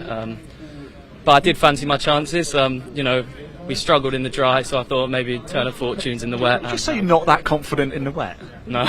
Basically what we've just seen, that can't be true, but have you gained a lot of confidence now? You've got the belief to know whatever the conditions are, I can handle it. Yeah, definitely. I just want to say a massive thank you to the MRM team. They've given me a brilliant car in these wet. No, I mean, it was bang on pretty much. You know, we've been struggling to find that perfect setup in the dry, but to have it in the wet, it's just ideal, especially tomorrow could be wet as well, so that's brilliant. Yeah, let's hope not. But anyway, well done, Luca. Congratulations, mate. Indeed. Let's grab a couple of other drivers, shall we? We've got I don't know where Lewis has gone, but we've got Sherry Ann and Lexi Powell over here. Both of you. No, you can't disappear, either of you.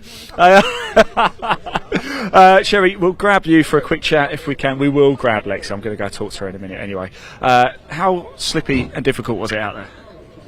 At the start it was really slippery, but towards the end it started to get a lot quicker. Yeah. How are you finding things in your car? Are you getting more confident?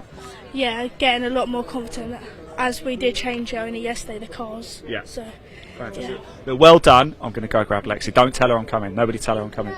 So yeah, we're not on air anymore, or are we? Lexi, you've got to come talk to me. How was it out there? You gaining confidence in the car? No. Is it just the conditions? Yeah. Do you want it to be dry tomorrow? Yeah. Yeah? Yeah. All right, look, we'll catch up tomorrow as well. Right, there we go. Great racing from the junior saloons. Lexi Powell, a woman of few words indeed, but growing in confidence, I think, in the car. Was due to race actually at Pembrey last year. Did have an accident there, so it's great to see her back out and gaining confidence. So we've got two more races still to come this afternoon. The Sigma 150s for Caterham's, they're out next, and then we end the day with Boss. So don't go anywhere. I'm going to hand over to commentator Dave Goddard to take through the next race. I'll see you soon.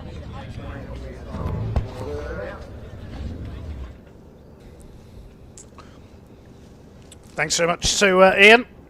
Drivers developing their interview skills as well as their racing skills in Junior Saloon Car Championship.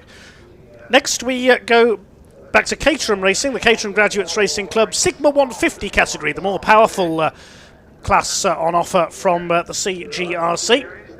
Earlier today, Ian caught up with a few of the drivers.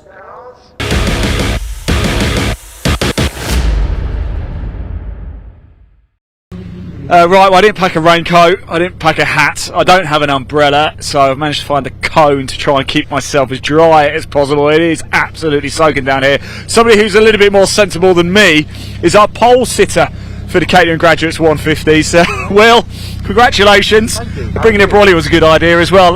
Look, qualifying obviously went exceptionally well for you, but completely different conditions now. Yeah, it's a little bit unexpected actually. I came in into the pits halfway through the session thinking I was nowhere really, and then Jamie, one of my mechanics, said get back out there, stick a lap in, and found some good traffic, and I was quite fortunate with a strong lap. So, but I've been doing a rain dance all day, So you wanted the rain, you've wanted wet weather. Yeah, absolutely. We did a test day here in February and it was soaking wet. That's the only time I've driven the car since then, so apart from this morning obviously. So really looking forward to the wet conditions. Hopefully it stays and should make for an exciting race. I have to warn you though, every time I've been at a meeting and that man Paul Goldstein has been here, he usually gets to the checkered flag in first. But well, could be your day, mate. The conditions are for you. Yeah, it should be a good race. Thanks very much. Top man, best of luck out there. Just very quickly grab a word with Paul. He's turned up at a perfect time. It's good to see you, mate. How's it going? Right, of course things went well last year, but a new challenge this year. New challenge, faster car, upgraded car, 150 championship instead of the 135s. Not a lot of changes. It's still on the front row. Yeah. On P1 tomorrow, so yeah, no, on the front row it's good. Like the rain? I don't dislike it. Alright, okay. Well, Will likes it, so Will did a lot of karting when he was younger, so Will likes wet. I'm not too shabby, so he's not going to drive off. Top man, Paul, best of luck for the race, mate. Probably see you after. There you go. That's your headline. Will likes wet. Dave, over to you. Let's go racing. Come on.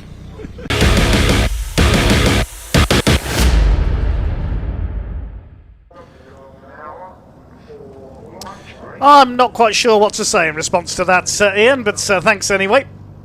Getting ready for another 20 minutes of Caterham racing. Again, there's two categories here, the full championship drivers and the trophy drivers as well, registered for 3 rounds of the season only. And on the grid it is Will Stillwell, who's the reigning trophy champion in the Sigma 150 category, who's on the pole. Alongside him, number 150, Paul Goldstein, the defending Sigma 135 champion. He swept all before him in Caterham racing last season, and he's on the outside of the front row here. Second row, Harry Kramer. Last season, I remember, had a bit of a shunt here at Donington. It was either last year or the year before. My memory's not what it used to be, so apologies there if I've got it wrong. Harry Kramer starts alongside number 30, Stuart Bell, who is one of our guest drivers here. Say 3 guest drivers with the pink numbers next to their names in this race. Number 3, Stephen Clark on row 3, alongside 99, Max Haynes. Very quick sim racer is Max. In the 4th row, number 50, James McCall, and 35, Ben Lopez Appleton. On the 5th row, 149, Stephen Lancaster, alongside 175, James Sibbett. The 6th row is Andrew Whitton, number 112, in the strawberry liveried car, alongside 24, Ben Winrow. Row 7 is Rob Warner, the championship sponsor through his company P4 Emergency Lighting. Alongside him, number 16, Peter Hughes. Then we've got David Reed and Stefan O'Mara. Row 9, Bren Maud and Kim Raymond. Bren Maud was 3rd in the Sigma 150 Championship last year, so he'll be disappointed to be that far back in the race. Completing the top 20, 66, Barry White, former champion, alongside 62, David Hewitt. Row 11 is Paul Vokes. He's already raced today in the Sigma 135s alongside Charles Elliott. Then Ed Benton and Miles Clarkson, Jonathan Alpine and Graham Ewings. And finally John Evans and Rob Appleton round out the grid. Very close, only a few thousandths of a second between Will Stillwell and Paul Goldstein in qualifying. They, along with Harry Kramer, the only drivers to dip under the 1 minute 18 bracket in the qualifying session earlier on, but it's a lot more slippery than that now. I would suspect that these cars are going to get 2 green flag laps in order to get used to the wet conditions. Will Stillwell on the pole from Stoke-on-Trent, so a fairly local man to Donington, the black car with the yellow cage. Paul Goldstein in the gold car, living up to his name. Phenomenal season last year, the Caterham 270R champion. Won the Sigma 135 title as well. It was only a couple of years ago he scored his first ever win at Brands Hatch. Harry Kramer on the second row, the all red car, starting alongside Stuart Bell, the grey liveried car with the bright orange roll cage. And on row 3 we've got number 3, which is Stephen Clark in the blue and red liveried car alongside 99 Max Haynes. Now Max Haynes could be one to watch here. He's been a sim racing champion in the Caterham Online series in the past, as well as his real life racing exploits.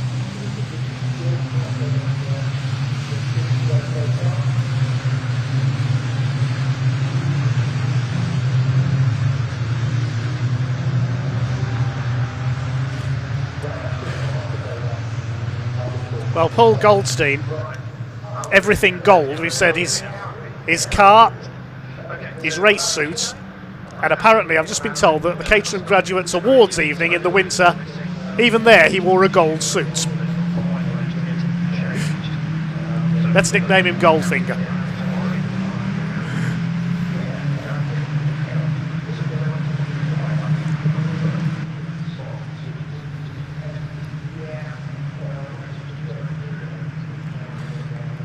On 18, Will Stillwell works as a quality planning manager, was responsible for some of the earliest battery electric vehicles of recent times. He's been a national schools karting champion and works as a part-time mechanic for DPR Motorsports before beginning racing himself.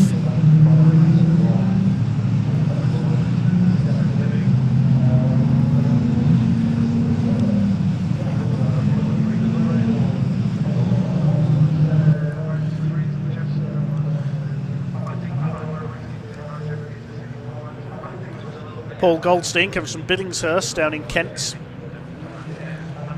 Runs an air conditioning company.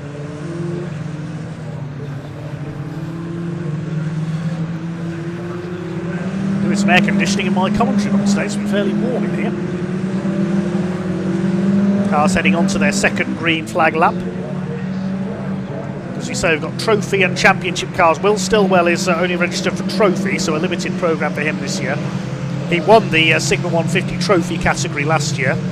It was Jamie Elwood who took the 150 championship. We're told that him and runner-up Matthew Willoughby are only doing 3 rounds this year for trophy classification. There's Ben Lopez Appleton, one of our guest drivers from the Caterham Motorsport Factory Supported Series, number 35.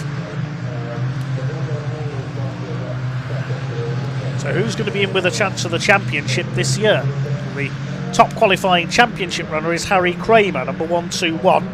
He only contested the early part of the season last year. The all red number 121 car. He could be a favourite if he contests the full year. Great battles with Harry Senior over the last few years, the two Harrys. Harry Kramer comes from Northwich up in North Cheshire.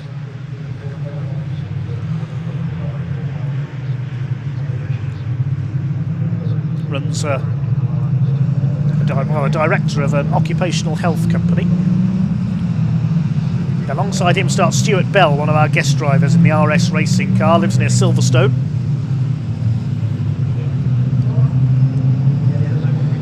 Stephen Clark, also from Northants, in the number 3 car. He works as a designer and an ex-supercar champion.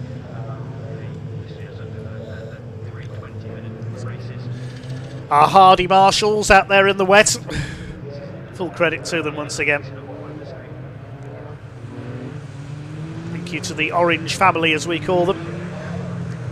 This is going to be very slip and slide indeed.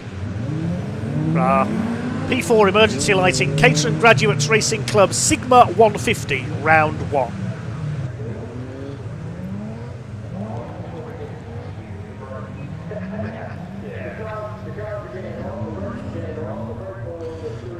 Stillwell, Goldstein, Kramer, and I would say Max Haynes is another possible contender for victory here, the 99 car. 4th row, James McCall in the turquoise car. Starts alongside 35 in the grey car, Ben Lopez Appleton. 149, look out for the Dutch Barn vodka colours, the turquoise and white for Stephen Lancaster. Alongside him is the number 175 James Sibbett, he's in purple and green.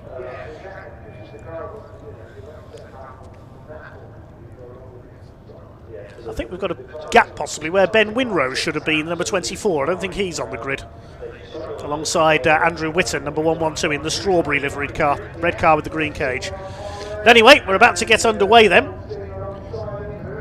Green flag is shown at the back of the grid. The red lights come on almost simultaneously and go out very quickly. That was a rapid starting procedure. We're underway and it's a rapid start by Will Stillwell down towards the first corner. Harry Kramer trying to go through the middle for second place. It's another great start as I expected by Max Haynes. Running wide there, the 2 front row men. Haynes could get the lead here with a bit of luck. Not quite. A couple of cars run out wide over the curbing, just avoid the gravel. But I think they've all got round okay, and it is the black car with the yellow cage. Will Stillwell has held his lead. Goldstein in second place. Third is Harry Kramer. Max Haynes is into fourth position ahead of the number 30 of Stuart Bell. Through the spray come the rest of them. Not the best of starts by Rob Warner, the blue and orange number 7, the championship sponsor, the boss of P4 Emergency Lighting. They climb up towards McLean's for the first time. Already Will Stillwell starting to increase his lead slightly. There's Rob Warner, the blue and orange machine. A couple of cars bottled up behind him, including the number 100 of Bren Maud. He's lost a place there. A bit of wheel banging through Coppice. Who was that coming through on the inside? I didn't quite see. It's already Stillwell with a clear lead over Goldstein. Side by side for third. Up the inside comes Max Haynes to take third place. 3 wide further back in the pack. That's Ben Lopez Appleton making a move. Yes, the 30 car of Stuart Bell loses 2 places because 149 Stephen Lancaster has come through as well. So it's Stillwell who leads the first lap. The big winner on the opening lap, Max Haynes, has gained 3 places up into third place. Gaining 4 places is Sibbett, the number 175. He's up to 6 with the green nose there. He's in P6 ahead of Ben Lopez Appleton. They splash their way into Redgate, the number 66 car. That's Barry White, former champion back in the 2010s. Max Haynes, we said he'd be one to watch out for. He's pushing hard here on the back of Paul Goldstein, the new star of the Caterham scene over the last 2 years, both in the graduates and in the factory supported championships. Haynes all over the back of him here. 4th place is Steve Clark. Then a gap back to 5th, which is now the 175 of James Sibbett. He's going well, the Herefordshire driver. Goldstein pushing a little bit too hard. He runs wide through McLean's. This is allowing Will Stillwell to get away in front, the reigning Sigma 150 trophy champion. He's a trophy driver again this year. Goldstein, the leading full championship driver. Haynes, a trophy driver too. And then Clark and Kramer next in the order, they're full championship drivers. Sibbett could be the one to watch. I wouldn't be surprised if he does the fastest lap this time through, as Haynes has a think about passing Goldstein and thinks better of it. Over the line they come. The lead gap is up to 2.8 seconds. This is Stillwell, who's still got the fastest lap, 128.501. Haynes up the inside. He's taken second from Goldstein. So Max Haynes are expected in a second place, but Goldstein fighting back as they come through to Hollywood, up to the top of the Craners, and he's through back into second place. This is allowing Stephen Clark to close up in 4th place as well, the blue and red machine. 3 of them line astern now, and a little bit of a twitch there from Max Haynes as they head down into the old hairpin. Goldstein taking the wider line, but it seems to be working for him on that very wet second part of the lap. Up the hill towards McLean's. Can Max Haynes make a move here? Rest of them go through.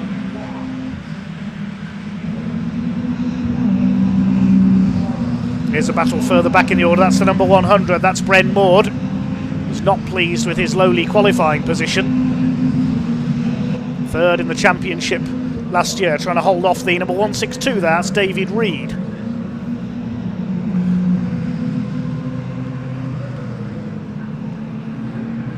Max Haynes back up into second place ahead of Paul Goldstein. Good little scrap going on here for P2, 3 and 4. In this P4 emergency lighting Caterham Graduates Racing Club Sigma 150 Championship season opener. There's Ben Lopez Appleton. He's up to 5th ahead of James Sibbett now. 7th is Lancaster. 8th McCall. Then Bren Maud up to 9th. And Reed rounding out the top 10. So Bren Maud is charging his way through the field in this one. Started down on the 9th row of the grid and he's up to 9th place. Stephen Clark has taken 3rd position from Paul Goldstein. So here's the gold man struggling here. There goes James McCall through the old hub, and there's Maud, there's David Reed. And there's the number 30 car, which is Stuart Bell, who's dropped right back after starting from the 2nd row. He's now 11th and under pressure from the championship sponsor Rob Warner.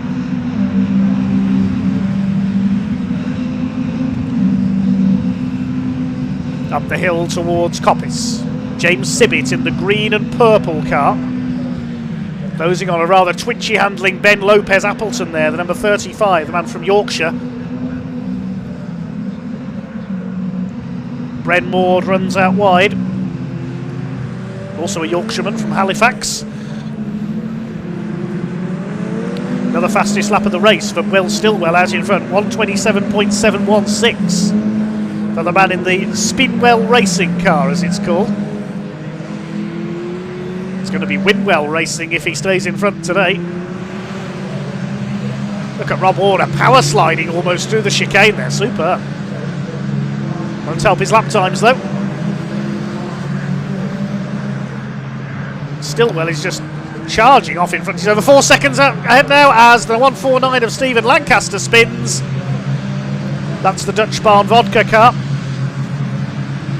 He was 7th, but he won't be now. He's got to rejoin over this very wet grass without bogging down. So Stephen Lancaster struggles back into the race. He's lost a huge number of places. He may need a quick glass of Dutch Barn Vodka, his sponsor's product, when he gets back to the pits. Not if he's driving home, of course. Please don't drink and drive.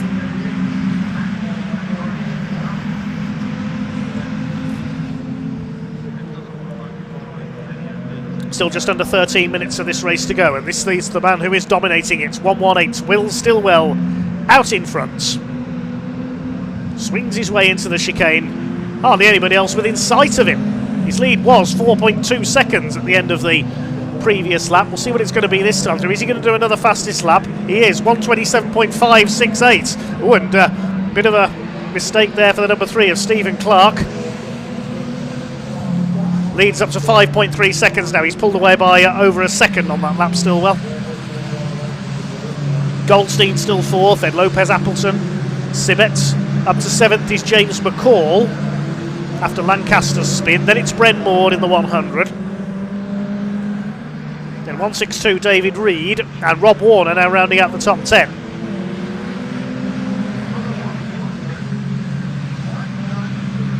Down the crane as we go once again. This is the battle for 5th place. Ben Lopez Appleton ahead of James Sibbett. Sibbett's a trophy driver. Ben Lopez Appleton a guest driver this weekend.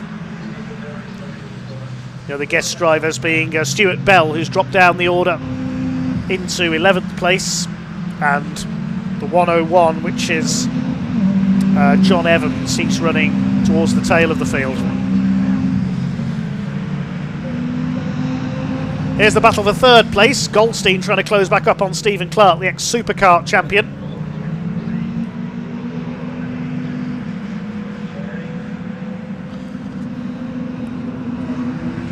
There's the fight for 5th. They've split into pairings here, haven't they?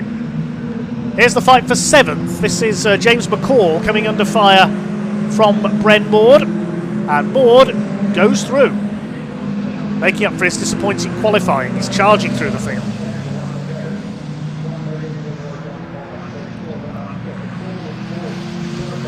Second back to 8th in a single shot there.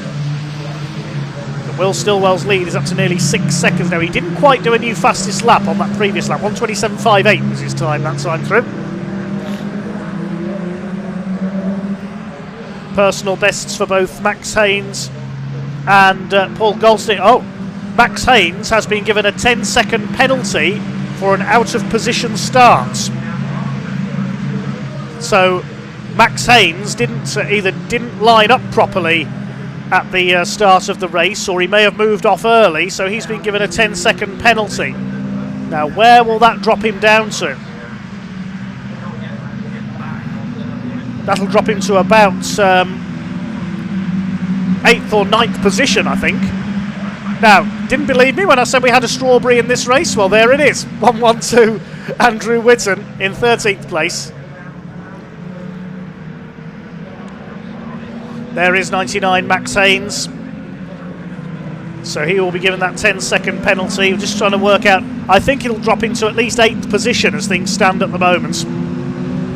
That'll be a blow to his hopes of landing the trophy this year. He's got Steve Clark on his tail there. They're pulling away from Paul Goldstein. So what Max Haynes has got to do now is push as hard as he can to try and open up a gap so he loses as little ground to his rivals as possible when the penalty's applied. Although the man behind him, who's just about to take second place, Stephen Clark, has just done the fastest lap of the race, 1:27.091. Running wide onto the curb there, the 100 of Bren Maud. And there is Clark, up to second now in the number 3. But over 6 seconds off.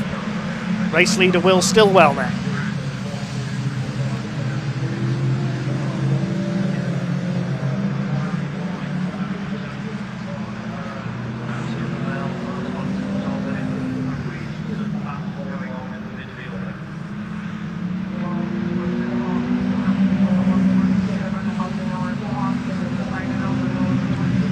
There's a battle further down the order, coming down the Craner curves. Stuart Bell under fire from Miles Clarkson, number 13. Number 16, meanwhile, is Peter Hughes.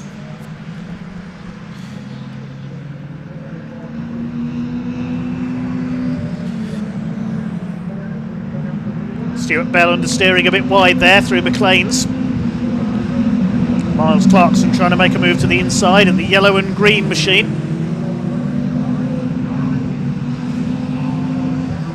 I think Stuart Bell is pushing a little too hard there. There's 144. That's certainly one of my favourite liveries of the weekend. Charles Elliott in the Rothmans colours. Stephen Clark a little bit wide through Redgate that time. I think he'll have settled for second by now, because with about 7.5 minutes to go, he's 7.25 seconds behind Will Stillwell. But we said that about Colin Voice and Ian Bauer earlier on in the touring cars, didn't we? And look what happened there. It ain't over till that checkered flag drops. James Sibbett knows that. That's why he's all over the back of Ben Lopez Appleton for 5th place.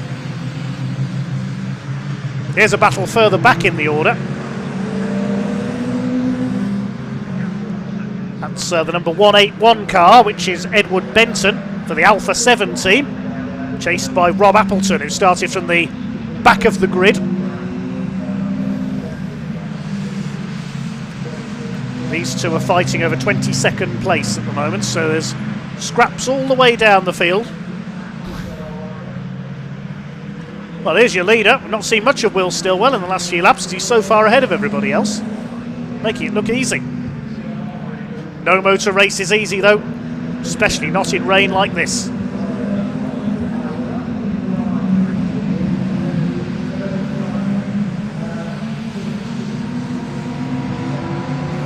Well, in 2024 it rained at just about every motorsport event in the UK at some point during its duration, so I hope 2025 is not going to be the same.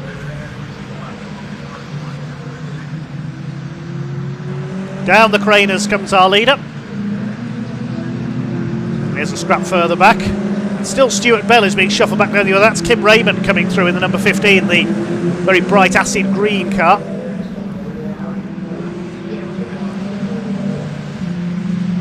Miles Clarkson battling with Stefano Mara in number 94, the London-based Italian. If you look closely, he's got the Italian tricolour running down the centre of the car. And again, Stuart Bell, number 30, understeers. That car is understeering everywhere. No wonder he's tumbling down the order. He nearly took a couple of cars with him there. Another car that's struggling badly, we saw just behind that group, is Harry Kramer, number 121. And who's that going off? Oh, that's Lancaster again in the 149 over the gravel.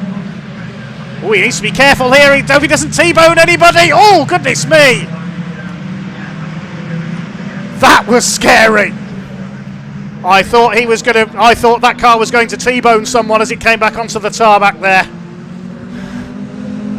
That was a lucky escape indeed. If any of those cars make a pit stop in the next lap or so, we know why. I think a few changes of underwear are needed there.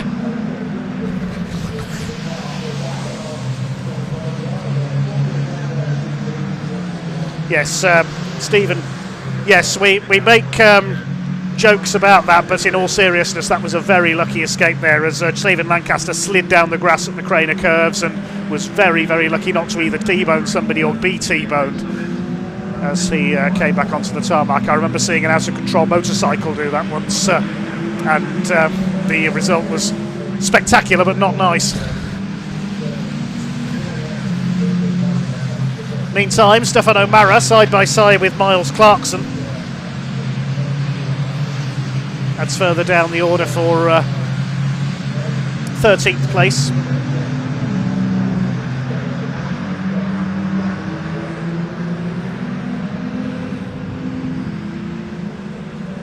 Well, there is Stephen Lancaster. He's still going after his second big moment of the race. He's 20th. Running wide again. He's on the grass again. He's going to go straight on here at the old hairpin. Now, this could be race ending. He's into the gravel. No, he's kept it going. And he rejoins again. Now, that's bravery from Stephen Lancaster.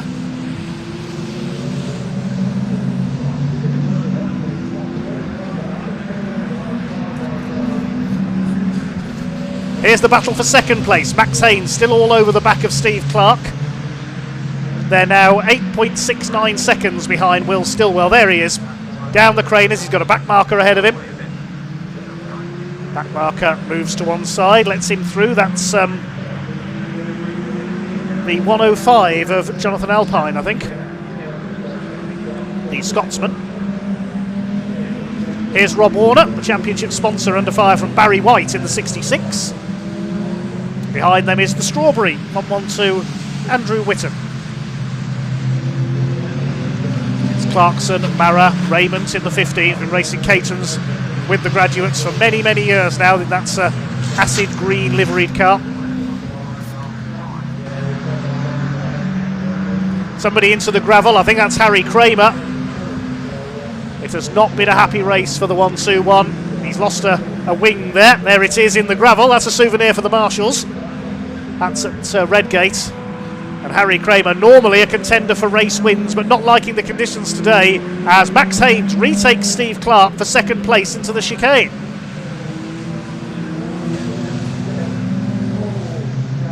Over the line they go. Clark ready to attack back again. Just over 2 minutes of the race to go. And Will Stillwell, barring any mechanical malady, has got this sewn up, and that's Rob Appleton, number 2, off. That's at the top of the craners again. They're all going off there. You can see how slippery it is. You see the car snap sideways as he tries to put the power down. Rob Appleton from Market Drayton in Shropshire gets it going again. I think he's down to last place as a result of that.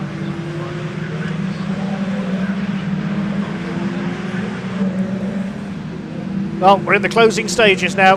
This is the battle for the lower reaches of the top 10. Barry White, Andrew Whitten, Clarkson, Kim Raymond and Stefan O'Mara, who's lost a few places.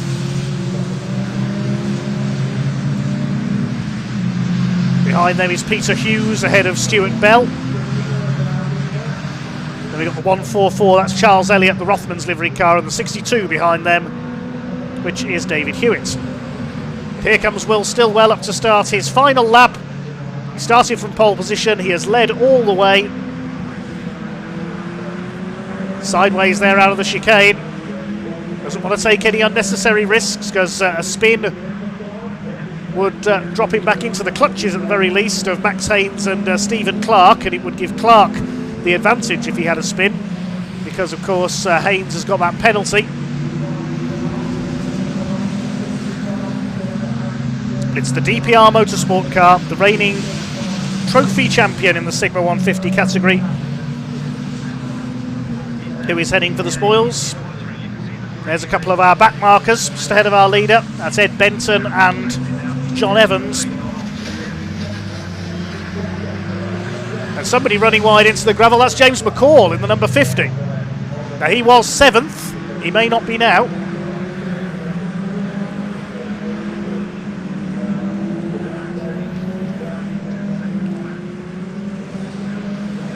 The clock has counted down to 0.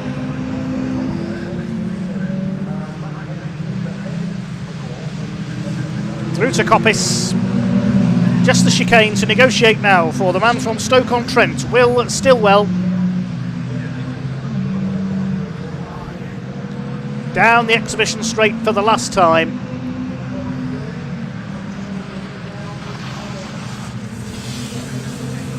Well, His team is jokingly named Spinwell Racing, but today he can rename it Winwell Racing, because Will Stillwell comes out of the final chicane to take the checkered flag and win the season opener for the Caterham Sigma 150s by a very clear margin. Who is going to be second? It's going to be side by side across the line between Clark and Haynes. Clark gets there, but of course Haynes has that penalty, so he will drop down the order. Goldstein therefore will take third place. Next home is Ben Lopez-Appleton, just ahead of James Sibbett. James McCall will make it home despite his off earlier on in 7th place, so Max Haynes dropped to 6th as a result of that penalty for a false start.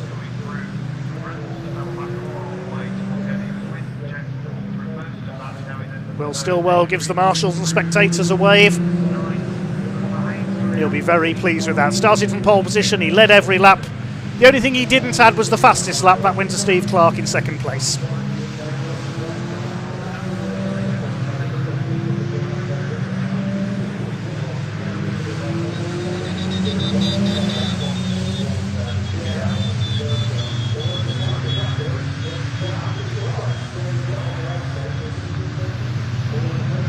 Some big name sitting problems in that one.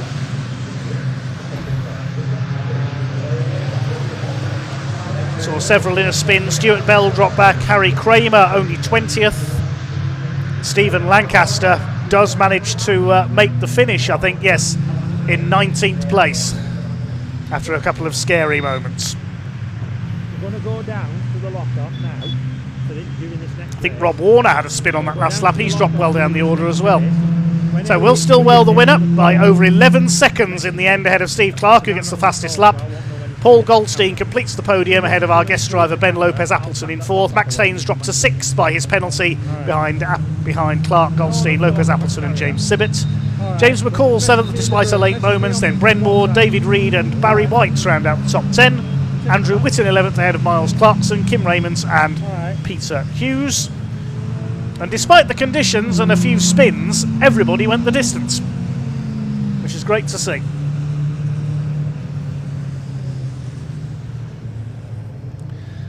Couple of drivers with late moments there. Stefano Mara and Rob Warner, I think, had offs on the final lap. It was so wet out there, it's hardly surprising, but they did manage to finish them.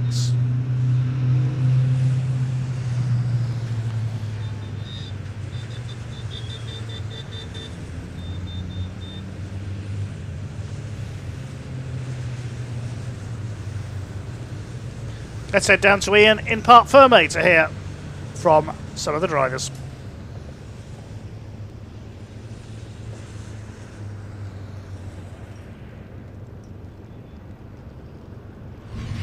Yeah, hello everybody, welcome to a very, very wet Parc Fermé indeed. We've got Stephen Clark here, we're just waiting for Will to come in. Steve's here already. Wow, that was eventful. Yeah, that was eventful. Yeah. Are you happy with your P2? Oh, was it definitely P2? Yeah, yeah. Oh, good. Okay, it was pretty close. It was close. Yeah, no, I'm really happy. Great conditions. Oh. How slippy was it out there? Was it like treacherous? Because it looks it on the screens. Yeah, I mean, can't stop, can't turn, can't go is a good description, to be honest with you. And it was brilliant. Great conditions to race in. Great driving from these guys, like unreal. Me and Max were going at it basically from lap 4. Yeah. Well, actually, I think Max has been given a penalty as well, which has dropped him down the order a bit. Not confirmed, but yeah. So definitely P2 for you. In fact, I think Paul's been promoted to 3rd as well. So. Oh well done, Paul. I like to be the bearer of good news for you, not so much for Max. I told somebody else to tell him, not me. Well done anyway. Great stuff. Let's grab Will for a chat, shall we? He said a little bit earlier, didn't he? About 22 minutes ago, he said, "Oh, I like the rain," and you proved that. That's it. Wow, I can't believe it, to be honest. It's not sure how far the others were behind me. I kept looking in my mirrors throughout the race, but they just kept getting further and further back. It's about 9 seconds over the 9 seconds, wow. Okay, fantastic. The guy set the car up really well. Can I give a few shout outs? Please do. Right, yeah, go ahead, mate. This is your moment. You want to race, do whatever you want, mate. First of all, my beautiful wife Annie, who supported me. She comes and cooks for all the lads and stuff, and we have a great time. So. Who have we got? We've got Joe, who is the aesthetics lead of the team, Monge, chief engineer. We've got Jamie. I can't really remember what Jamie does, to be honest. He just has a few beers and enjoys it. Meg, of course. I'll be good at that job. Meg's the CEO. So don't misbehave in front of Meg. Ben, he's just turned up, which is a really big result for us today, so good to see Ben here. I'm sorry if I've forgotten everyone, and hello to everyone at home who's watching. Thanks for all your support. Well done, perfect start to the season. Congratulations, mate. Let's just grab Paul, shall we, as well, because I've got you coming over as third there in the end, Paul, yes. according to the classifications. How was it out there? Pretty greasy? Yeah, as I said at the start, I don't mind the wet, but the standing water I didn't like. So no, it was difficult, and I just dropped back and lost confidence because I was hitting standing water. Well, look, it's a step up, as we said, from the 135s last year, 150s. What's obviously the power's the difference? Are you pleased though that you're able to compete at the front? Absolutely, yeah, I couldn't be more delighted. I didn't think I got the podium until I just come in here, so we're happy with that. The aim was to be fighting at the front of this lot, and I'm at the fighting at the front of this lot, so can't complain. Well done, mate. Congratulations. I'm going to go. Let's go grab Max for a chat, actually, shall we? As well. He came in and parked at the third bay. I do believe a penalty has dropped him down. Let's just tentatively go over and have a quick chat. Max, I think you found out now, haven't you? What happened out there? Do you know why? I think I've been hard done by, but I lined up exactly where they told me to line up. But so we'll see what happens. But first and foremost, that was really fun. I love battling with Stephen. That's what it's all about. So yeah, shout out to everyone watching, all my friends. Love you guys. Oh, man, you've got a smile on your face, Max. You never know. This one, anyway. It could change. Well, there you go. I've got a sneaky feeling this result might go to the stewards' room. One more race still to go. It is Classic Touring Car Racing Club, the Boss, the Blue Ovals. They're in action very, very shortly. Dave, over to you.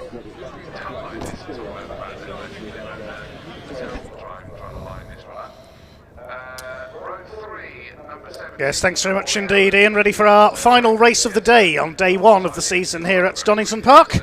It is the Burton Power Blue Oval Saloon Series. As the name suggests, it's for everything Ford. Let's find out who's racing our Fords with Ian a little earlier on.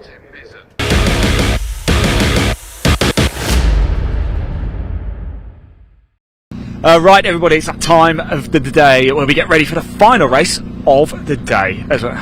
Cut. Don't use that. No. That was what we call in the industry, AJ, pile of shit. That was. Okay, we'll go again. Take two in 3, 2. Right, everybody, it's time for the final race of the day, and the honour goes to the Classic Touring Car Racing Club, the Boss Series, the Blue Oval Saloons. And here we've got Craig Owen, actually. Let's quickly grab a word of him. He's behind the wheel of the car at the minute. How you doing, mate? You all right? You good? Yeah, I just wanted to... So I'm just going to jump in and grab Clive for a very quick chat. Clive, today hasn't quite gone to plan, but there's a chance to rectify it here now. Oh, another Donington disaster for the Mondeo, but never mind. It's what it is, I'm afraid. Well, look, let's focus on this race now, okay? You've got a chance to put the right and wrong here. What can you do from this position? Hopefully, we've got wets. If I don't fall off, make a good job of it and try and get us a bit further forwards. That's all I can do. You know, I qualify. I was quite happy with qualifying. I was quite relaxed, and I haven't been out in the car since SNET last year, so a little bit rusty, but we'll see what we can do. Good man, ever the optimist. Clive, top man. Let's grab. Where is AJ? Where's AJ gone? Let's grab him actually, because it's not to do with Boss, but let's just talk Super Tourist very quickly. AJ, sorry to bring it up. Yeah, we do, I'm afraid, because a lot of people, myself, were looking forward to seeing him one day. But what happened?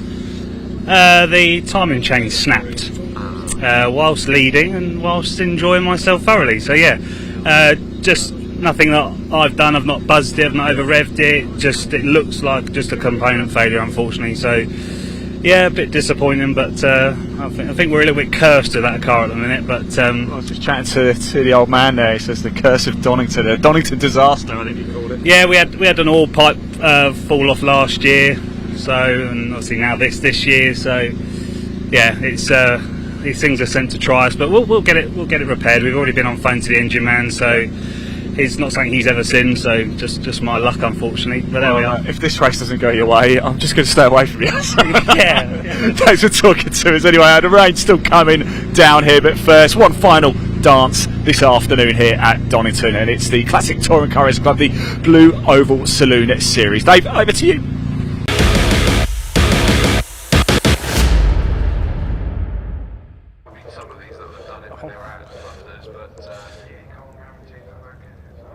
Well, apologies for any choice language you may have heard during that segment as we get ready for our last race of the day. the Burton Power Blue Oval Saloon Series in very wet and slippery conditions. The front row of the grid will be a familiar car, a couple of familiar names, and one familiar car that we've seen out already today. It is Andy Robinson in his Ford Falcon V8 supercar. That's going to be a handful in these conditions, alongside Piers Grange, the former multiple champion, who's got out of his Mustang. He's now in his Escort. Row 2, it's Mike Manning in his Ford Sierra Cosworth, alongside Martin Reynolds in one of his collection of classic Fords. I think it's the Mark II Escort he's in rather than the Anglia. Row 3 is Ollie Allen in his very modified Fiesta, alongside the similarly modified machine of Sam Daffin, the rear-wheel drive car. Fourth row is Craig Owen with his Sierra Cosworth, alongside the reigning champion Tim Mizzen in his Fiesta. And on the fifth row, Tom Smith's Fiesta ST, alongside Cliff Pellin in his fairly late model Fiesta. Sixth row of the group, 141 Rob Taylor. He's also Fiesta powered, alongside 75 Michael Rudge in the older model Mark II Fiesta XR2.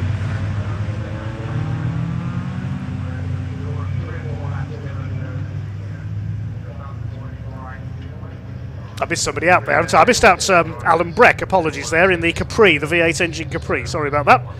So Alan Breck will start alongside Rob Taylor, Mike Rudge will be alongside Stuart Kay in the Ford Capri, and Colin Claxton's Mark I Escort at the back of the grid. Making sure everybody is present and correct. There's Alan Breck, the orange Capri, the Jägermeister liveried car. I don't think Stuart Kay is there. I didn't see the Capri go through.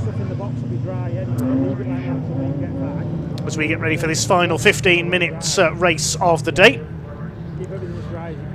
This is going to be interesting with Andy Robinson in pole position in that monster V8 engined Ford Falcon, the ex-Steve Ellery machine.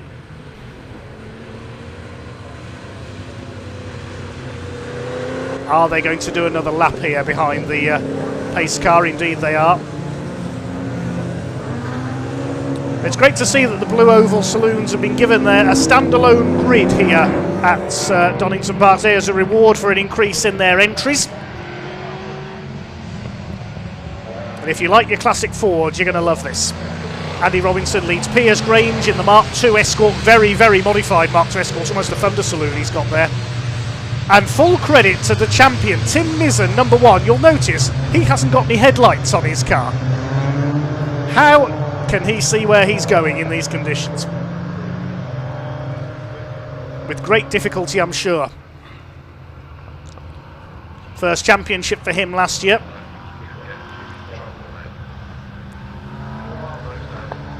So it's Andy Robinson, the engineer from the northeast of England, alongside the owner of PRG Trailers, Piers Grange from Cheshire.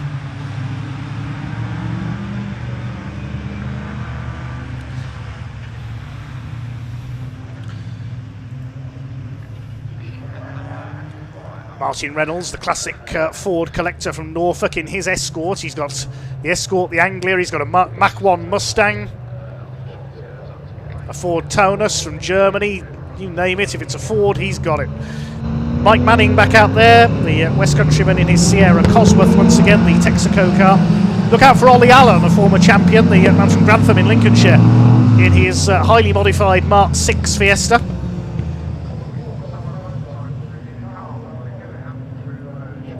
We should be green flag racing this time. The clock hasn't started yet. Next to Ollie Allen, we've got Sam Daffin. Had a lot of technical issues with that modified rear-wheel drive Fiesta last year. From Pershore in Worcestershire. Craig Owen in the second of the Sierra Cosworth, the blue and yellow car. So one or two cars missing from the back. As we said, we don't have Stuart Kay in his Capri. We've got Alan Breck's modified Capri though, as watch for the red lights. They go out and we're underway. And the charge of the classic Fords down towards Redgate Corner for the first time. Andy Robinson and Piers Grange lead into it. Grange will lead around the outside. Now hopefully they're all going to get round. They just about managed to do so, I think. A lot of them hitting in the spray, and Grange has spun it. Round goes Piers Grange. Are they all going to miss him? Yes, he gets it pointing straight again. Good recovery by Piers Grange. He'll be towards the back of the field when he gets going again. 2.6 litre Mark II Escort he's got to cope with there.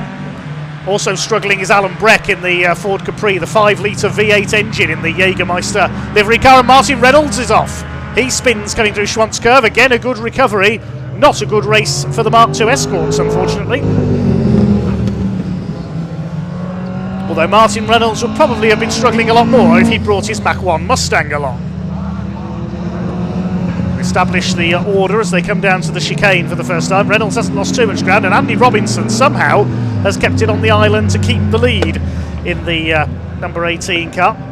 Mike Manning in the Sierra Cosworth in second place. So what we've effectively got here is Dick Johnson or John Bow or Paul Radisich ahead of Steve Soper. Listen to the wheel spin as Robinson tries to put the power down. Incredible. These two well clear. Looks like it's Ollie Allen in third place in the Fiesta. You can just see his headlights there. Then there's a long gap back to Craig Owens. Sierra Cosworth in fourth place, father of AJ Owen, who didn't have much luck sadly with his Mondeo. Then it's Sam Daffin, Tim Mizzen the reigning champion. Then we've got Rob Taylor's Fiesta, I think that is. No, it's not, sorry, it's Cliff Pellin. There's Piers Grange, he's recovered and is in ninth place. And Martin Reynolds has pulled into the pits in his Escort. There's Alan Breck, 5 litres of V8 power to contend with. There's Cliff Pellin, up until the last couple of years, done most of his racing at Brands Hatch with his Fiesta. He's running a bit wide there through the Craner curves. Being chased by Piers Grange. There's Rob Taylor, then Breck, Michael Rudge in the Mark II Fiesta there. Number 75 being chased by Tom Smith, local man from Colville in Leicestershire with his Fiesta.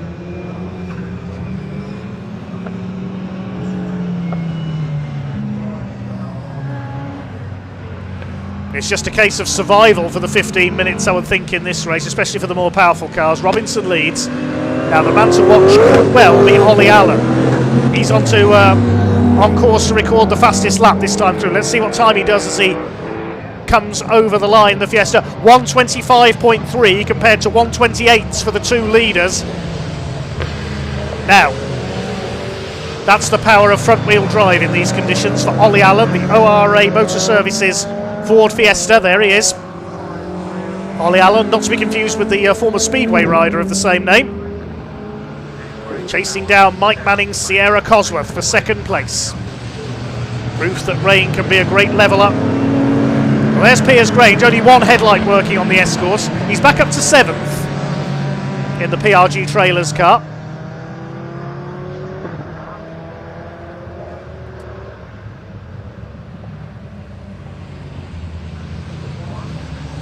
Just over 11 minutes of the race to go then for the Burton Power Blue Oval Saloon Series. That's Colin Claxton into the pits with his Mark 1 Escort. From the back of the field, there's a yellow flag out at the chicane as well, so possibly, whether that's for Claxton or someone else that's gone off, I'm not sure. It's Rob Taylor, number 141's Fiesta. He's gone straight on onto the Grand Prix loop. He rejoins. And I think he's coming into the pits as well. Yeah, there's just no grip out there. As in comes Rob Taylor. But Andy Robinson continues to lead. Now, what's the gap to Ollie Allen? Allen this time does a 125.9, but the two ahead of him in the 126s. So they've quickened up a little by a couple of seconds on that last lap. But Allen's almost with Mike Manning now. Well ahead of AJ Owen, Craig Owens Fiesta. I'll start that again. It's his first day back this season, I do apologise. Well ahead of Craig Owens Sierra Cosworth in 4th place. He's about 20 seconds back on the top 3. And he's got Sam Daffin behind him in his rear-wheel drive Fiesta.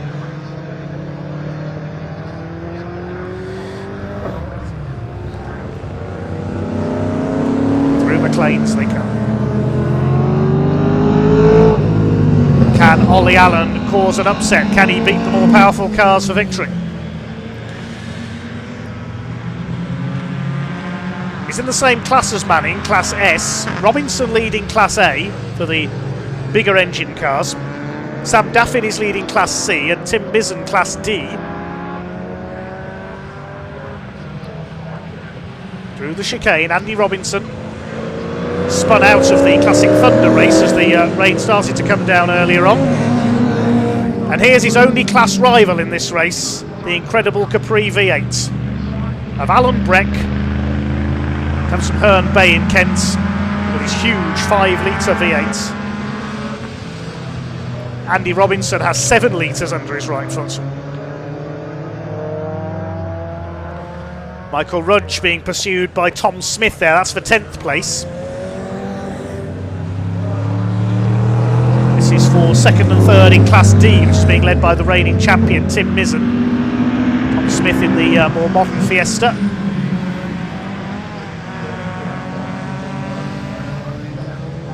The lovely Mark II Fiesta ahead of him there. Of course, a couple of years ago it was a Mark II Fiesta that won the Blue Oval Saloon Series with James Dunkley at the wheel. He's now in Pre 83.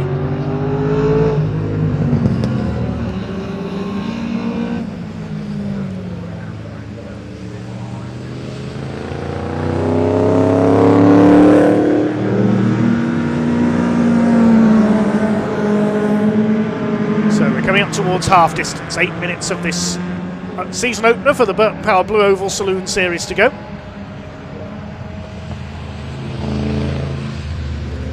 Splash their way into Redgate once again. Breck, Rudge and Smith at the back of the field. Smith running wide. And the Track Addict Fiesta.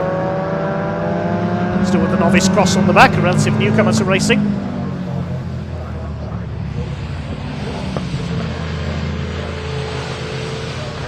Andy Robinson leads by just over 2 seconds, and Ollie Allen had now caught. He just caught a glimpse of him catching Mike Manning there. He's almost with him. Meanwhile, Sam Daffin under pressure from Tim Mizzen's headlightless Fiesta, and they're being caught by Piers Grange. Meantime, here's the battle for second. Mike Manning hasn't got any headlights on either in the Sierra. It was a Texaco Sierra that starred in the first motor race I remember watching in my life, Brands Hatch 1988. Soper against Andy Rouse in the British Touring Car Championship. I was just 2 years old. A phenomenal fight that was. But now, Mike Manning in the Soper lookalike car has got to contend with this impressive little Fiesta of Ollie Allen. Still behind Andy Robinson. And Robinson's catching the two Fiestas. Tom Smith has now got ahead of Michael Rudge, but Robinson's just going to blast past them down into the chicane. They stay out of his way there. Oh, Tom Smith's gone straight on. Tom Smith's disappeared. He got onto the deep water on the outside there and he couldn't turn the car in, so Tom Smith has disappeared off onto the Grand Prix loop, I think. Is that him in the background? Has he rejoined? I can't tell. I think it is.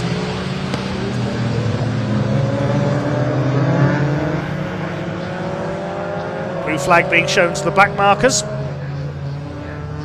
Michael Rudge has been lapped. Second to Tim Mizzen in Class D for the smaller engine cars. Tim up in 6th overall.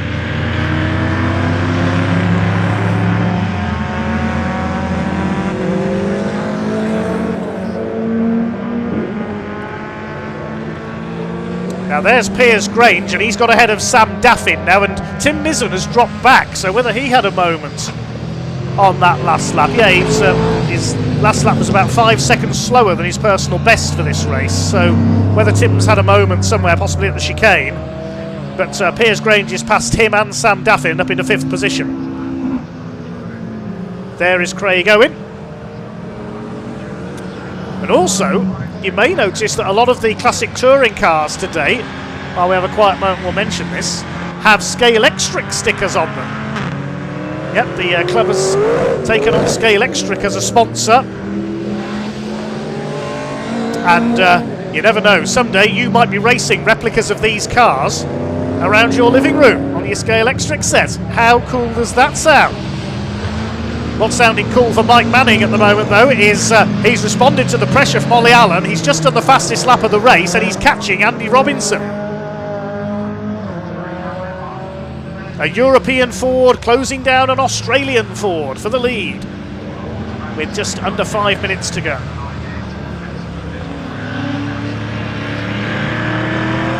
Out of the old head. Sierra gets a little bit sideways. It's pulled away again from Ollie Allen. It's 4 seconds back on these two now.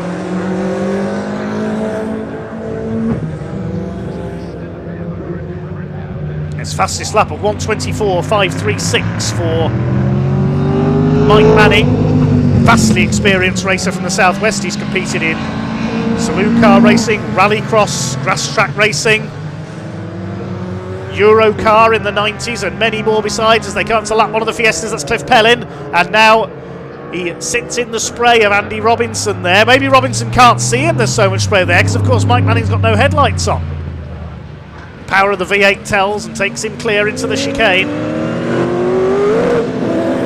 What are the lap times going to be this time through? Robinson responds with the fastest lap of his own, 1:24.445. Great duel between these two. No, Allen responds with the fastest lap. That's just come in, 1:24.356. So Ollie Allen's pushing on to catch these two again. A great cerebral battle between these three. Racing with their heads. Robinson a little bit wide there at Hollywood onto the Craners. Flashes of flame from the side exit exhaust on the Falcon. I wonder if Dick Johnson's watching back in Australia. He'd be loving this.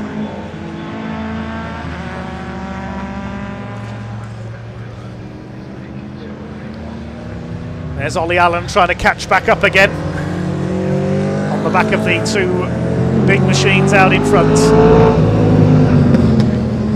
They're way ahead of everybody else. They're about 48 seconds up on Piers Grange, who's now fourth. He's got ahead of Craig Owen. Oh, Tim Mizzen, we said he'd lost time. He's pulled into the pits, so the reigning champion had a problem. Alan Breck still rumbles on in his Capri. Here come your leaders. To the chicane and out of it.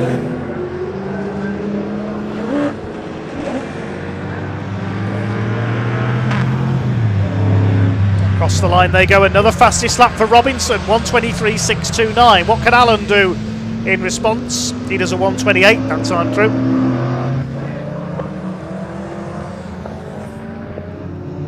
We should get one more lap out of this. Can Andy Robinson hold on? Oh, that's Ollie Allen slowing. He's out of it. I thought he'd drop back. Oh, what a disappointment. The Fiesta's let him down. He pulls up at Redgate, so problems for Ollie Allen. And he is out of the race. So that puts Piers Grange, this man, up into third overall. What a recovery after his early spin.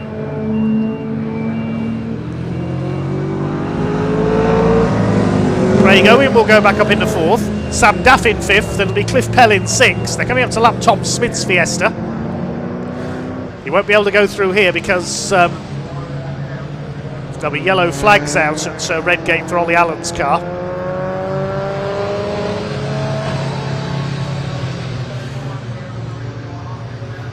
Here come the leaders. Mike Manning. Oh, Mike Manning made a mistake there on the way to the chicane. He's run wide. So that could have sealed it in favour of the wheel-spinning Andy Robinson. Yes, he's pulled away there. 2.5 seconds clear now. So the Sierra dropped just over a second by doing that at the chicane. He just ran out wide. And Andy Robinson, in one of a couple of Aussie V8 supercars he owns. He's got the silver liveried Craig Lowndes replica as well.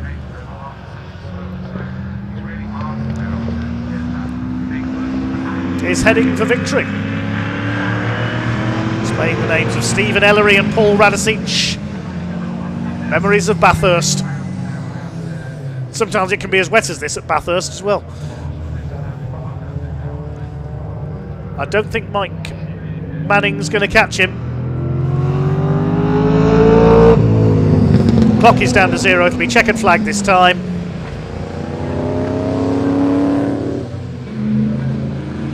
Andy Robinson spins up the rear wheels as he spits flame from his exhaust pipes. The yellow lights shining through the darkness. Such a spectacular car and a spectacular drive by the experienced Andy Robinson. He makes up for spinning out of the Classic Thunder race earlier on. He's going to win the Blue Oval Saloon Series opener sponsored by Burton Power here at Donington Park. Up towards the checkered flag, Robinson wins. Mike Manning in second, and they're way ahead of everybody else. And Mike Manning did the fastest lap of the race on the final lap with a 1:23.5 dead. Piers Grange, meanwhile, was charged back up after his spin on the first lap, and he's going to finish third. Manning and Robinson both win their classes.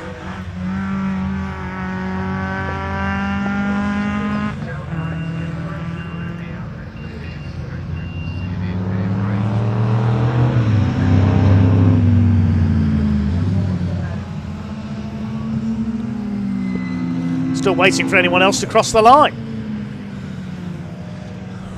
These two were so far in front.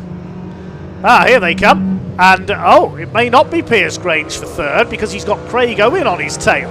Still a battle going on. They were nearly a lap behind the two leaders, these two. Lapping Alan Breck's Capri. If Grange gets through the chicane, he should be okay. Flames coming from the exhaust of Craig Owen's Sierra as well. Piers Grange charging back through the field to complete the podium after spinning on the opening lap. Craig Owen is fourth, and Sam Daffin's Fiesta is fifth and wins Class C. Michael Rudge comes over the line, and with Tim Mizzen having retired into the pits, he'll win Class D ahead of Tom Smith.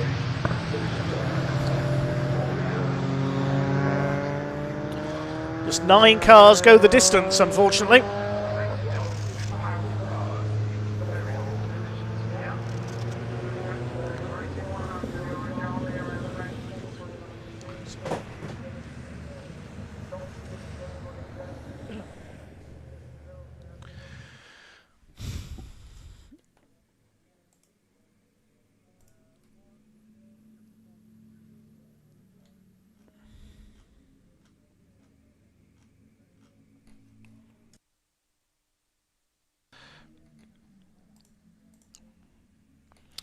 So we'll confirm the results now. The Burton Power Blue Oval Saloon Series opener. Andy Robinson taking the win by just under 2 seconds over Mike Manning.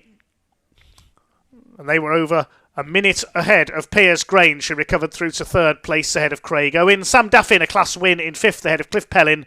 Alan Breck in seventh, and Mike Rudge, a lap down in eighth, wins Class D ahead of Tom Smith. We lost Ollie Allen from third overall. He pulled off. We also lost Tim Mizzen into the pits along with Colin Claxton. Rob Taylor was a retirement, and Martin Reynolds also an early casualty after a spin. So that does wrap up today's racing. Let's head down to Ian in a very wet Parc Ferme.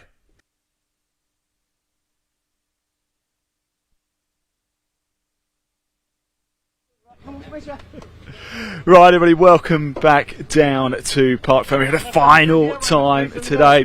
Well, actually, yeah, if you want, you can. Oh, he's nice and warm in there, isn't it? Look, Andy, great race. Look at that, you see that? I saw Colin Claxton come in here. Retired. Colin Claxton came in. He retired from the race because he couldn't see, and I can see actually it's pretty difficult for you as well. So your makeshift little squeegee there worked. Well, it's but you cannot drive flat out and do that. So that's why I was slowing up a little bit, because I've given the window good clean. Then after that, when he was right behind us, I was just wiping it by hand and praying. So there was a few corners there. I was unsighted because this side of the windscreen I couldn't see out of at all. So when you're going down the crane, I curved the left hand. I was having to guess where the turn in was every lap. So I got it wrong a few times. Yeah. Well, you did amazingly well. It's good to see you back as well. The car was just sliding the whole time. It was understeer and oversteer for 15 minutes, catching it all the time. And only using part throttle most of the time. Yeah. I was going to say, too much power and it could easily spin out, right? Not the car for this conditions, but it shone through. Right. So. Yeah, well done. Anyway, it's good to see you again. It really, really is. Let's grab Mike, shall we, as well, for a quick chat, because good performance. In fact, he was Mike. You were keeping Andy honest there, weren't you? Yeah, that was a good one. Thoroughly enjoyed. You've got a big smile on your face. You like these conditions? Oh, I love it. Yeah. Rallycross practice racing comes in handy for this in the wet. Yeah, no, brilliant. A little bit more fun for tomorrow, yeah? No, because we've lost fourth gear and the alternator's gone, so I think... That's that. Unless it's going to rain, we chance it just first, second, third, fifth. Yeah. See? Okay, well, thanks for talking to us. Well done in your race anyway, really do appreciate it.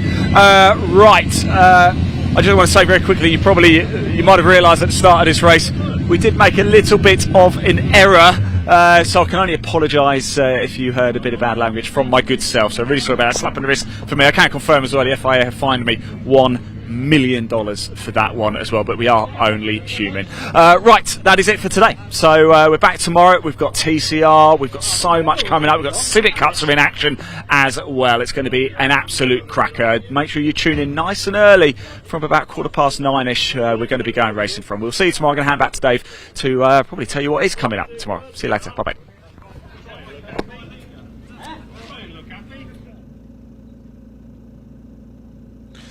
Yep, thanks to Ian and to all the rest of the team today. Full credit to our camera operators being out there in the wet conditions today, along with our marshals, recovery crews, medical staff and everybody else here at Donington Park here on day one. They're going to head off and dry out and hope for some drier conditions for tomorrow. We kick off at the earlier time of 9:30 a.m. tomorrow morning with the second race of the weekend for the junior saloon cars. That's followed by our second race for the pre-66 touring cars. We'll then have the first of two races for the TCR UK Championship. We've got more racing from everything we've seen today, and we're joined by two new categories as well. We've got the Miltech Civic Cup and also the Adrian Flux MG Owners Club Championship. They've got a grid of over 30 cars for tomorrow. That's double what they were getting last season, more than double. It's going to be an absolute belter.